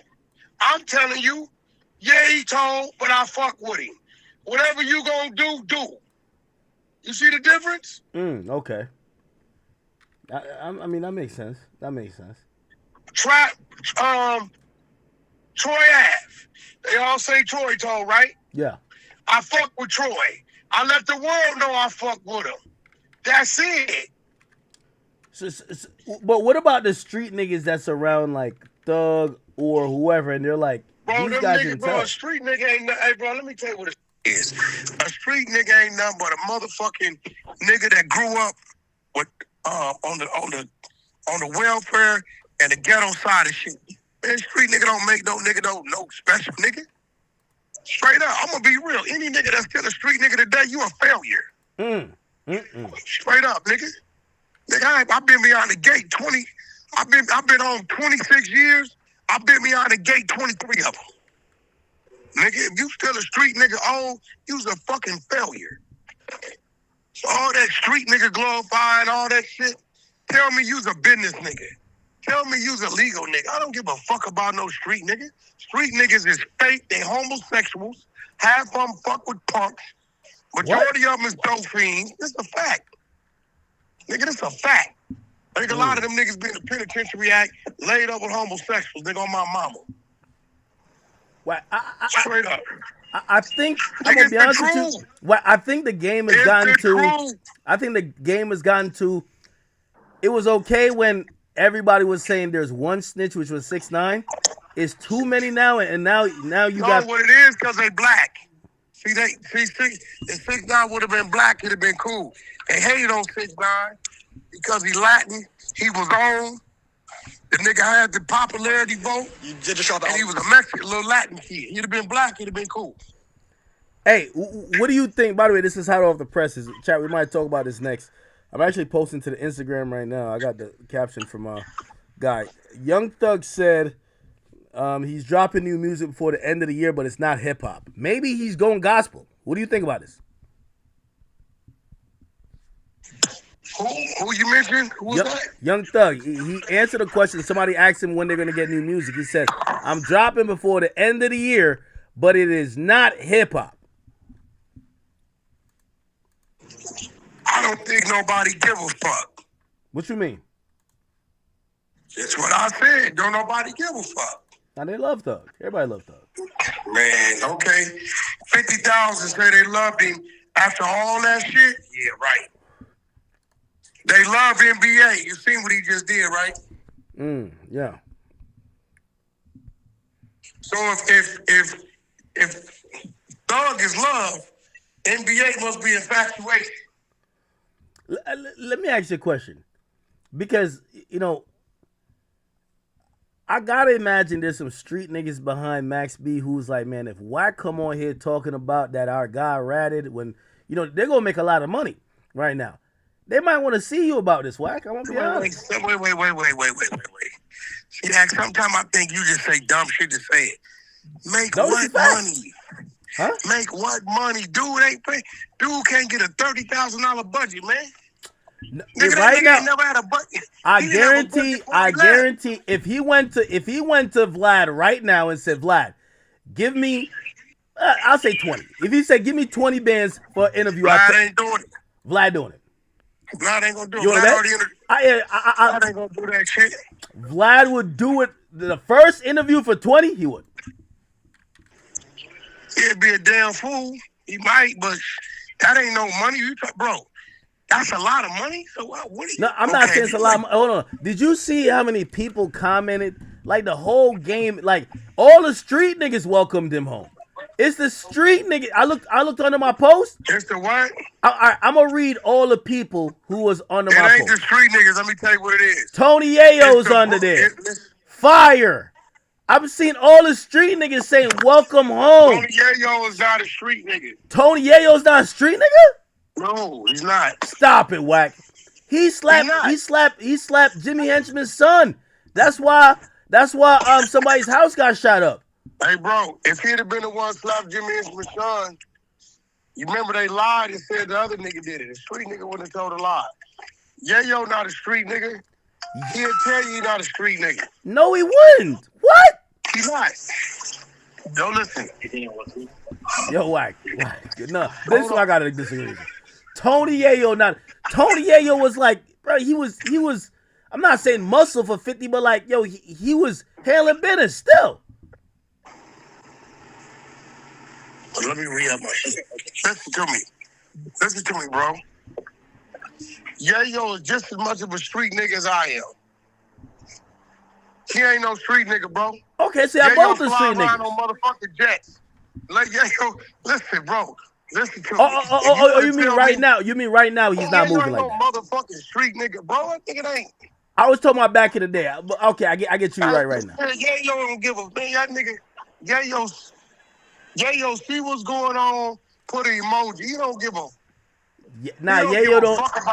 Yayo don't fuck with rats. Yayo don't fuck with rats. Yayo don't appreciate it. Yayo don't give a fuck about dude. I seen Boosie on the head welcome him home. Boosie is a rat. Boosie, yo, stop it, Wack. We gotta stop this shit, man. Huh? Okay, I'll tell you what, Act. Real How about we do this? How about we do this? Every time I bring some paperwork, you post it up on the page. You telling me Boosie ain't a rat? Who he rat on? Nigga, I got to work. Who he telling me he ain't a rat? That what you telling me? Yeah, but who like you gotta tell me who he rat on. Are you telling me Boosie ain't a rat? Boosie's not a rat. Okay, so if I pull listening, if I bring you the motherfucking work, you gotta post it. What's this work? What? Come on, it's Boosie. I don't give a fuck. Boosie don't fuck with rats. He told. Yo, stop it. Stop. Well, let's bet. Nah, this is the same bet you try to get that guy to podcast. I won't do that one. Let's bet. I won't do it. Hey, what's the update on T Grizzly? Oh, I ain't gonna lie to you. Whack. I'm gonna be honest with you. They hit me today. They sent me a video. I didn't post a video, but it's a video of them being on stage, but they didn't say nothing. They didn't mention it in the video. This is what they said to me. I'm gonna read it verbatim. I'm gonna read it verbatim right now. Who is they? T Grizzly? No. Oh, it's Dogface and T Grizzly in the video, and two man, other I guys. don't give a fuck about no dog. Man, you got a nigga that been clout chasing, want to beat somebody on the internet. Okay. It don't count. Yeah, they sent me 3 videos. I didn't watch the other. Hold on. Wait. Yo, what up, though? T Grizzly checking in. We in Grand Rapids. You know what's going on, man? Bitch, you funky bitch, you pussy bitch. Wait, hold on. Come on, now. You know, wait. Yeah. Bitch, you. Yeah, it's T Grizzly and Dogface. They're in the video. I don't think they mentioned your name. Hold on, I'm watching this. Now watch this. Hey, Act. Let me give you the play. I got 5,000. If you can show any interaction with Dogface and T Grizzly prior to me exposing T Grizzly. Well, they're in a room together in a video. No. Listen to me. They said they're raising the bet to 500,000. Whack. Listen, go show me any interaction between them two before this situation. You can't. Listen, T Grizzly been knowing who that dude is. You don't know that nigga. Dogface just looking, I'm finally being accepted at 59. And unless he plays video games, T Grizzly gonna get away from him anyway. Hey, but Whack, they're calling you out and trying to raise the stakes. He says, Act. It's like they're almost asking me, like they think I'm on the hook. They said, Act. We're raising a bet to 500,000. Where the work at? Act, listen to me. I control the narrative over here. When I'm ready to, I did the same shit to Big Sad. Okay. I let him, listen, let me tell you something. You're rocking him to sleep type shit. I get it. Look, Act, let me tell you something. I know this Whack play. When a nigga know they did something, they know it. They just want to see if you really, really got it. I control it over here because if that was the case, he'd go get something to show he didn't kill. Go get the police report you gave to the insurance company. Uh-oh. I know what I'm doing over here. I'm going to let them keep driving themselves crazy. When they least expect it, on their kid's birthday, I might let it rip. Boom. Right now, we got enough content going on. I am a content creator. But you act, and you niggas with your favorite rapper shit is crazy. No. What? I'm going to be honest with you. You niggas argue with me about Boosie didn't kill. That's crazy. No. You want to bet? No, I let that go. Hold on. I don't know about Boosie, but like I've never seen. It's like T Grizzly's like trying to make some money. Like he's literally. T Grizzly, listen. T Grizzly want to see if we got it. He know what he did.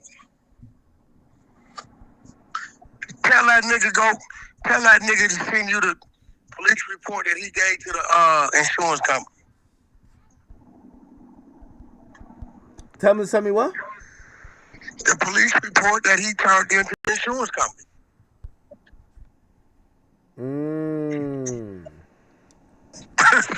You know how that worked.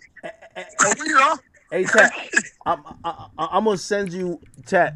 I'm gonna show y'all what they sent me. I posted it on this burner page right here. I know the burner page. Where is it? Right here. And so they sent me these videos and they said, "Tell Wack we're raising the stakes to $500,000." I'm gonna let him keep raising. Hey, hold on, everybody. Hey, listen. What the fuck he look like responding to you bitch ass niggas? He don't gotta respond to you bitch ass niggas. You niggas gotta respond. We ain't gotta respond to shit, you bitch ass niggas. You and your hoe ugly, bitch. Stop playing. You fucking dog head bitch. We come bear some shit. This nigga always gotta go gangster. Yo, what up, though? T Grizzly checking in. We in Grand Rapids. Sold out motherfucking show. My nigga dog face and pulled up on me. Yeah. Come on now. You know what's going on, man. Bitch, you fucking bitch, you pussy bitch. Yeah. Yeah. Yo, what up, though? Every time he speak of my woman, he just want a reaction, bro. Ain't no, come on. I don't even know why you play that kind of shit. You on some fake brother shit. I'm starting to look at you weird now, my nigga. Wack. They're asking about paperwork. Nigga was disrespecting your girl. I wouldn't play it, my nigga. I'm gonna keep it gangster. Wack. I don't even know what they said. No. I didn't know what they said on the video. Listen, I'll send you the text. I'll post the text next. They said, only thing they said in the text, they said, but because they're acting like they're calling me out. And I'm like, I ain't call y'all a snitch. What I'm telling you is, stop doing that shit, bro. That ain't cool. Wack. When you see my girl, don't say nothing to her. I can respect that. Wack. You're changing the subject. This is not about your girl. No, I'm not.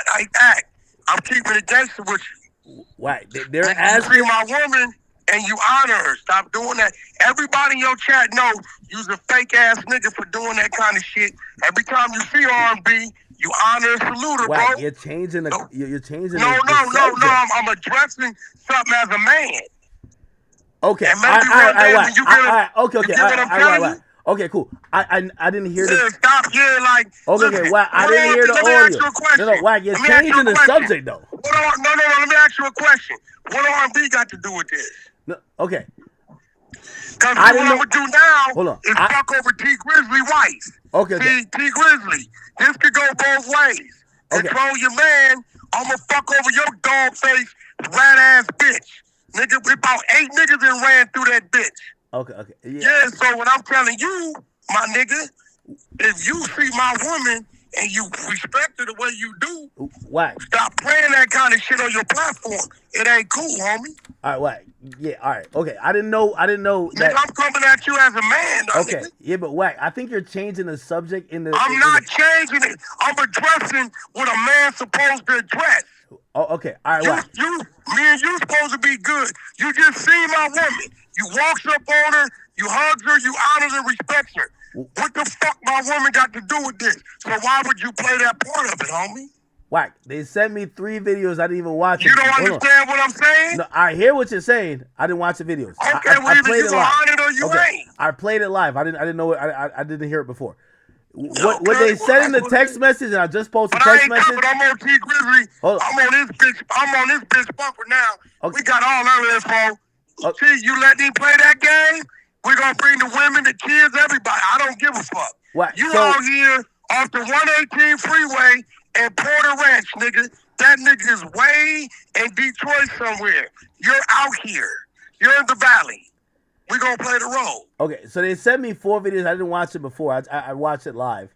And maybe you might need to monitor them, bro. And they sent me 3 messages. They said, it's still a movie this way, act. They said, where's the work at? We raised the bet to $500,000. That's them. Until they escrow the money, it's all talk. Okay, so all right. So you think that you don't think they're really saying escrow the money. Escrow it. If they escrow it, will you take the bet or no? If they escrow it with the instructions, we own. Because see, what I'm not gonna do is this: expose it, and a nigga like, we ain't giving you shit. Nah, nigga. I'm gonna release it when I want to release it on those terms. But if you go escrow that bag, different conversation. I wonder if the 500K is still to your 10K, because they were saying it's 250K to your 10K, and I was like, huh? But we ain't worried about no money like that. But niggas talk. Look, Dogface ain't got no money. Come on, he's a nobody. He got a chain on in the video. Man, like he's a nobody. Look, bro, P. Grizzly and them using him as a mascot. He's a nobody. The nigga keeps screaming my woman name because he feel like that's cool. We don't care about that. I'm tripping on you because when you see my girl, you honor and you respect her, so do that. Because if it was vice versa, I'm not playing that part about yours. Yeah, no, I didn't hear it. I didn't hear it before then. They sent me messages today, and they're asking me like I'm making a bet with them, and I never made no bet. Yo, look, I'm showing the chat. Ain't got nothing else going on, bro. Yo, we I'm showing the chat. Niggas, listen, we gonna wake them niggas up when we ready to wake them niggas up. They're asking me like I made the bet. They said it's still a movie this way, Ack. Where's the work at? In all caps. And they said, Ack, we raised the bet to 500,000. And I'm trying to tell them, I ain't betting with y'all. That's you and Wack. I think they want to donate 500K. When the nigga want to escrow it with the instructions, and if the paperwork is provided and releases, cool. Till then, I'm a businessman, Ack. You know that. Don't worry about what no nigga talking. Nigga, you talking. Nigga, put it up. Now niggas like, we ain't paying you. Now with some other shit going on. Escrow it. It's business, right? Escrow it. Yeah, okay. I'm not no damn fool. I'm not emotional like that.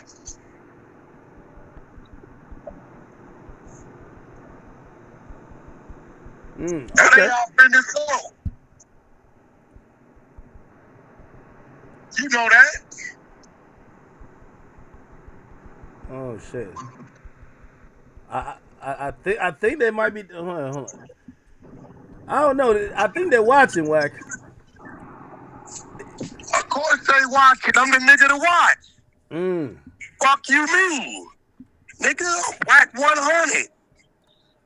Of course they watching. Wait, so are you saying that Dogface met T? Well, he's around T Grizzly now because of me. That's it. Bro, you can't find nothing prior to. I make niggas come together. I make niggas come together. That's what a Pacoima nigga do, nigga. Make a nigga come together. Nigga don't even know a nigga like a nigga. I make a nigga go find some help through desperation. So it's like you unite in Detroit type shit. There you go. They needed me. I thought like he was like, like really cool with him. Man, you ain't never heard of that nigga in your life, bro. That nigga been around here screaming for 2-3 years, bro. That nigga ain't nobody. Wait, how do you know Dogface? Because I'm gonna be honest with you. I'm gonna be honest with you. Hold on. Just for clarity. My fucking name. Just for clarity. I just want to get some clarity because I want people. So what happened was in one morning, T Grizzly hits me. And I think he had wanted to talk to me about the other situation before, and he said, "Bro, that's me calling you on that number. Pick up." So I pick up, and he said, "Yo, Ack, whatever." And I said, "Bro, yeah, shit does kind of look crazy. Like, we've been hearing multiple things." He said, "Yo, I've been wanting to address it, but some of these things, like I don't want to speak on because I feel like," and I think he was talking to you. He says, "I feel like he's trying to bait me out," and then he says. He gives me an explanation, and then he says, yo, I'm going to put my guy on the phone. He's going to explain it fully because he's looked through everything. And I low-key thought it was his manager. I ain't going to lie to you. So I don't know if he's his manager or not. So I always thought they were cool. So that's how I got introduced to Dogface, and I said, all right, T Grizzly, I get it that you don't want to, because I understand, I think some artists, they also feel, it's an artist. They feel bigger than the program. They're like, yo, Ack, I'm not coming on your live stream to argue with Wack. And I'm like, all right, that's cool. So I'm like, all right, your friend, Dogface, could come. And they're like, yeah, Dogface could come. And that's why we got that conversation.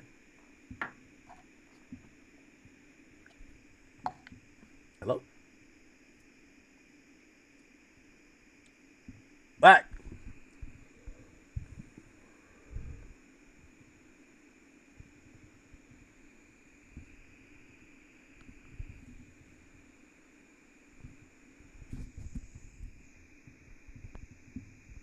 What?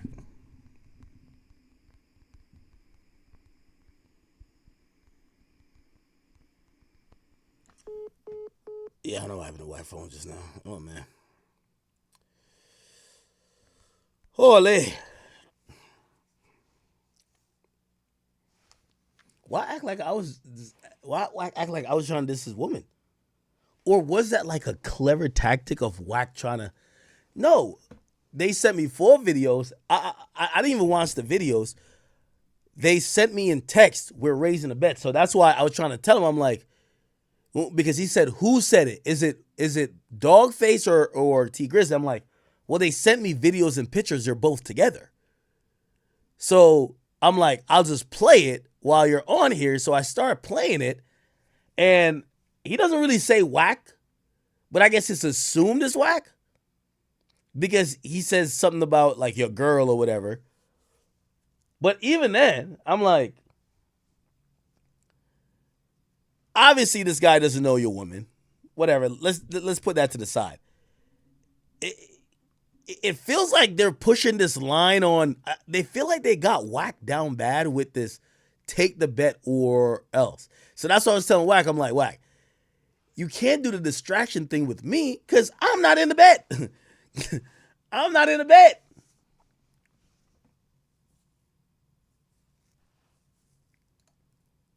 See? Let me see. My nigga dog face and pulled up on me. Yeah. Come on now. You know what's going on, man. Bitch, you funky bitch, you pussy bitch. Yeah.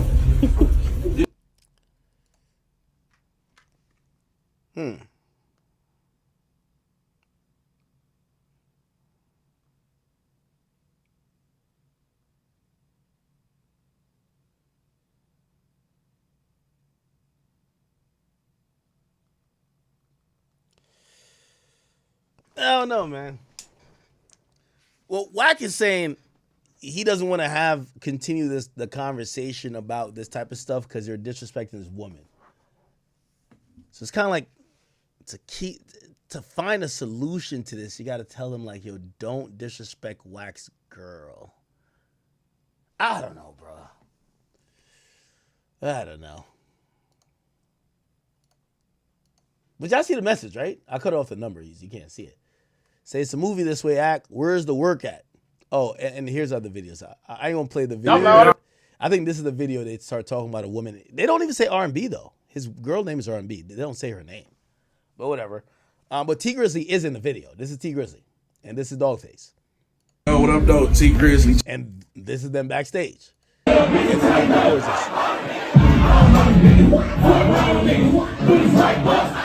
And also, it's like, if T Grizzly told, he's begging to be exposed. He's literally begging. They record this. Yo, they sent it to me. Like, I don't know if they wanted me to post it on my main page. I wasn't. Because I was like, I think this is a video y'all need to send to Wack 100. But look, he performs this part. Look.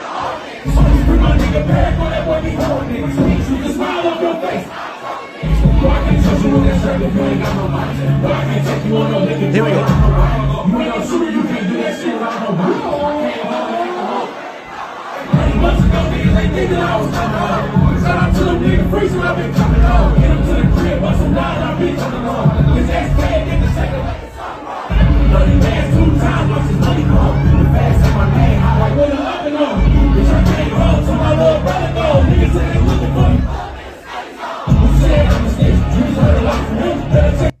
Oh, you heard the part? He writes the part about the snitch thing. See? They're sending me videos about him saying, who say I'm a snitch? Blah, blah, blah, blah, blah. Look. What's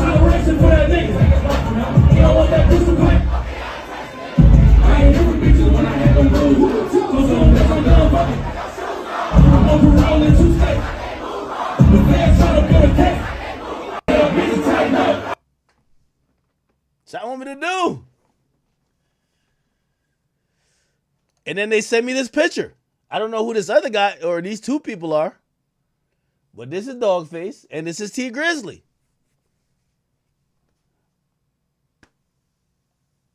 I don't know. Low key, I'm gonna be honest with you.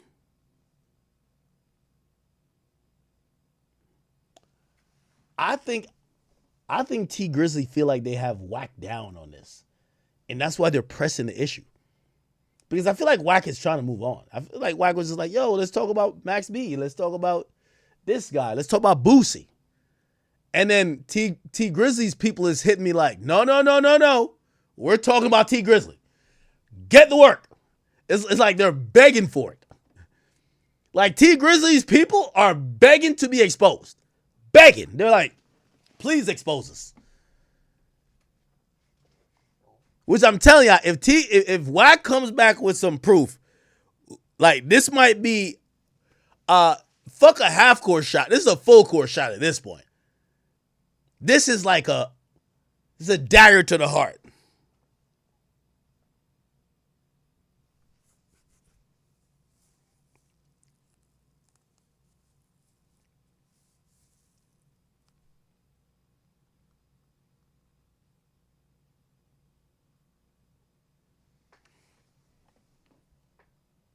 Anyway, you said they texted me like I made the bet, and I think I heard Adam say something about it, which is like it's kind of true. It's like, yo, Wack is me and Adam's like street friend, right? So it's like when there's issues that gotta do with snitching and street shit, we look to Wack, and Wack kind of has the access to the platform to be like, yo, this is what it is in the streets. You can, like, he'll box us out and be like, y'all ain't in the streets, so y'all, like, whatever you're saying is invalid. And we're like, all right, okay, I mean, it makes sense. But then now, you got these guys, they're kind of like, this thing is acting like I call T Grizzly a snitch. I don't think T Grizzly snitched. We raised the bet. It's like poker. It's like when you know somebody don't got no, like somebody's bluffing, but they're pot committed, and you're like, all right, we're going to raise it to $500K. And I'm like, why y'all telling me that for? Why you said fuck me for? All right, anyway. I don't know.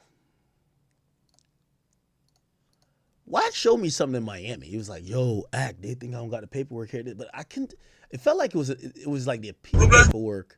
I don't think the appeal paperwork is going to be what does it. I think it got to be like a police report. I don't know. Whatever. All right. Antonio Brown arrested. Okay, we could go back to there a little bit. Do we still got his mugshot up? Yeah. He's 5'11"? I feel like he was my height. Well, I'm 5'9". I think he's like 5'10". Who cares? Whatever. Okay.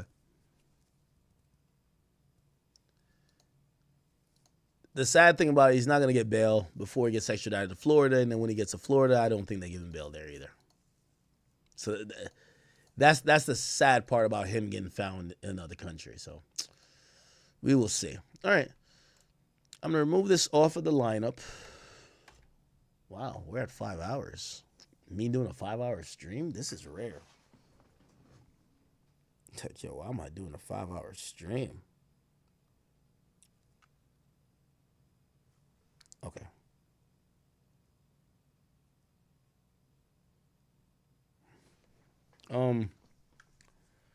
Let's go through some Grammy nominations. Now, I particularly don't give a fuck about the Grammys. I'm gonna keep it being with y'all. I don't. I think we've dick-rolled this entire thing for too long, and they've told us time and time again, we don't cater to the things you like. We don't cater to actual culture. We cater to our agenda, and it's like dealing with it's the epitome or the definition of what insanity is, like doing the same thing but expecting different outcomes. They've told us what they are and what they're not. What we keep going to them for validation, right? Like, so for example, I've seen a bunch of people, and I mean, of course, like if I had cared about this award show, I was really upset that, hey, well, I'm not upset at them.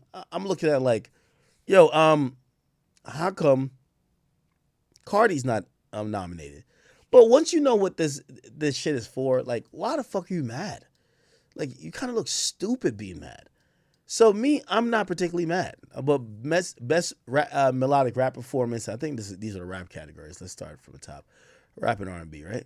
Okay, R&B, rap, and spoken word. Why did they throw spoken word into it? Chris Brown getting a Grammy nomination. I'm very proud of him. After all the bullshit where he was damn near a blackball, but the only way to, come back from a blackball, you got to be so hot that they have to acknowledge you. So salute to Chris Brown. I hope he wins just cause. Best traditional R&B performance. I don't know none of these songs. Best R&B song. Just give it to Chris Brown, bro. Give everything to Chris Brown. Niggas a goat. What is this? Best progressive album? I don't know. Oh, I've heard of Bilal. Best R&B album? Who are these people right here? Just give it to Giveon. I like Giveon. I ain't listening to most of these. All right, now we're in my lane. Best rap performance. Cardi B Outside. Clips and Pusha, Chains and Whips. Anxiety by Doechii. I feel like this is going to win on that industry plan shit. I'm going to keep it a beam, bro. Like, come on. You know they're giving this shit to Doechii, right? Oh, never mind. They're giving it to Kendrick. This is Kendrick Award right here. Kendrick Award right here. Yo, Lefty Gunplay, bro. At least ask Kendrick's team for some tickets that you could at least be in the Grammy theater when they give it out, bro. Because, Kendrick was performing this song. It's a Grammy-nominated song at this point. Lefty Gunplay showed up to like 1 or 2 shows. The nigga didn't even invite the nigga on stage. How am I performing a song you're on and you're in the crowd watching me? That's crazy. But typical Kendrick shit. Best melodic rap performance, Friday and Meek Mill, J.I.D. with Ty Dolla $ign and Black, Luther with SZA, Luther with Kendrick and SZA. I think this is winning. Drake and Party, Somebody Loves Me. This stands no chance of winning. By the way, this is Party's label, Sony, who submitted this, not Drake. This respectfully, I love the song more than all these songs here, but they're not going to give Drake no type of award. Come on now. So this is going to, of course, our Black Power leader, Kendrick, honestly. Best rap song, got Anxiety, Birds Don't Sing, Sticky, TGIF and TV Off. I think this goes to Kendrick too. They got to give this to Kendrick. They're just going to suck Kendrick off again, bro. It is what it is.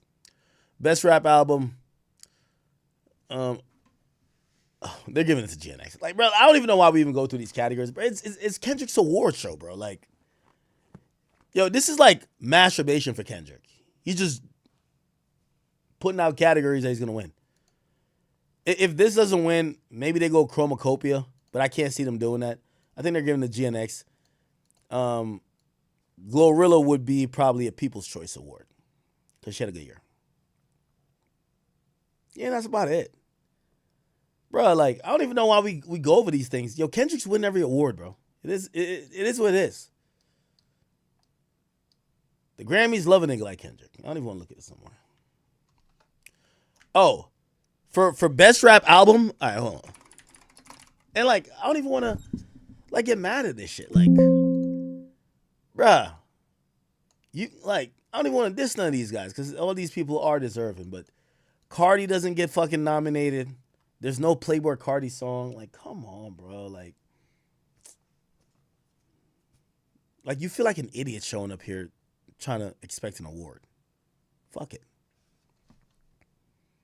Playboy Cardi, I Am Music should get Album of the Year. There should at least be a song or two. Like, no nominations. All right, you got it, bro. Fuck it. You got it. All right.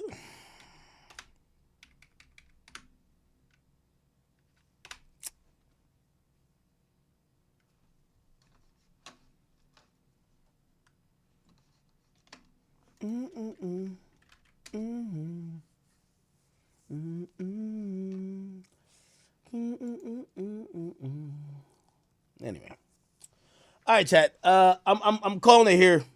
My first day back. I got about 8 more topics, low key. D-Dog, NBA YoungBoy arrested, NLE Chopper billboard in Louisiana. Blueface tattoos, is he gonna remove it? Krishan Rock, I don't even know I'm covering that, but I guess board topic. Christian Rock versus Zeus, Pooh Shiesty, Blueface, a little baby prediction. I did Nav saying nigga already. Rod Wave arrested. I could do that topic real quick, but I want to find out some more stuff about it. I want to talk to his team.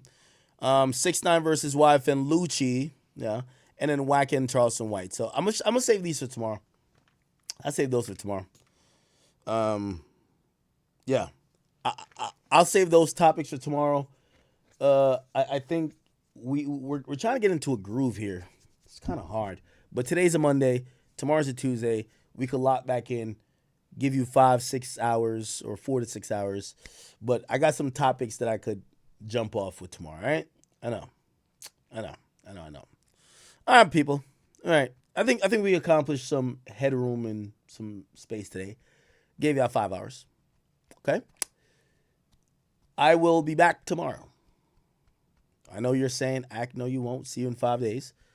But I want to remind y'all of my promise to y'all, which is how many days till 2026?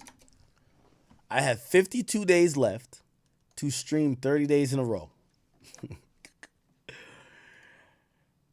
I have 52 days left to stream 30 days in a row. And I think I started it today. How proud of y'all would y'all be if I streamed for the rest of the year at least 2-3 hours a day? I'm not saying I'm doing that. I'm just saying. But I got to get that 30 days in. I don't care when. Fuck.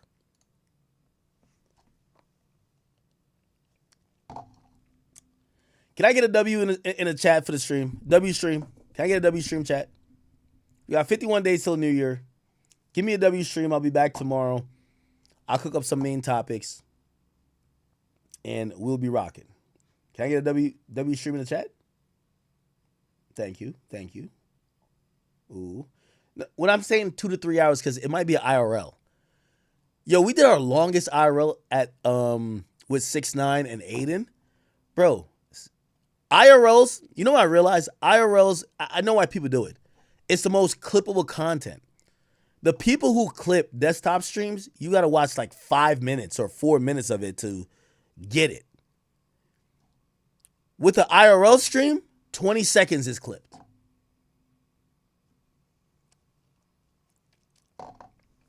It's okay. We're coming back. By the way, I gotta pick a date where we're gonna make our official donation, and I do appreciate all you guys who have donated to the relief effort in Jamaica. I appreciate all you guys.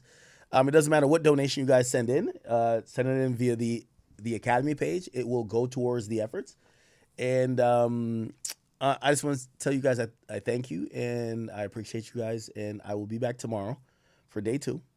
And I know you don't believe me, but let's wait and see. All right? Somebody said, why all the L's? Nah, it's okay because, hey, there's nothing bigger than the chat, even me. And I know there's times I feel like I've lied or just not lied, but just not lived up to promises or not lived up to like, oh, I'll be back. So it's okay. I'll be back tomorrow. If I'm not back, I expect the next stream for y'all to say L, nigga. But I'll be back tomorrow.